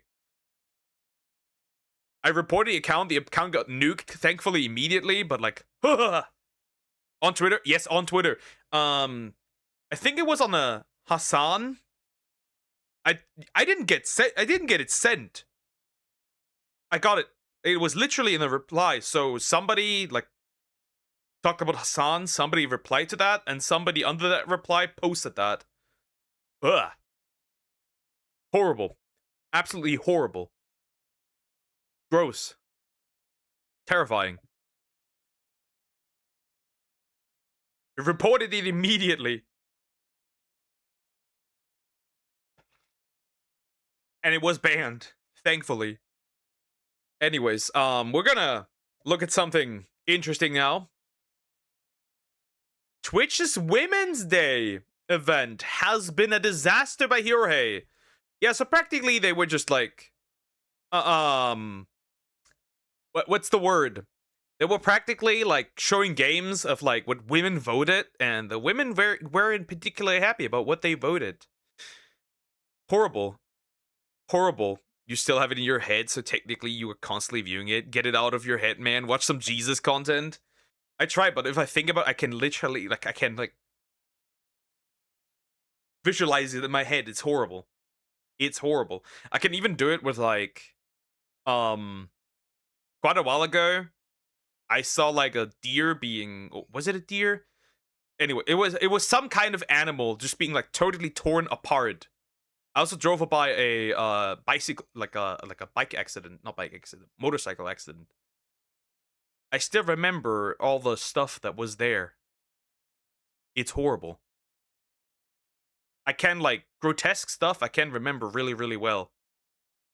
Anyways, basically, yeah, they were just, like, mad at what women themselves have voted for. This is a Hero video. We're gonna jump in. This is gonna be horrible, as usual. As you might expect, because the feminists weren't particularly happy about this. So Twitch.tv has this official branch of theirs called Twitch Rivals. No association to Marvel Rivals, by the way. Anyways, they're holding this event for International Women's Day. However, a number of women online, in particular, a number of female Twitch influencers, have voiced that they are offended by this event because the game that they're going to be playing for this event is called Overcooked 2, which I actually never heard about. How do you not know about Overcooked? My guy lives under a rock, it appears. Yeah, they basically were like, took this as like, oh, women cooking joke, right? Sexist joke, which it, by the way, wasn't. Apparently, these four games were voted on. Apparently. So it wasn't like women joke. Until this news, but I guess it's a game that is entirely centric on cooking, and that seems to have offended these women. They're saying it's sexist and misogynistic for the International Women's Day game to be a cooking game. The plot twist is that the Women's Guild United actually voted on which game to play, and most of the women that voted on it decided to play this game. They were fine with it, but as mentioned, there's another section of this guild and these female influencers that's now causing a big scene. Got to be all overly dramatic about this. Got to get your social media clout by making your hot takes. Now, let me mention really quick, there are a lot of women laughing at this, seeing the memeability of it, and having a good time. See? You got to remember, it's built in. It's built in. The cooking is built in. You want to know why? Powder plays Skyrim, unlocks a door, goes in, and the first thing she does accidentally is start cooking for somebody else. It's genetic, guys. It's confirmed. It's genetic. And that's great. But there's also another section, as mentioned, that are genuinely getting offended by this news, by this game being picked. For example, this Twitch streamer Lucy Pancakes says, I'm part of the Women's Guild, by the way. They know how this looks and chose to move forward with it anyway because our entire community overwhelmingly voted for it. I don't think the higher-ups realized it was going to look this bad. Someone else points out how the majority of women actually want to play this anyways. It's really not a big deal. But Lucy says, I wish that we existed in the timeline where we could play what we want without harmful stereotypes looming overhead. Still, I don't think it was the best message to send right now with everything going. It really isn't that deep. It really isn't that deep. Hi, tourist. How you doing? Hope you're doing well. Hello. I have a reaction request. You can tell me. You can tell me. I don't know if I'll manage to get to that, because I have a lot of videos that I have to get through first. Wait, don't we all live under a rock because we don't know something? Kinda true, but like, Overcooked is a pretty popular like party game. Multiplayer game, so Going on in the world. Oh my gosh, everything going on in the world right now? That's crazy. You know, women had it so much better in the 1800s. This is awful. Madam Savvy pointed out how ridiculous that take is and actually got blocked by Lucy Pancake for this. She says, guys, Twitch choosing a cooking game which was voted on by the members of the guild, which means women chose the game played by women. Again, voted on. Women decided. Women decided what they wanted. And they're still mad that women chose. It's a short video, 6 minutes long. Okay, that works. And wow. But that's problematic because of what's going on in the world. That's right, choosing a cooking game is bad because of something Palestine, something Trump bad. Are you stupid? Savvy then laughing at how, to no one's surprise, yeah, immediately blocked, because these people have no arguments. They cannot make any arguments. They get immediately blocked, and it's pretty normal at this point. We shouldn't be surprised. It's just like, bro, it really isn't that deep. Like, it's not. As mentioned, immediately after making that response, Pancake blocked her. But here's my favorite post by Lucy Pancakes. This one is comedy gold.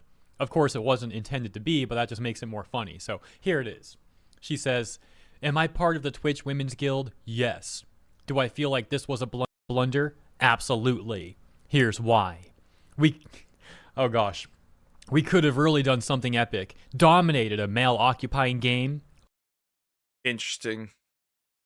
It's like, here's the thing though. Dominating a male-occupied game. You are not doing that, though. Don't you just don't play it? Like, people are so dumb nowadays, am I right? The thing is, like, I'm like of the belief that if you don't like something, leave. Stop. Just leave, right? But these people are like, don't like something, change it. It has to cater to me, to my group. right? But yeah, you are not winning in male-occupied games. Look at all of the esports teams. The winning ones. It's all dudes. It's all dudes. It's all men. The women ones are always losing. It's just nah. Sorry. All female Marvel Rivals teams or BF. Also, proof that we are more than casual gamers, girls. Girls, I think you fall for these articles that go like 50% of gamers are women. You fall for this. If you remove mobile games, you're not 50%. You're like 20. Capcom dropped a statistic. Basically, Capcom dropped a statistic that pretty much said like 84% male, 60% female. That's pretty much what we're dealing probably with in reality for most games. I think that more casual games, cozy games, you probably will have a lot more girls there. Probably. There's nothing wrong with that, by the way. But like, I think men and women do definitely decide to play completely different games. Because men are, in fact, more competitive, whether they like it or not. 6 Warzone proved that we are more than just casual gamers. Oh yeah, because all of you squatting up in a full stack and stomping a bunch of solo queuers is really gonna prove that you're a competitive gamer. You're really about that life, We can see another offended person right here saying, great way to tell us there's not a single woman on their team, or one that feels secure giving feedback. Because how did this get released with absolutely no pushback? You gotta love the irony of easily offended people talking about others being secure or not secure. In another exchange here, we can see this Amanda person saying, honest question, were there any women at the brainstorming session for this campaign? And once again, we have Savvy responding, saying, the women voted for it because women like the game. What's wrong? Are women not allowed to like certain games now? And Amanda replies to Savvy and says, you all can't understand that the problem isn't the game itself. I even love it. It's posting it associated with Women's Day. We know the community we have, and that... Are you fucking retarded? Yeah, to shove in a different game that wasn't voted on for, oh yeah, we can't take this game because it is for Women's Day and it makes us look bad. See, if you associate... See, what's more sexist? A cooking game being voted by women for Women's Day? Or you associating that kitchen means women means sexist? Because I think one is definitely more sexist, because if you associate cooking with women, that means you are the problem. Which is funny that we associate cooking with women, considering that most chefs, like top chefs, are men. The more you know. I mean, at the end of the day, it's just games. At the end of the day, it's just games, but, you know, you can't just look at a game and be like, oh, cool, Overcooked too? Nice. Won the vote, cool. It's like, ew. This game is based on, is like about cooking for Women's Day. Oh no. Guess they hate women. In any game we hear, go to the kitchen, wash the dishes to belittle us. The campaign model was biased to get engagement, and the justification... Not really, but I think, like, with this attitude, just go in the corner and cry. Not even the kitchen is good enough for you. It was their decision, but in the end, the brand is the one who approves it. Here's another one. I'm going to say it. Oh no, she's gonna say it, guys. You ready for this? This was a bad idea. With the heightened misogyny and history of how women are treated in gaming, this... Hot take. Women have not been treated worse in gaming at all. I feel like a lot more women are now complaining that everyone is walking in eggshells for them. Hot take. Everyone was being shit-talked. Everyone talked about freaking a mother. If somebody was gay openly, then they would make being fun of gay. If someone was like not getting no bitches, they would be made fun of not getting any bitches. Buddy, it's gaming. If you are being shit-talked, you are being shit-talked. Yes, and everything's on the table. Everything's on the table at this point, right? Shit-talking is fine. Because it's games. And if you just like accept that it is a video game, it would be fine. Bro, these women would not survive 2010 lobbies. They wouldn't. 2010, 2011, 2012, they would not survive these lobbies. They would be absolutely obliterated. They would not survive this.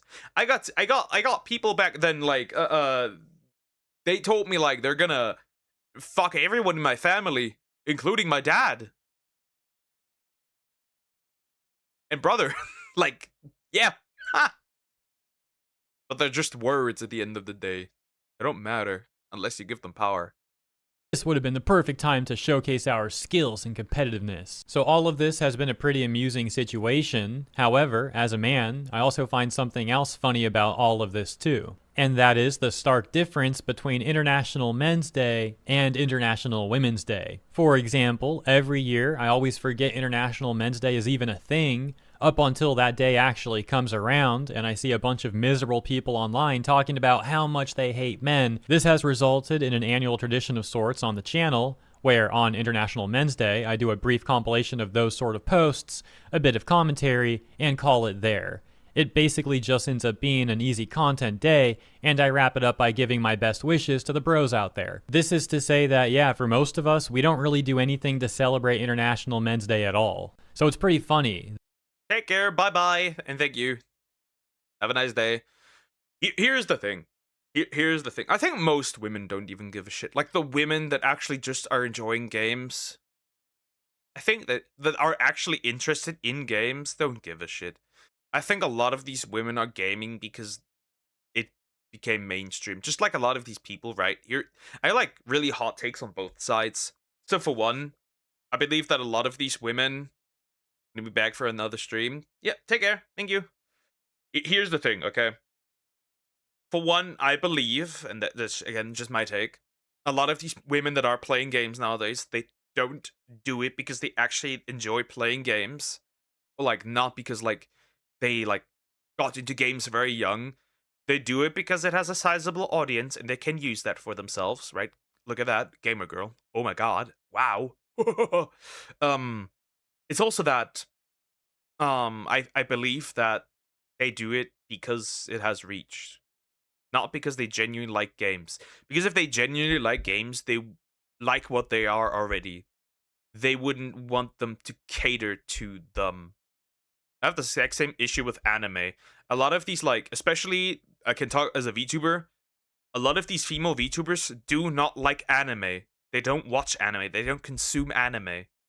And I'm like, so you're a VTuber with an anime model, but you don't consume any anime.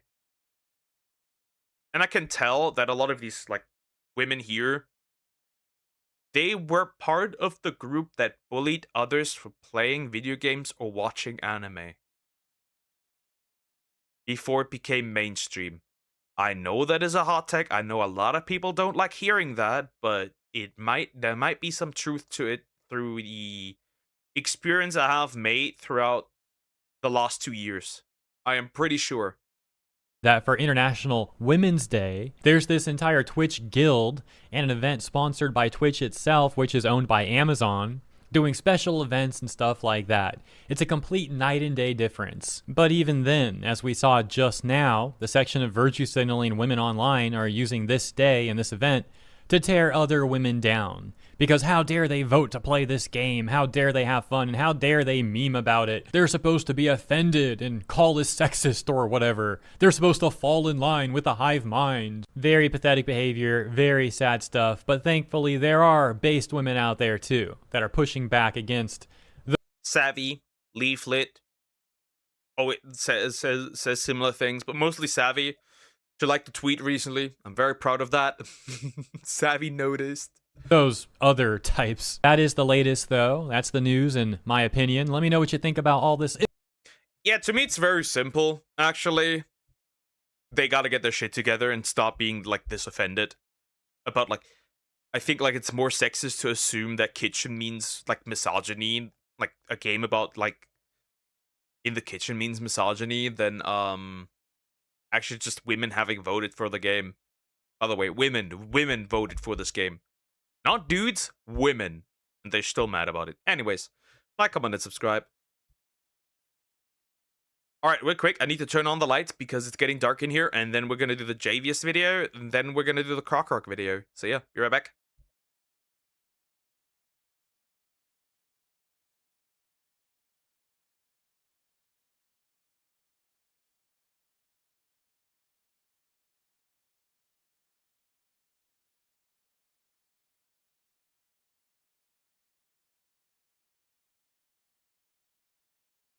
That was asked. Okay. Okay. Next up, let's do that. Then we can do Croc's video. And by the way, remove the ones I've already watched, so I don't have to recheck again. But yeah, my current plan overall is just like watch one drama video. Watch a drama video for every day, because that seems to help the channel quite a bit, which I like, because I enjoy drama, people enjoy drama, so why not do it like this? Regardless, we're jumping into the next one. The JV's one is 7 minutes long. That's fine. Then the Croco one. Then we can do the mukbang one. Then I have another one for like WestJet and Miskiff. So yeah, we're gonna have that as well. A lot of short ones. Alrighty. Alrighty, here we go. Hold up. Go on. Can brands shut the hell up? By Javius. Well, they can, the brands, but what are they even supposed to be shutting up about? Also, please consider liking and subscribing, I appreciate it. What are they even supposed to shut up about? Out of curiosity, because, like, I never know. Let's see it, let's see it. The era of commercials is dead. Why spend millions making an ad, then airing it to the world, only for no— Well, you can. Why spend money on an ad when you can just like pitch it to a content creator? But also, the question is, you can just use AI now, right? I've seen a lot of AI ads, and like you can blatantly tell it's AI. But like on like a first like scroll, sometimes you can't tell it is. It is, but like sometimes I'm struggling. I think like in like 6 months, a lot of these ads will just be AI. Easy. It's also that ads, so, right? You look at like, what's the word? You look at like ads from like back then, right? Like on VHS, ads are recorded with it, right? With the movie, the ad breaks are recorded in it. And like, I look at these ads and they're like a lot more, what's the word?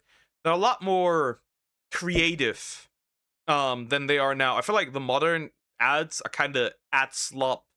There's like premium ads back then, and now it's like ad slop, and I'm like, wow, they really had more creative marketing teams back then. But that's just me. But I feel like, is it weird to say that ads, maybe I'm just like blind of nostalgia, but ads back then are kind of fun, quote unquote, because they were more creative? That's just me. Ish girl. Well, hi Kronos, how you doing? Hope you're doing well. one to give a fuck. It's outdated, lame, and stupid. You know what isn't though? Being young and trendy. And what's the best way to do that other than try to act hip and cool on the company's social media accounts? They'll try to act like they're just like us, posting memes, comments, and relatable videos, and unfortunately, it works. Motherfuckers are really gobbled this shit up. You'll see brands dropping lame-ass comments on viral videos. Dude, once you have the White House drop like the most insane,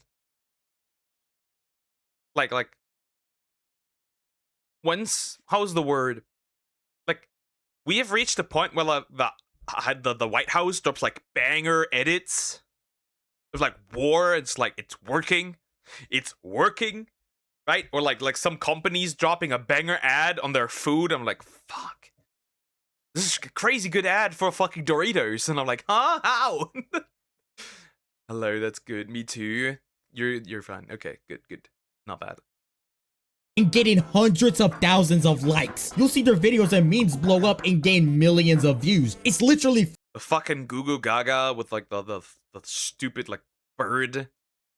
Free advertising. These companies are dunking their balls in these people's mouths and they're thanking them. And I just know there's gonna be that one person asking me if I hate fun, and no, I'm just not a fucking idiot. You won't ever see me glazing any brand no matter what, unless I'm getting a paycheck. I see their comments and videos for exactly what they are. Performative. Now, the first notable example of brands putting on a persona was Wendy's on Twitter about 10 years ago. They got real. Have you seen the McDonald's CEO eat his own burger and like bite it in disgust? And then like the Wendy's CEO did it, the Burger King CEO did it. It's like, Interesting. Interesting. Here's the thing though. Here's the thing though. A lot of people were like, "Oh, he's like not eating his own burger. He must be disgusted by his own burger." But I feel like honestly, that's kind of this like hesitant, more like hold back style. I think that it applies to a lot of. I don't think he was disgusted by the burger. If he was that probably was now a banger strategy, considering marketing. But like, I feel like he's just like very what's the word? Just like held back, awkward, and with I think like that's a lot of CEOs actually. A lot of CEOs are kind of like awkward. It's not that crazy actually. I think people interpret too much into that. It looks sickly. That's why people think that about McDonald's CEO. I think it's just like he has a what's the point? What's the word?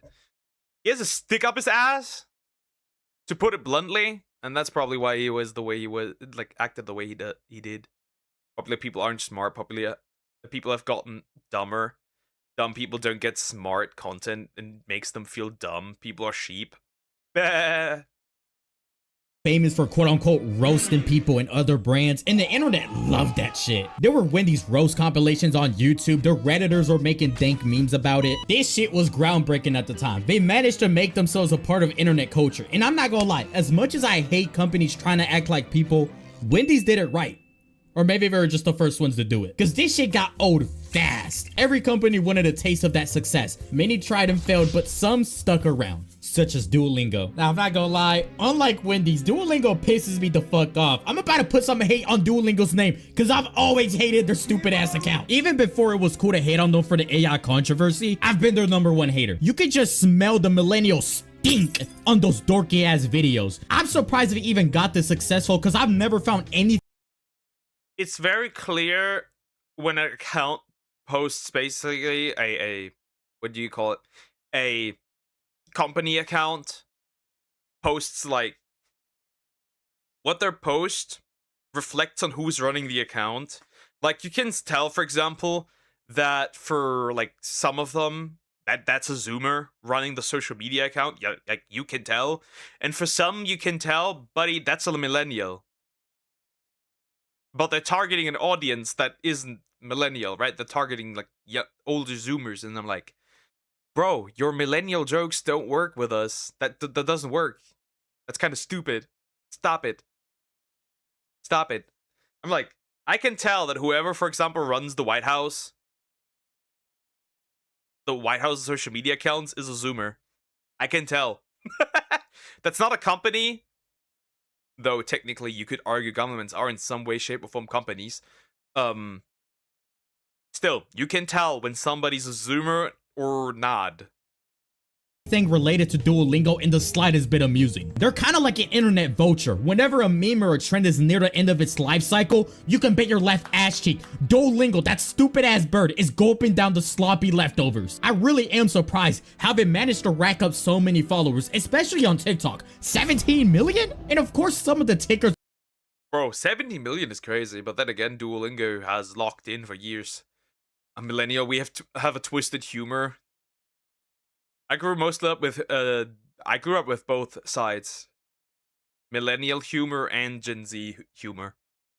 They're still glazing their shit. That's right, tickers. Said that like a slur. But going back to the AI controversy I mentioned earlier, because this is real interesting. Back in early 2024, Duolingo laid off around 10% of its contractors for AI. And just a year later, the CEO sent an email about the company going AI first. And of course, it's got a bunch of backlash. Because not only did people lose work, AI is still stupid as fuck. Not only does it get stuff incorrect sometimes, it will literally lie to your face. It will blatantly make shit up. So obviously, the quality of their app started going down. But Duolingo, in response to all of this, instead of making a normal statement, Duolingo turns the situation into a dumbass marketing ploy. They removed all their content and put some lame bios. Real eyes, real lies, real lies. God for now, 1, 2, 3. r/I'm 14 and this is deep. What? Just who do they think they are? Why are they trying to act mysterious like my King Cardi? But apparently, all of this mystique was actually a teaser for their real response, which was even worse. They uploaded a cringe-ass skit in response. Hello, world. I'm a part of Duolingo's social team. So they try to relate to the people's outrage, trying to meme the situation to soften the blow. Fortunately, even their main... I'm gonna be honest. This did nothing, by the way. Duolingo still used AI. Duolingo will still use AI. Here's a hot take. You have to accept AI is coming and there's nothing you can do about it. And the people that try to do something and shame others for using AI or shame companies for using AI, you're the ones who are losing the most because you were barking up the wrong tree. See, you cannot stop AI replacing you. You cannot stop AI replacing your movies, your TV shows, your music, your art, because you're barking up the wrong tree. You're shaming the people using it instead of company. Or you bring it to a politician and they look into it. But you won't do that. And considering how politics is like 10 years behind in such issues, you lost. You lost. You lost. And honestly, for some groups, I actually hope they get replaced with AI, especially localizers, right? I think localizers deserve to absolutely get nuked, because if you don't translate the source material in a way that's accurate to the source material, I don't want you. I'm just like being real here. I don't want you. Like, if you don't translate it word for word, bar for bar, and you try to insert something that's not there, yeah, I hope you get replaced by AI. audience is conscious enough to realize that. And following this video was another skit where they interviewed the CEO, where he basically backpedaled everything. Our social media presence is so funny and unhinged. Duolingo is the equivalent of that one person that nobody likes that does everything in their ability to get attention. They just won't shut the fuck up. Like 1 year ago, they pretended that their Duolingo mascot died, made a huge deal about it. It went viral on the internet. It was even promoted by news stations. Like, who the hell cares? You're trying way too hard. Yo, if you're really with your stupid mascot dead, I'd murk your fuck ass bird right now. So we're on to our next brand, and somebody actually told me to check out the Nutter Butter TikTok account. Yeah, I'm lying. Nobody told me to. But I did actually see a clip and I was a little interested, actually. Ooh, what the hell? Did they... Yo, Official Nutter Butter. Who? I've heard this name before, but like, who? What is this? Big Corpo is so out of touch. Use data to decide how to behave. They don't walk among little people like a good king should. I think the only thing corporations have to do is to succeed is to not alienate their consumer base, which a lot of these do, right? Anybody remember Bud Light and like Dylan Mulvaney? I'm like, yes, that works. Use a dude who thinks he is a chick to promote beer, something that's mostly consumed by men. That's definitely helping your company. It's like just focus on your consumer base. That's all you have to do. Not on like people who don't consume it. They laced the marketing department with Fent. Yeah, I don't really know what I'm looking at. But hey, I gotta give it to you, Nutter Butter. It's unique. It stands out, I guess. So I won't hate too much. So this is actually insane? Nah, Pizza Hut, shut up, bro. What do you add to the discussion? Yo, matter of fact, I will cuck you, bro. I will grab a little Caesar's pizza and eat. Can I just not be freed from Adam 22? Why was there Adam? Why is my boy shirtless here? Why is there Adam 22? That's disgusting. Why is there a cuck in this video? They don't know how to not do that. They listen to the squeaky wheel, true. Eat it inside of your restaurant. This has got to be the most TikTok reply section of all time. Dog, you even got Cinnamon Toast Crunch here. Matter of fact, I still haven't forgotten that one disturbing ad where you had one of your Toast Crunches sexually assault the other one. What's wrong with... I remember that one. And then eventually just ate him. I remember that one. That was funny. With you. But I genuinely do hate brands trying to act like people in the comment section. If there's one thing that you should take from this video, is make sure to spread a little hate whenever you see a brand comment. They are getting way too... I guess you could do that, but like, I'm not sending unnecessary hate if I don't have to, right? comfortable. Another thing that gets on my damn nerves just a little bit are those posts that ask for brands to comment on the video. And of course they always go mega viral. They get a ton of companies commenting. This shit looks like a goddamn billboard. Everybody's having fun with the fact that there's real companies engaging in the comments, but I got too much hate in my heart to see this as anything other than free advertising. Like, there's no way there's real living, breathing people asking for brands to comment under their video. Like, who the hell actually wants that? No one! And me personally, what they do. But then again, at times I believe like these people are definitely getting paid though. That's definitely clear, right? They are absolutely getting paid for this though. if I ever had a leeching ass brand under my video, I'm immediately deleting their stupid comment. You're not taking advantage of my sweet, loving audience. But that's besides the point. You're not advertising without paying me first, which makes me think that there's no way these videos aren't set up. Maybe an influencer gets slid a couple bucks to post this type of video, then these companies get to slide in all nonchalantly. Was that just microslop? That was microslop, right? Post this type of video, then these companies get to slide in all nonchalantly. Microslop UK.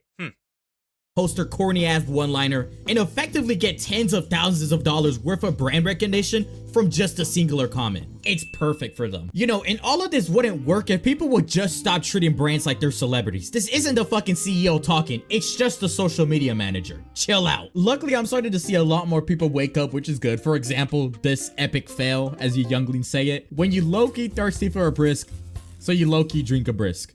Quite literally, the only good thing about brisk is that it That's cringe. That's cringe. That's very cringe. That one was cringe. Silence brand meme. I'm pro freedom though. Everyone should be pro freedom. Except for Duolingo. makes a great piss bottle. That's about it. Yo, matter of fact, for making such a soulless shitty meme, I encourage all of my viewers to piss in a brisk bottle. Fuck it. Yo, the comments are waking up. Ain't nobody ever been craving a brisk. Then you realize the brisk made you even more dehydrated. Said no one ever. Yo, by the way, after all that shit talk I did on brisk, I just want to say I've never had a brisk, so. Also, I don't care enough to try it, but. Okay, we'll move on to the next brand. Wait a minute. Brisk uploaded a video that's not about Brisk at all. But if you look carefully, you could spot a sneaky ad placement. This is actually dark mango psychology, which subtly makes you want to buy a Brisk bottle. Yo, they're geniuses. It's finger looking good. KFC, it's finger looking good. Let's see what you uploading, bro. John Pork? Why is John Pork there? What are these videos? Okay, so we got John Pork here, right? Whatever the fuck this curse thing is. Aside from that, looks pretty normal for the most part. Oh my god, and it's straight bullshit. Fucking Tung Tung, a horse chicken. Hungry equals Michael. I feel so Michael right now. I could eat Michael. What the fuck is going on, huh? Congrats, Twin, on being in Group 7. Send this to someone in Group 6 to oil them up like a good... That's definitely AI generated. Nobody can change that. That for sure is. Good boy. 6, 7. What? How does this like... What? Okay, how does this idea... Like, how do you bring up the idea to upload this in a marketing meeting? Oh yeah, guys, let's just start posting straight bullshit on our accounts. What? But despite trying your hardest, you still don't fit in. All of this brain rot is outdated. 6, 7, last year. Italian brain rot, 2025. John Pork, that shit was 3 years ago. KFC, you LARPing ass bitch. You... Oh well, simply put, we need to stop. We should stop giving these brands power. Anyways, like, comment, and subscribe. Can I recommend a video to show you what I mean if you like? Because I don't care for this content. The flashing, quickly changing content is insidious. Yeah, obviously. I mean, sure. I don't know if I get to watch it today. I have to get through some other videos still. Otherwise, people are gonna complain. So, yeah, sure though. I have to adjust my mic real quick.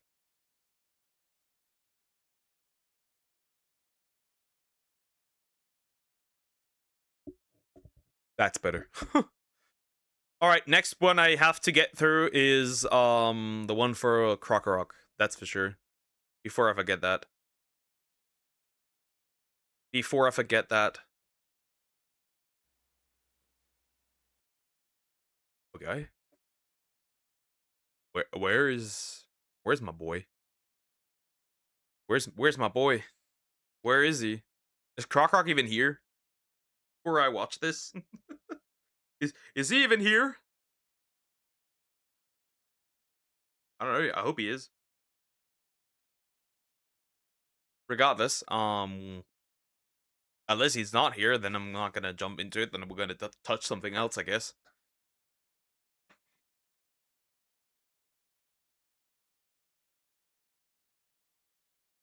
There he is. Good. I'm here. Yeah, tourist, you're also still here.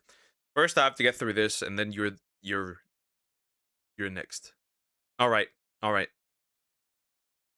You won one job and failed. Part 32. Bro did a lot of these apparently. By Fresh Prince, we're gonna look at this. Some of these are probably gonna be atrocious. I like the Goku Black and the Pain one, like IRL, whatever you want to call them. Yeah, we're gonna look at this. Also please consider liking and subscribing. I appreciate it. And there's Kirby on there as well. But interesting. Whoever's sitting here, I guess.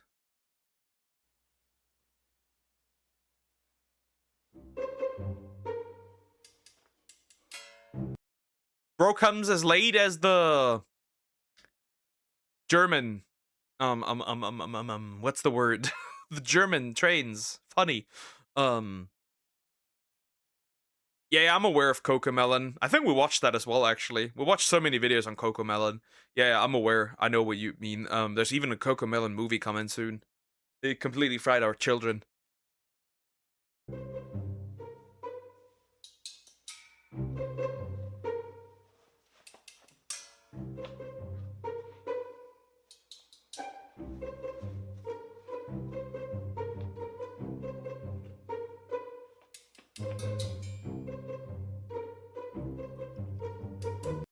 My guy has an entire cup now. You had one job. Bro has a cup now. Is that merch of it that he made?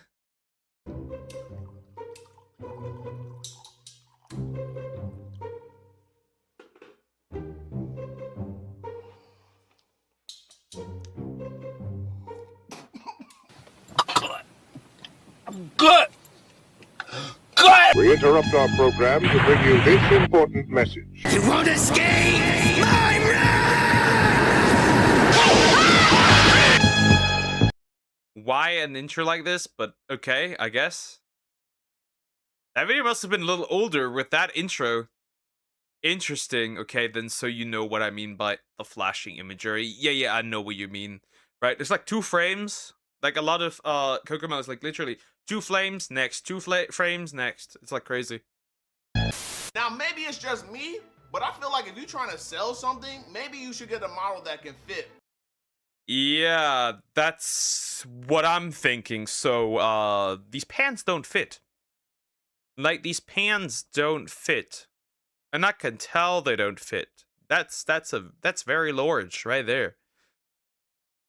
I don't kind of understand the mission, because like, listen, let's say you do want to sell pants, right? Would you pick a model that actually like is supposed to wear these? Because like they're pretty big, so you would usually pick a bigger person, unless your goal is to sell jeans to like thin people.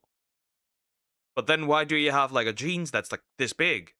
This doesn't make sense. This doesn't the math isn't mathing, you know? Whatever you trying to sell. Y'all got Waluigi trying to put on some 5XL Mario pants. And you know it's bad too when you gotta lean back to get some extra inches on that waistline. Boy was back here like, all right, I think it fit now. Pictures like this are usually like the before and after pics, and they were like, nah, this just after. For €3, we will shoot your kid. I mean...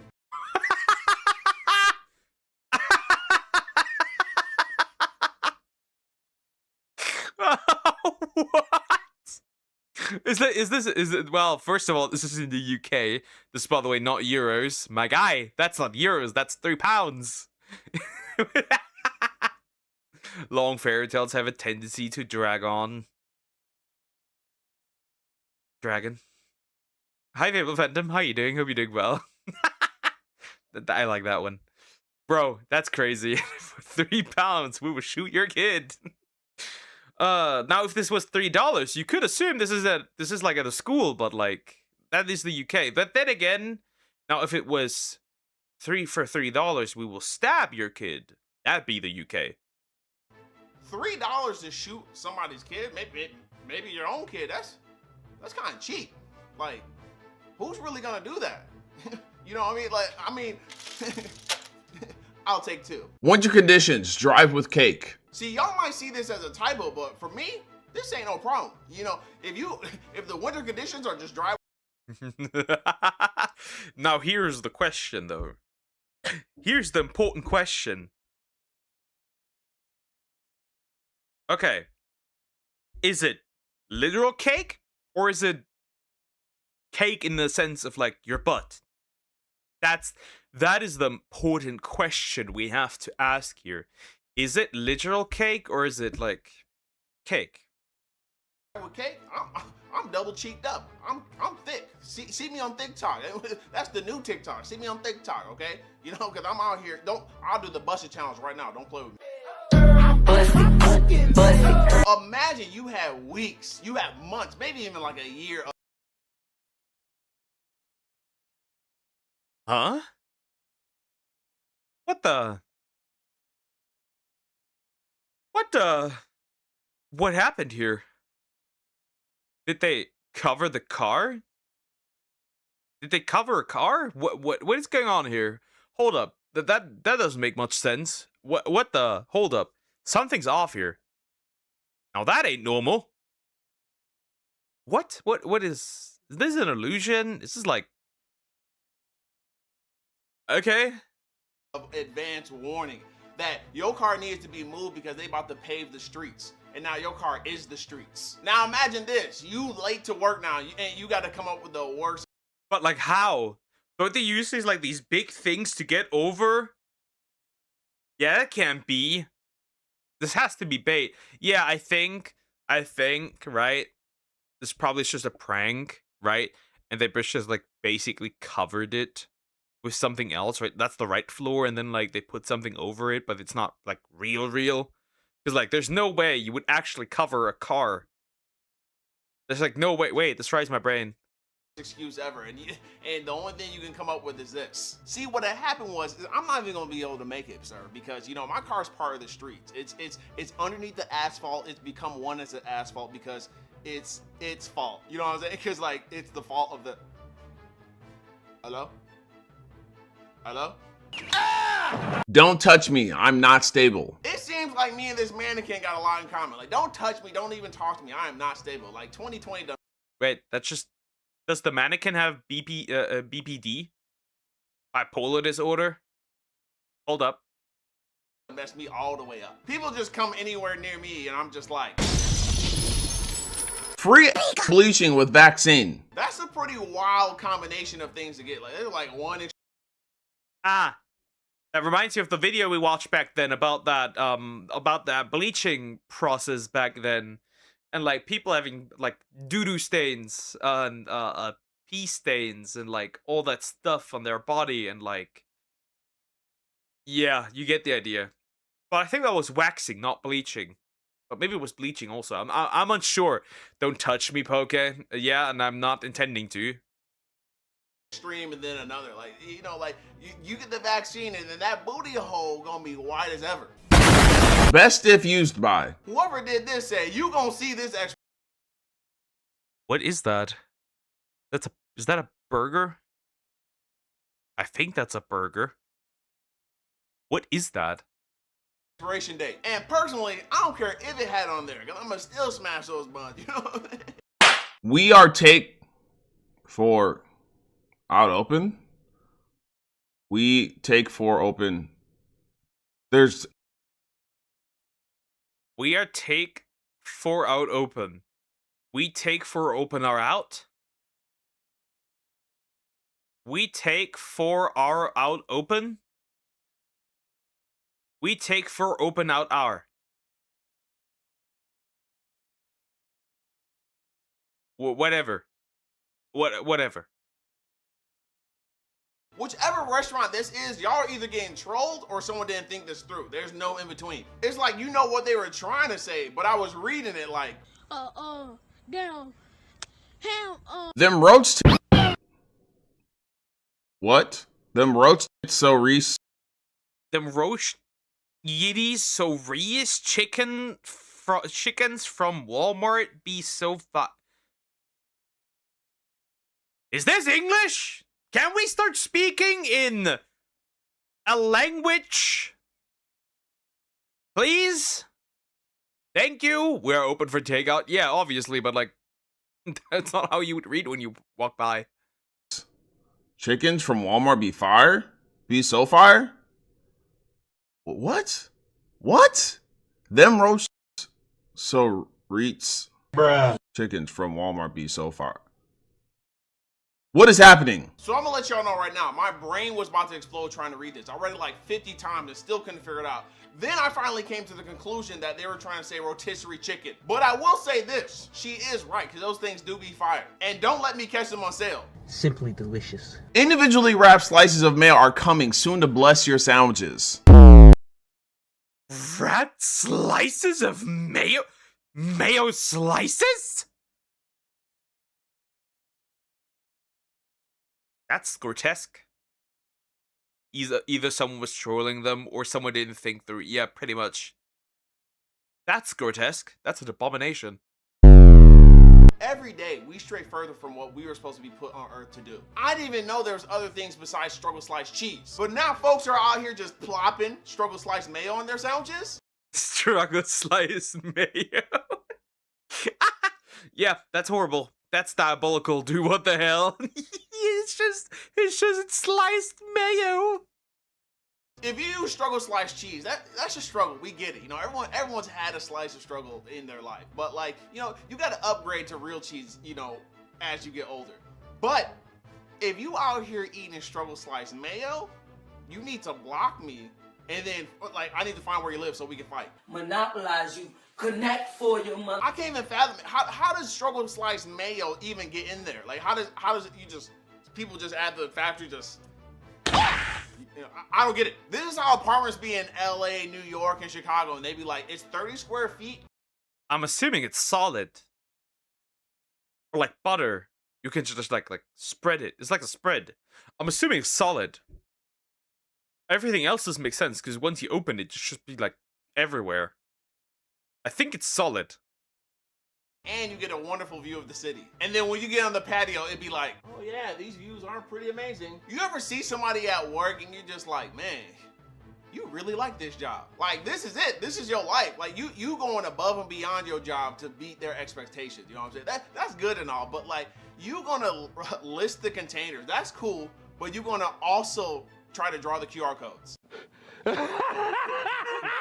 Due to the CDC says people should stay 6 feet apart from each other. If you're feeling ill, please stay home and quarantine yourself.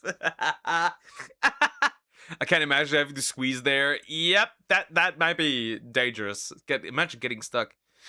That is interesting. So quarantine yourself.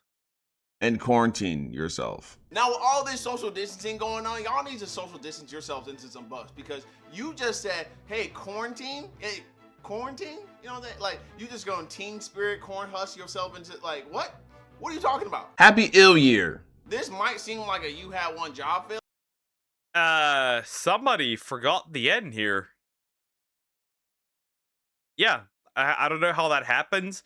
I don't know how you can sit here and be like, wait a minute. Yeah, that's fine. Sometimes I question, like, are these real? Are these maybe just edited? Because, like, there's no way you could just stand there and be like, yep, I'm going to completely forget the N. Well, it's another way to spell quarantine. Most likely, whoever wrote that doesn't speak English as his native language. Well, they apparently don't do here either. But you know what? This is how the year's starting off. 2020 was like, you know, I got some leftovers. Hold this for me. I don't care wherever you live in the United States. If you live or anywhere near a major city, this is how the government fills up potholes. They just be dumping whatever into that joint. Half the time they don't do it at all, but when they do, they just be like, yeah, yeah, and then you wonder why, for example, you just trip and fall, or like your car is takes damage because there's holes everywhere.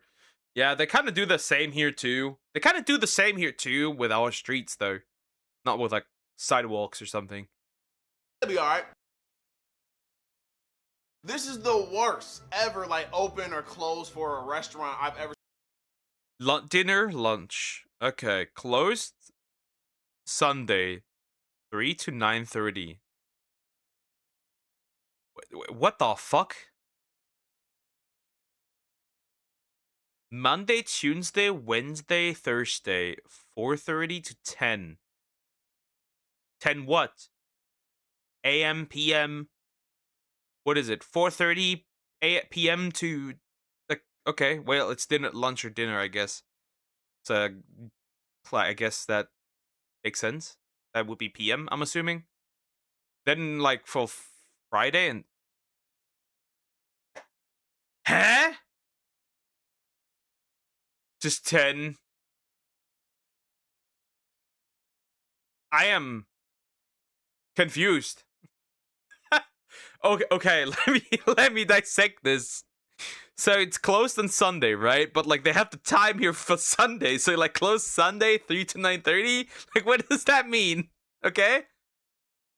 Then I had like 10:30 to 2:30. Well, it's like for all days. But then it's for Monday, Tuesday, Wednesday, and Thursday. It's like 4:30 to 10. Right? So here. And here, that belongs to Friday and Saturday. But what is that for? Who cooked here? You burned the whole kitchen. What is that for? So if this goes for Friday and Saturday, right? And this goes from Monday to Thursday. That one's weird. And that one's weird. This doesn't add up. This doesn't add up. This doesn't add up at all. Stop. This tries me. Stop. Design fail at its finest. Whoever made this is retarded. Seen my entire life. I was gonna try and read it, but I'm like, you know what? I'm just gonna leave it on the screen and pause, and you can pause if you want to. But I ain't about to try to go through this because my brain cannot handle this right now. It's hours all over the place. The days are in the middle. The days are on the. What's going on? Sorry, we closing at 3 p.m. Reopening tomorrow. Wow, at 6 a.m. Thank you for underding. Underding. Tomorrow is not that. This is like whoops, my bad. But like underding. I like that one. That one's funny. Underding. AIB. Jack in the Box. Come on, like what? Thank you for what? Underding. Y'all didn't even attempt to try to throw the stand in there. Y'all were just typing and hoping for the best like I do on my iPhone. You ever type some crazy word that like you know what it's supposed to say, but you just gonna keep going with it, but your iPhone don't autocorrect it? So you just be mad like sitting there like, iPhone, come on, man. You don't know me by now? No. So this dude was hired to repaint the door, but what he wasn't hired to do was get rid of these spider webs, and I feel that with 110% of my soul. He did. Well, he just hit the spider webs, I guess, but like that's not that deep or bad, I guess. Poor spider webs, though. Spray the spider webs though, just in case the spiders thought it was sweet and tried to do a jumping attack. Large boulder the size of a small boulder is completely blocking. Huh? Large boulder the size of a small boulder. Wed? Eastbound lane highway.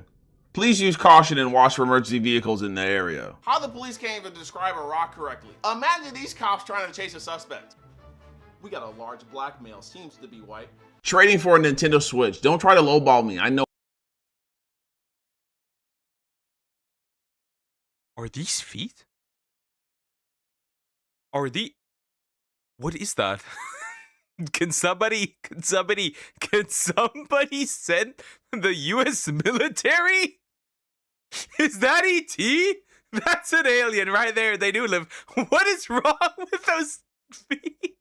What is wrong with those like toes? What is going on? Feet croc the size of a small croc. What the fuck?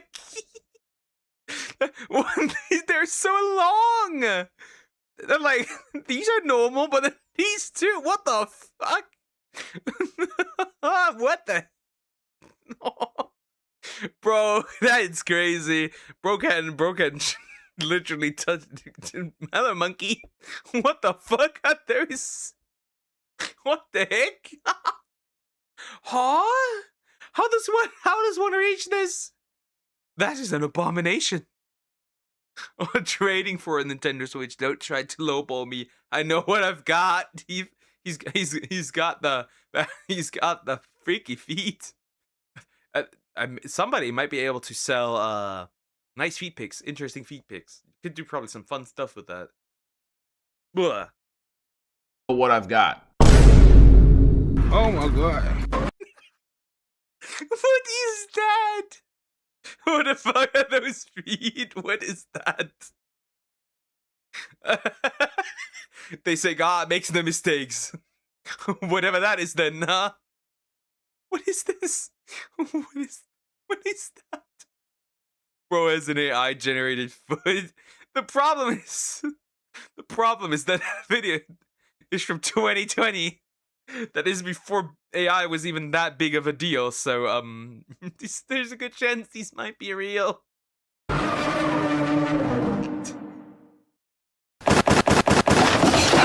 If your toes are longer than March of last year, don't try to sell anything online with your feet in the pics. How your pinky toe bigger than the rest of your toes? Fierce, another satisfied customer on. Why? Those are not nearly. They're still fucked up, but they're not nearly as fucked up. But they're still fucked up, bro. That's just a fat fucking foot. Drea just got our home-based nail polish, finally and varnish for just $9.99. Message us to book your slot with our practitioners Kylie, Claire, or Steph. What in the Cheetah Wonder Woman 84 is going on here? I'm all for manicures and pedicures, but what is going on here? What is this? You can't wear shoes or socks. You just open-toed for the rest of your life. Her toe said, Thundercats. Accurate. Mason Margiela. Am I saying? I don't know if I'm saying. Mason Margiela. I'd say Mason Margiela men's fusion chunky trainers black. But why did they look like somebody came on them? Those are just cum shoes for 1,125 pounds. Somebody gooned all over these. These are cum shoes. This is what your shoes look like. This is probably what your shoes looked like after the 1,000 men that Bonnie Blue took. All right, Mason Margiela, men's fusion chunky trainers black. Now,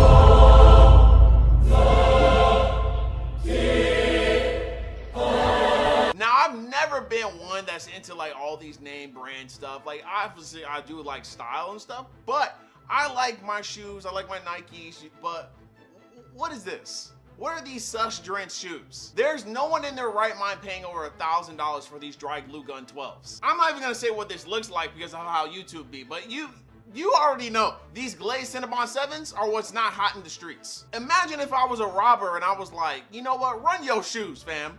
And then I just look down and I see the, oh, you know what, you don't deserve to get robbed today. But anywho, are all nerds as good as you? Well, that was horrible. The worst one was clearly the foot. The worst one was the foot. That foot is that's a foot. That was a foot of all time. That was horrible. Anyways, like, comment, and subscribe. Oh my god, that foot is gonna be those feet are gonna be stuck in my head forever. Good lord. So that's why I should see this, huh? The freaky fucking foot. Ugh. Anyways, let's do this one. Let's do this one. Almost every.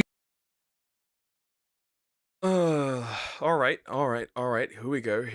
Let's watch that one as well. I need water. I've been drinking. I need to drink more since I'm losing weight.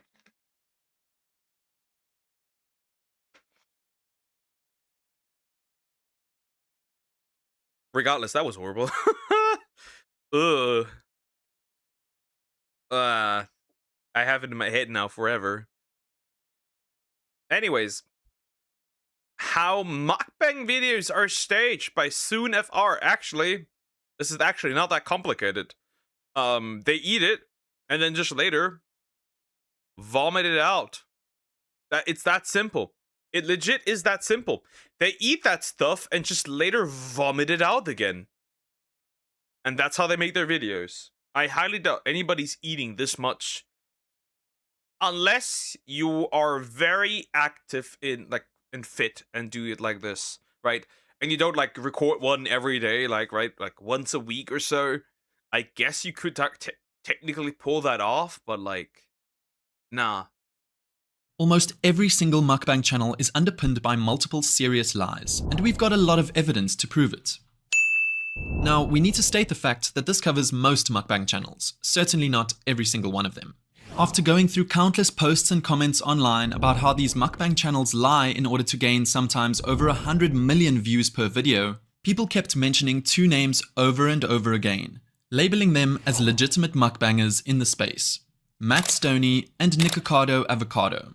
These two American YouTubers have built a reputation of eating insanely large amounts of For a Nikocado Avocado, it's obviously, to a degree, probably very much believable, considering how much he, like, the way he looked and how fat he was, right? To the point where, like, he needed, like, health, like, support. Like, literally breathing support. For Matt Stoney, I have no idea. I cannot tell. But for Nikocado, I could see it.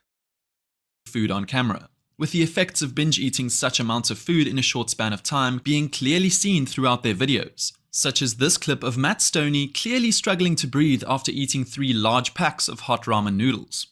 Oh, that would kill me. That would kill me. I mean, I'm currently already losing weight, so yikes. I mean, yeah, you can at least tell for those. Matt Stoney cuts no corners in showing the time he takes to eat the food, with a clear timer showing the consistency of the whole process, from the moment he begins preparing the food to when he finishes eating, and the aftermath of eating large amounts of food in a short time. His videos never include cuts or any suspiciously edited moments meant to trick the viewers, yet feel impressive as they clearly show what is and isn't possible for a human to consume in a given amount of time. All this is important to remember, as Matt Stoney's videos set a baseline for what should and shouldn't be possible in a mukbang video. Obviously, those make sense, right? If you look the part, most likely, you are doing it, quote unquote, the correct way. Then again, I'm like questioning if you should do that, because it's still probably not that healthy. Because I think there is a good chance, like your organs might burst. That can happen. I'm pretty sure that can happen. So like, disgust me on mukbang. There is waste food when people in other countries are starving. True. But then again, the reason why they're starving is not because people here eat too much food, but because their systems are dog shit. And like any outside help just gets rejected or misused. Video. Additionally, Nikocado Avocado's case clearly depicts the real-time effects of consuming large amounts of unhealthy fast foods, which will be referred to as we look at mukbangers on the other end of the spectrum, whom we will refer to as the fakers. The basic problem with the mukbang genre is that with so many cuts in between the videos, there are plenty of opportunities to stage the whole process. And with some popular... Right, you can take a bite, you can spit it out, you can eat it all, and then vomit it out. Right? I am pretty sure, I don't know how common this is, but I'm pretty sure that some mukbangers are in fact doing that. They eat it and then later vomit it out. Mukbang/ASMR videos gaining well over 600 million views, it's no surprise that many YouTubers with less integrity began hopping onto the trend for money and fame. On these channels, the food portions became relatively bigger, the presentations became more colorful, and the cut increased more significantly. Almost all these channels adopted eating the same type of foods, being either high-calorie fast foods with lots of cheese, sea boil, or hot ramen noodles.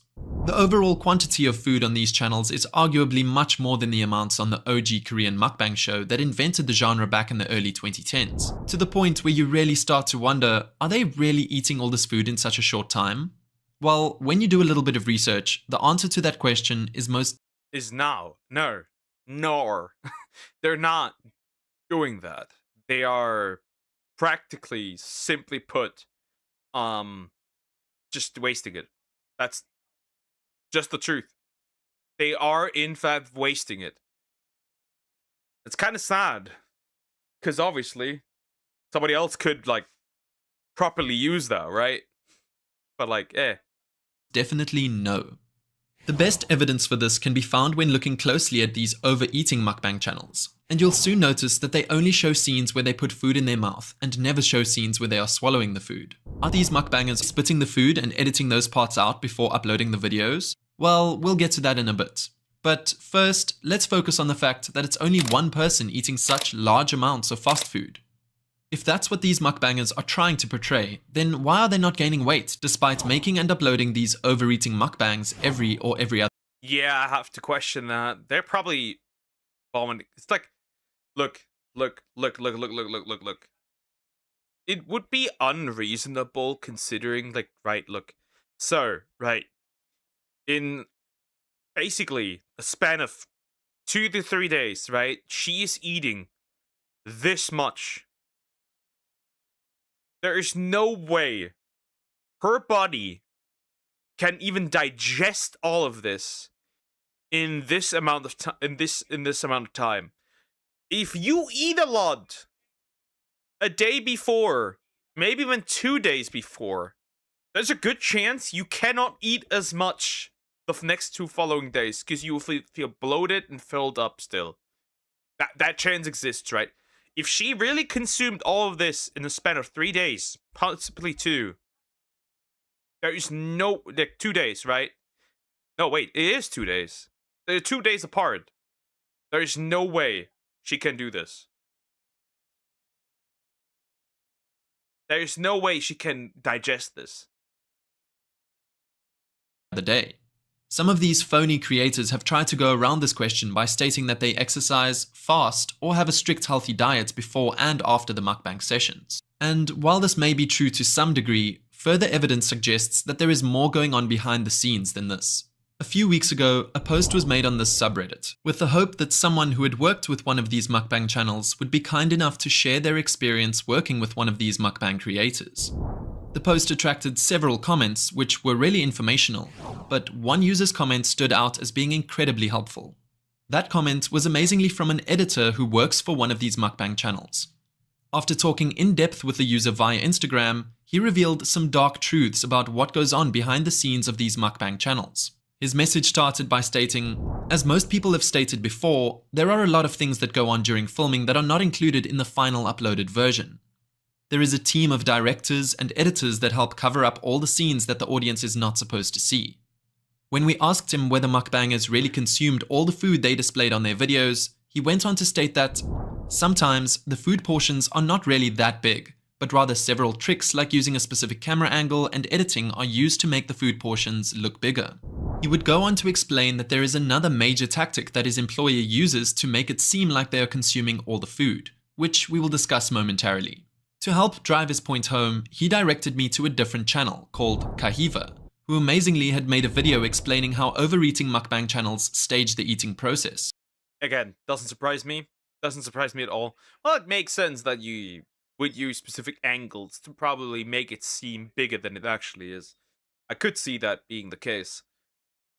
Again, I just believe that a lot of these people are faking it, which, again, it does make sense because you wouldn't want to, it makes good numbers and you wouldn't want to risk your health while doing it. Like, why would you want to end up like Nikocado? Especially, like, as a woman, right? That doesn't make sense. In her video, Kahiva clearly illustrates the process these mukbangers use to make it seem like they are eating every last bit of the large portions of food, which will Interesting. So what I believe is they put it further in the foreground so it looks bigger. Maybe that's the reason, actually. help better explain how these mukbangers seem to eat a lot but still remain super healthy and physically fit. Kahiva initially shows an edited scene where she eats food like a typical mukbang video, followed by the full unedited version of the video, where she explains that she did not swallow an ounce of the food, but rather spat everything into a hidden bin behind the mukbang setup. Upon inquiring about the validity of these claims from the editor, yeah, that's just gross, by the way. That's just gross. That's just wasted food. That's just wasted food. who directed us to this video in the first place, He confirmed that it was all true, or at least that's what happens behind the scenes on the mukbang channel he works for, and a few others he has worked for in the past. If those two sources are not enough evidence, then it's time to introduce a TikToker who goes by the name Nutritional Narc, who uploaded a video stating that he had been contacted by a close associate of another controversial mukbanger with over 1.5 million followers. 1.5 million followers is crazy. I never trust those large mukbang videos to begin with. Makes sense. Some people having eating disorders, and them eating that amount of food can give them health issues. I mean, technically, if you want to go really harshly, technically being overweight is already an eating disorder. Followers on TikTok called Baby Dumpling. Because at that point, you already have an unhealthy relationship with food. Claiming that Baby Dumpling does indeed spit the food out after taking a bite. And in some extreme cases, she purges the food right after the mukbang session is over, which we later learned is a common tactic used by mukbangers to prevent weight gain. Even more interestingly, these mukbangers go to the extent of using vomit-inducing tablets to ensure that they throw up every laxative. Yes, exactly. Exactly. That's what I was saying. Exactly. That's what they do. Every last bit of the food they've just eaten on camera. As this Twitter user commented, if every mukbanger really ate all the food in their videos, they'd weigh nearly as much as Nikocado Avocado does. Kahiva, the YouTuber who illustrated how the mukbangers fake their videos, put it best in her video when she said, "These mukbangers are motivated by views and money, seeing as they make over 100 grand per year from videos and sponsorships." She added that fake overeating mukbangs are dangerous because they tend to affect the viewer's eating habits, especially because most people watch mukbangs at night, which results in most viewers going for a snack late at night, which can be detrimental to their health. Overeating mukbangs are even more dangerous when the audience is mostly children. So Yep. Remember, anybody remember that one YouTube channel with an overweight girl? Such as in the case of Donna ASMR and many. There's another one that she technically does mukbangs, and she's also has been getting a lot of weight. I remember that. I forgot the name, but the mother was very much pushing that. Other mukbangs targeted towards younger audiences. As we have seen, mukbang videos can be easily faked, and therefore it is important not to emulate anything you see when watching these videos. Well, very much correct. Yeah, there's not much to be said. If I knew what girl that was. But yeah, basically it was like sisters.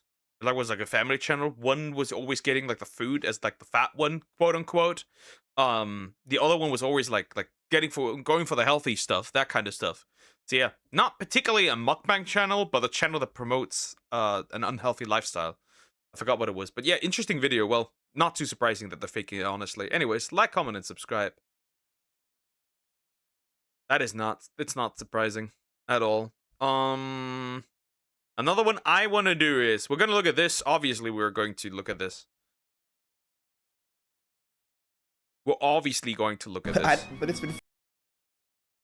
It's going to be very interesting to how this is going to develop. Help. Throat.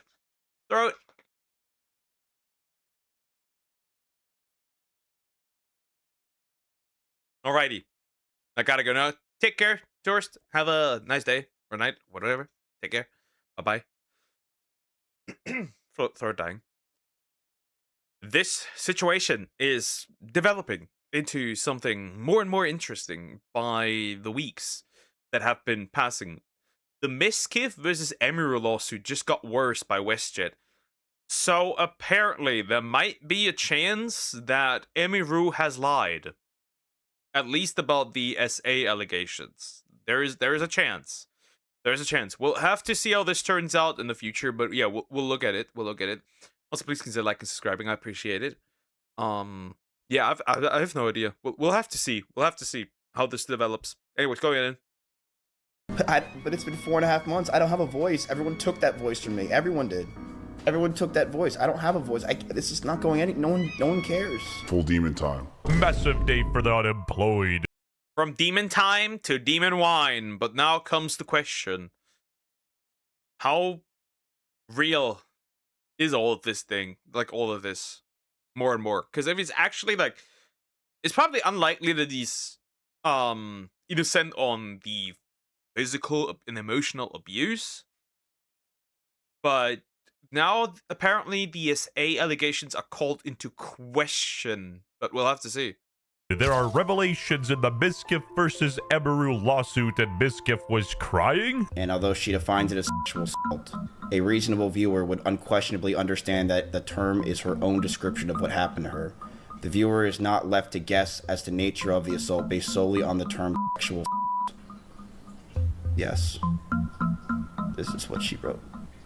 This is the fucking person that says I sexually went live with 60,000 viewers and told everyone I sexually assaulted her and made everyone stop talking to me for a year. This is the person that did all this stuff, chat.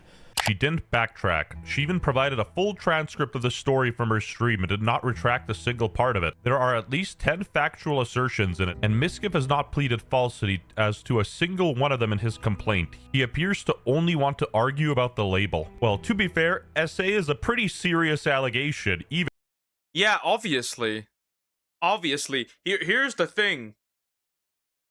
Here's the thing. We don't know what actually happened, which is why this should have been in court for a long time. This should never have been made public. But it is, because clout and social media. Watch my CMP video. Yeah, we can do that as well, don't worry. Hi, I'm back. Hee. Hi. Welcome back. Welcome back, Somex. Okay, let's see this. I'm curious. Good for tech. She literally says it was her emotional definition, not the definition of sexual assault. And I have to live with this shit. It's just like, what the did I do? It just sucks, chat. It just sucks. It kills me. I'm not gonna say he's guilty of any crime, but he is guilty of being a cornball because, bruh, what happened at Demon Time? Now, let us all channel our inner iDubbbz empathy and keep watching. But it's been 4.5 months. Again, I am very careful with these allegations because we weren't there. We don't actually know what has been going on. So it's like really difficult. The main problem is that, like, if it's true that it's her own definition of what happened, then, like, right? And, like, it's gonna get difficult, right? It's gonna get difficult, right? We have to actually be able to verify what she's saying, or it has to be verified what she's saying. Otherwise, we have a problem. Is this easy to prove? Nope. That's the problem.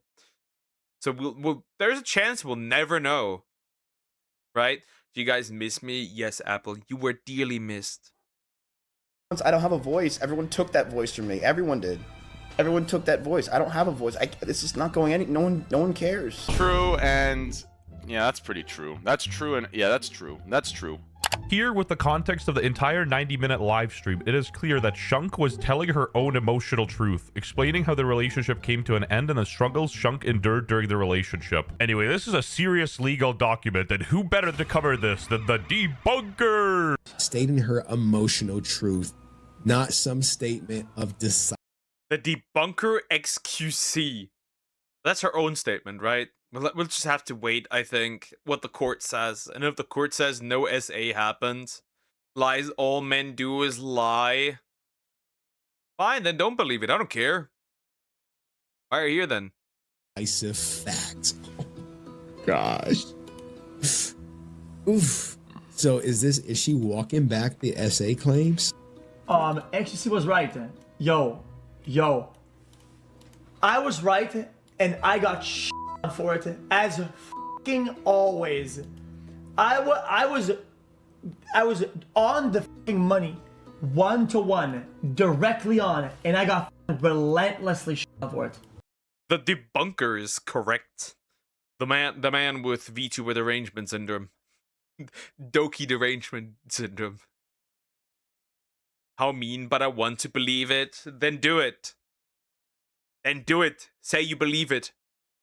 Bro, the damage is done, dog. Emotional truth, statement of fact. Well, I won't be insensitive, but the way that the story was said when it was happened, I mean, I give it some pushback because I thought, yeah, that's not what that looks like. All right, pause. Before we go any further, I got something to show y'all. Speaking of lawsuits, if you have used DoorDash in the last couple of years, you might want to check this out. There are some allegations that the app has been tracking users' precise location and sharing What? Oh, wait, it's a DoorDash ad. Lazy fuck, go out and get your food yourself. Support a local restaurant. Thank you. Sharing that data with third parties without proper consent. Morgan & Morgan is investigating this, so if you've used DoorDash between 2023 and 2025, you can check if you qualify to be part of this. All right, interesting. So it's not DoorDash, it's like something else, Morgan & Morgan. But are we sending the lawyers after DoorDash? All right, I believe it. Duck, you are maybe not lying. That doesn't sound very much believing me, but okay. I'll take what I could get. Claim. The best thing is, you may be entitled to $750 or more, depending on your situation. You can go ahead and scan the QR code on the screen or click the link in my description. This will take you to a quick form you can fill out, and in entitled to money? How about you get entitled to some bitches? just a few minutes, you can see if you qualify. Oh, and it doesn't cost any money to check. It's completely free. If you qualify, Morgan & Morgan will... Sorry, but if it's free, then your soul is on the line. Never believe that something is free. When they tell you it's free, then it is probably not. It's not free. Follow up with the next steps and let you know how to move forward. Now let's get back into our video. Life's a sandwich. No matter the way you flip it, the bread comes first. And if you've watched my coverage on Mischief in the past, you'll also know... Is this Wisdoms with WestJet? Duck Deer's dead. I will organize the funeral in this case. That I never believed he actually committed a crime. I'm not gonna accuse him of any crimes, obviously, but he is definitely guilty of being a cornball. Misgift, people brigade it. Can I be honest with you? It's bought and brigade all the time, man. When it's about like the... You are guilty of cringe. And the sentence will be death. Debunking the misgift shit, it gets removed and whatever. Stood up the dude, chat.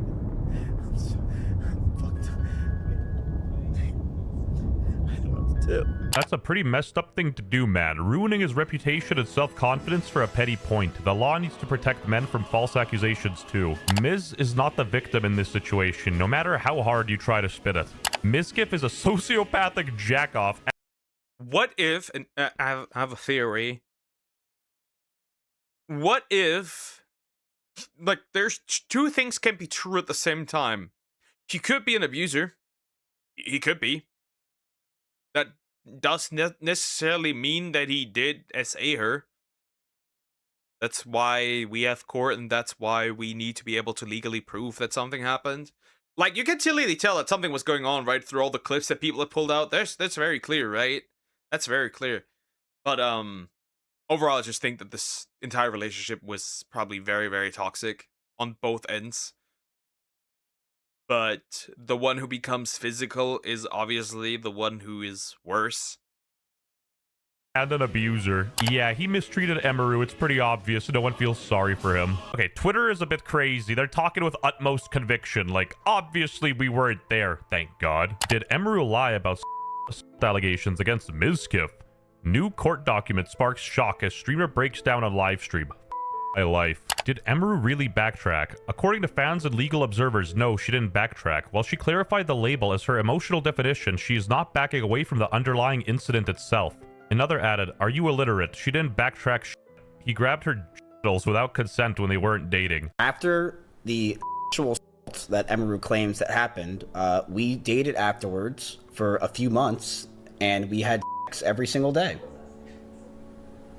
That's why. But no, it's her. And then I broke up with her.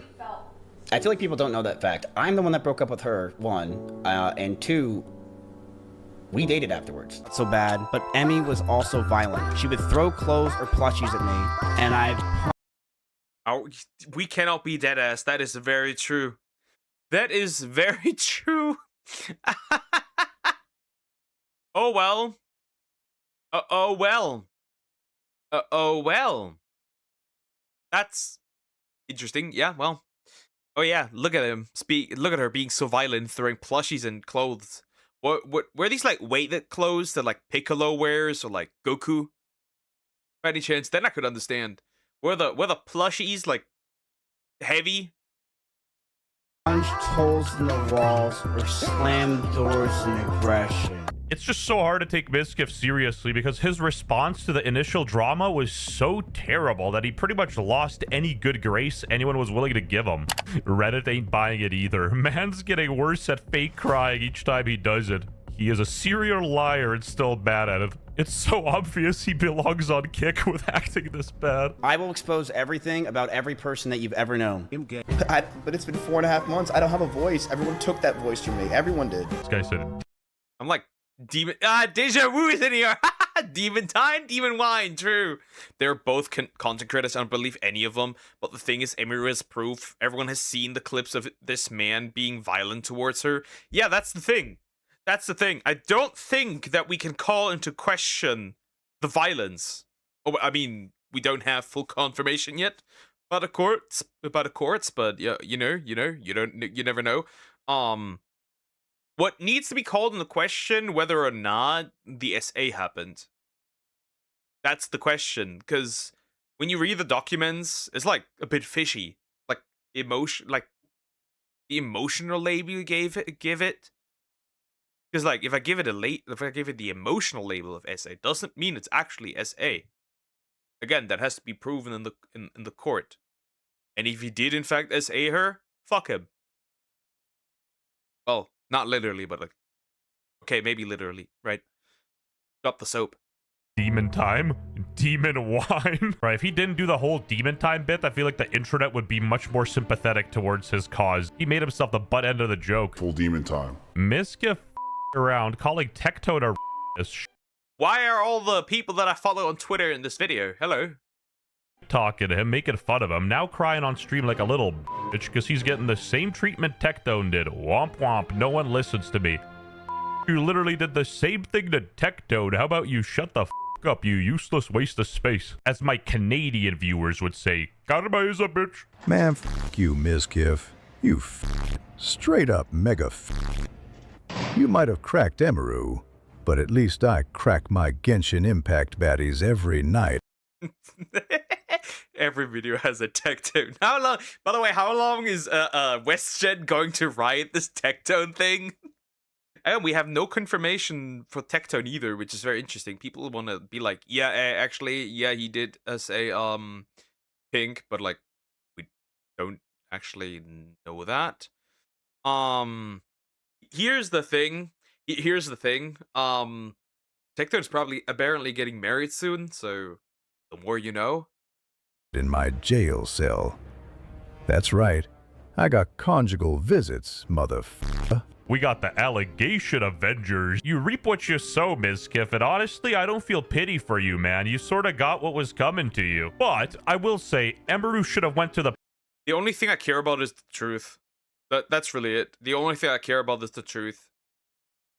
Because he can't get away with it if he actually did everything that was said. And she obviously has to tell the truth. And if she doesn't tell the truth, we have a problem here. Police first if the allegation is as serious as she claims it was, because going to the intranet is a bit suspicious, you know what I mean? The problem is, that's probably not gonna... Here's the take, though. If she deems it SA, but date him afterwards, one could make the argument that it was okay for her. Because, like, if it's SA, why do you date and sleep with a man that S8 you? Of course, unless you have no boundaries, then that's gonna be difficult, but like, it's a bit weird, it's a bit fishy. But again, those are his words. We cannot believe these people at all. Police report first, and then destroy the dude's career and call him out on the internet, you know what I'm saying? Miskiff laughs about me almost 2 weeks ago, excited I lost everything. Miskiff calls me a over fiction and helps people to harass me. Miskiff now cries about being called a by content creators for months. People trying to say I should feel bad for him. Nah. You know, well, she didn't really take anything back, she said. She... Based GB reviews. It's her emotional feelings on how it happened. So therefore, it's like, dude, what the f***? Like, you guys are willing to bury me to the ground on just absolutely nothing and try to make it seem like I'm some monster. And she's lying about she's lying about these things. She's been lying about all this stuff. And you guys are just like, yep, well, we're just going to keep listening. Sure, we don't know what this really means, though. What? We know what it means. You know what the hilarious thing is? He could be the most innocent person in the world. Yeah, he couldn't be the most innocent in the world, but he's like incredibly unlikable. That doesn't really add to, like, that doesn't really help him. I don't know, maybe she put it past her because she loved this man, and later the realization hit, though. It is a bit odd. The problem, the question is the legality, though. That's the question, then, though. I don't know. You could probably, like, who somebody comes later across this video while watching the reaction after the fact. I don't know how the legality is, like, how this is on a legal level. Because, like, is it still considered SA if you, like, shrug it off and, like, and you're, like, okay for this initially, and then, like, and then I'm, like, in the future, I'm like, hold up, wait a minute, that's weird. Huh, that's interesting. It's like, on terms of legality in the legal system, that might be a bit difficult. And people would still not give a shit because they're just fed up with Mizkif. And his own audience is turning on him. He turned his YouTube channel into a slop channel. Yeah, true. It's like, he's pulling, like, kind of dog shit numbers, right? Like 20k, 22k. Here's 121k, that's still fine. 15k, 18k. Valkyrie races with 13k. Yeah, did you see the Amaranth stuff again? They're doing it again, guys. They're doing it again. He's a quote-unquote abusing his wife again, Amaranth. They're lying again. It's funny. For, like, clicks and views. It's really interesting. Once, like, every month or so, like, once a few months, they're like, yeah, drama. The dislike bars are crazy. People are genuinely tired of this dude. While I was... Damn. Now that's rather interesting. Hello, Legal Mindset. Editing this video, Legal Mindset chimed in. Let's check this out. That Mizkif will focus on Emeru's use of the term SA, which I'm going to stop there and just say very clearly, if she had not used that term, we wouldn't even be here today. This wouldn't be an argument. There would be a full, strong case for that motion to dismiss. But using that terminology is really what got her in that position. So without a doubt, without use of those words, there would be no position for Mizkif to hang his hat on here. And this guy wears a suit to work, so I trust everything he says straight up. Yeah, you're probably better off watching this dude's video. It's probably better than mine anyway, but yeah, subscribe to the channel if you think Mizkif should quit the internet forever. And if you're in the USA, share that DoorDash thing I mentioned earlier. Nah, we good. Yeah, just to simplify this whole thing, if everything she says is true, obliterate this man. If something's faulty, particularly around the definition of SA, then obliterate them both. That's how I see it. Anyways, like, comment, and subscribe. All right, we're doing Croc's C&P video. That's gonna be the last one for today. That's gonna be the last one for today. Another one. Alexa's once again gonna be like, why are you watching my old stuff? You don't go watch my old stuff. I'm scared. Do not do this.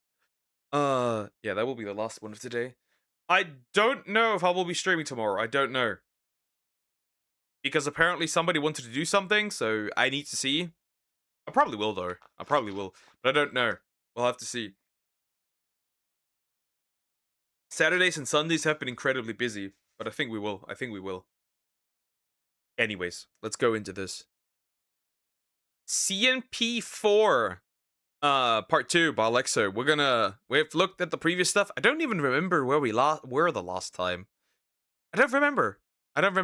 Ah, yes, the school president, whatever. Yeah, that was that. Also, please consider liking and subscribing. I appreciate it. We'll go in. I think that was it. I could, however, be wrong.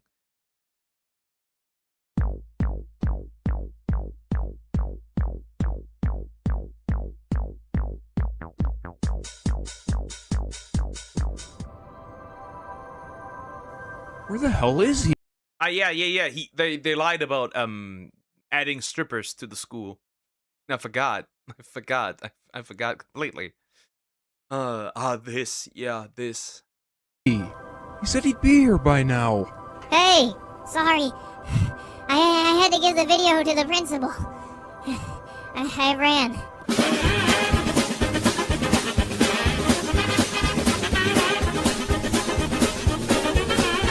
All right then. You ready to go, dude? Yeah. Are you ready? Because I'm ready. All right. Let's win us this election. Yeah! The music is concerning me because that's definitely getting copyrighted. Pain. What new stuff is he talking about? He hasn't uploaded anything. That's interesting. I don't know. Like, just like newer stuff. I think he did mean new stuff. Like, new stuff. He mean, like, probably, like, newer stuff.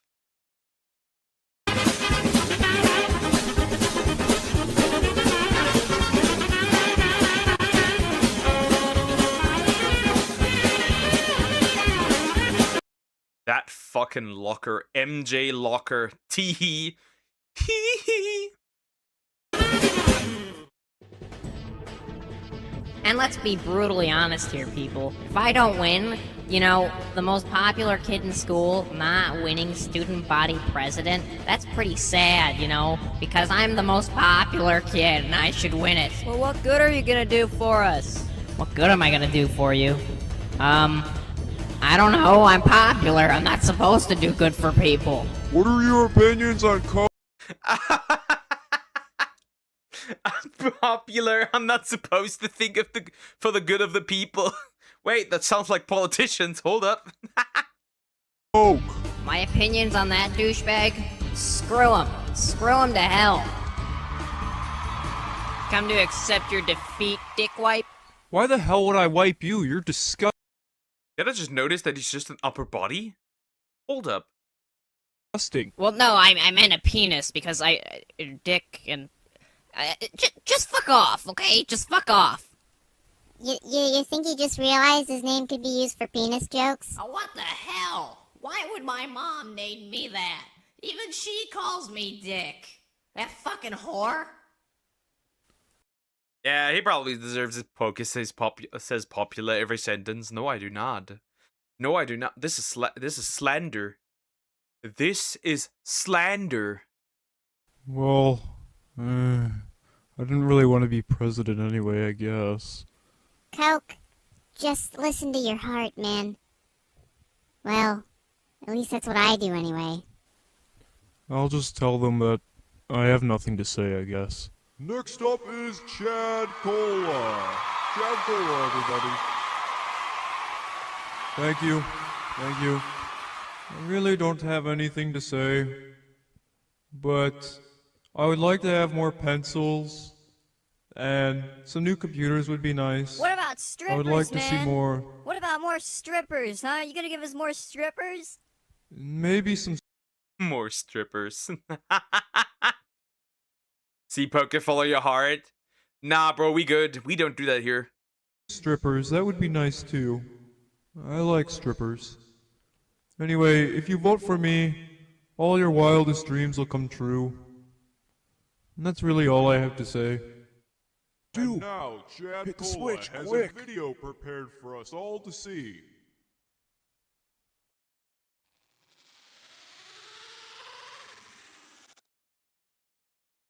That's funny. You literally just edited the PNG and it just slides down. Garu slide. That's crazy. Oh my god, I don't think that can fit in there. Oh my god. Sorry about that, kids. That was my private DVD collection.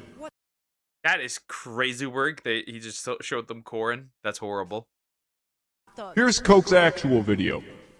Hi, I'm Richard Tan, and when I'm not chasing down orphans in a tank or beating the shit out of my girlfriend, I like to...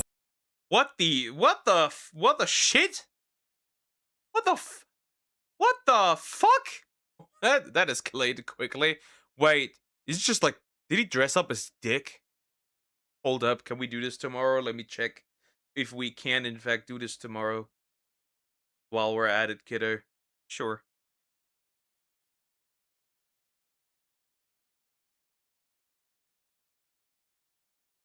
Farmer sprayed 1 liter of pesticide. in between his legs. What the fuck are you looking at, woman?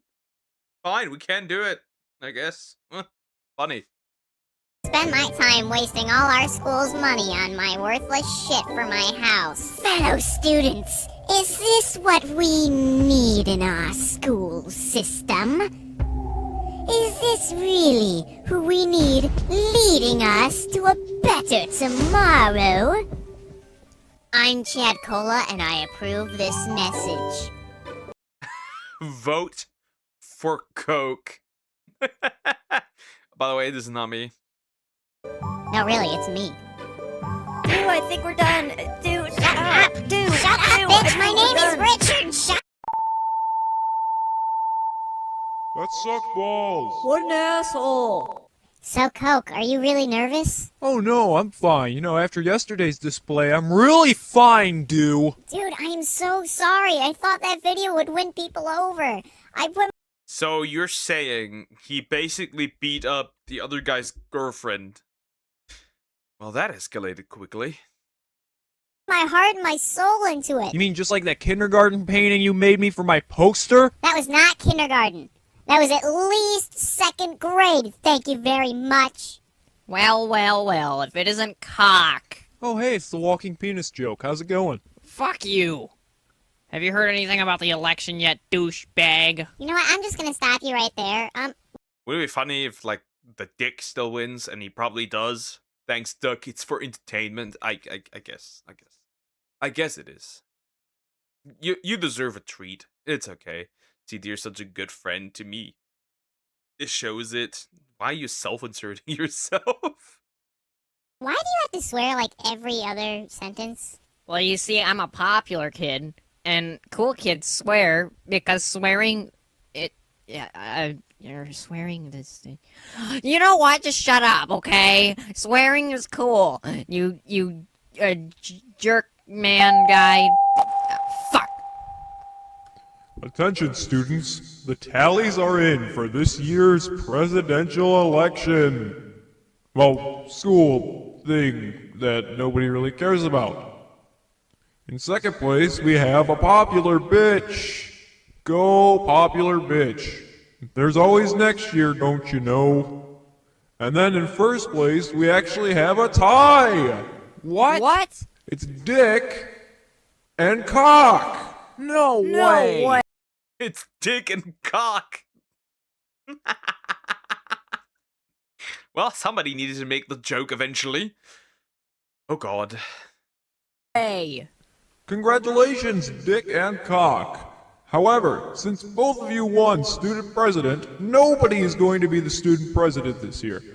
The student body president position is made just to make the students feel like they have a representation in our school system, when in actuality, we don't give two. Classic. Classic. That makes sense. Yeah. I always found all these, like, votes, like these, like, student votes, like, just for show.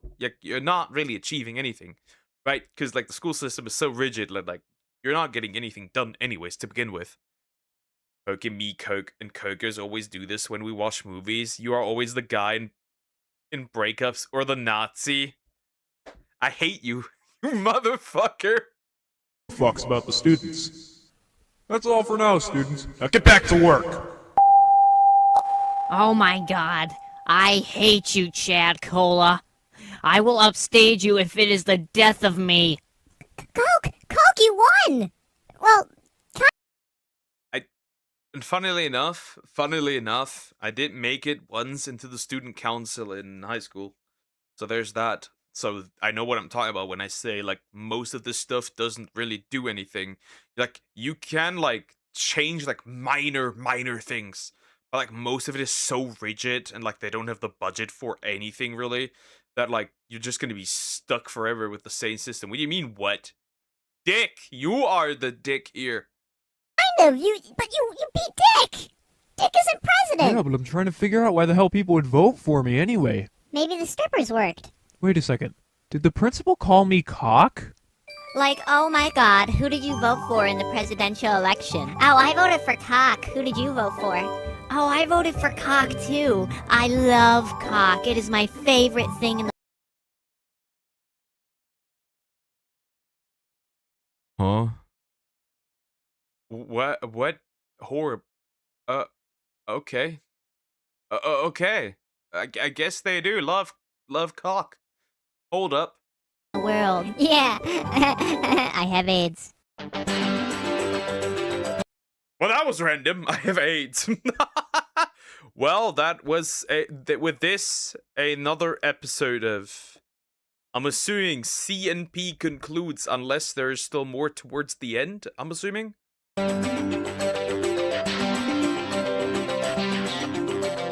Let's check that out. Let me skip somewhere in between, but I don't think that's the case. No. Also, we don't really want to get copyrighted for music because YouTube is AIDS when it comes to that. So yeah, simply put, Coke didn't win anything. It was a tie. So nobody became student president. Simple as that. That's interesting. That's interesting. Instead they apparently voted for cock. And they love cock. Classic woman. Anyways, that was interesting. Yeah, guys, I am going to, in fact, end here now. Yoink. Have a good day. Or night. Don't goon or gump. Okay, I'm just picking the characters that are the most like you. Since when was breakups a defining character trait of mine? I only had 2. It's not that deep. Also, every breakup, you could only insert me into every breakup that ends with cheating. Regardless. So yeah, guys, I'll see you tomorrow, hopefully. Have a good day or night, and yeah, take care, guys. Bye-bye. Nighty-night.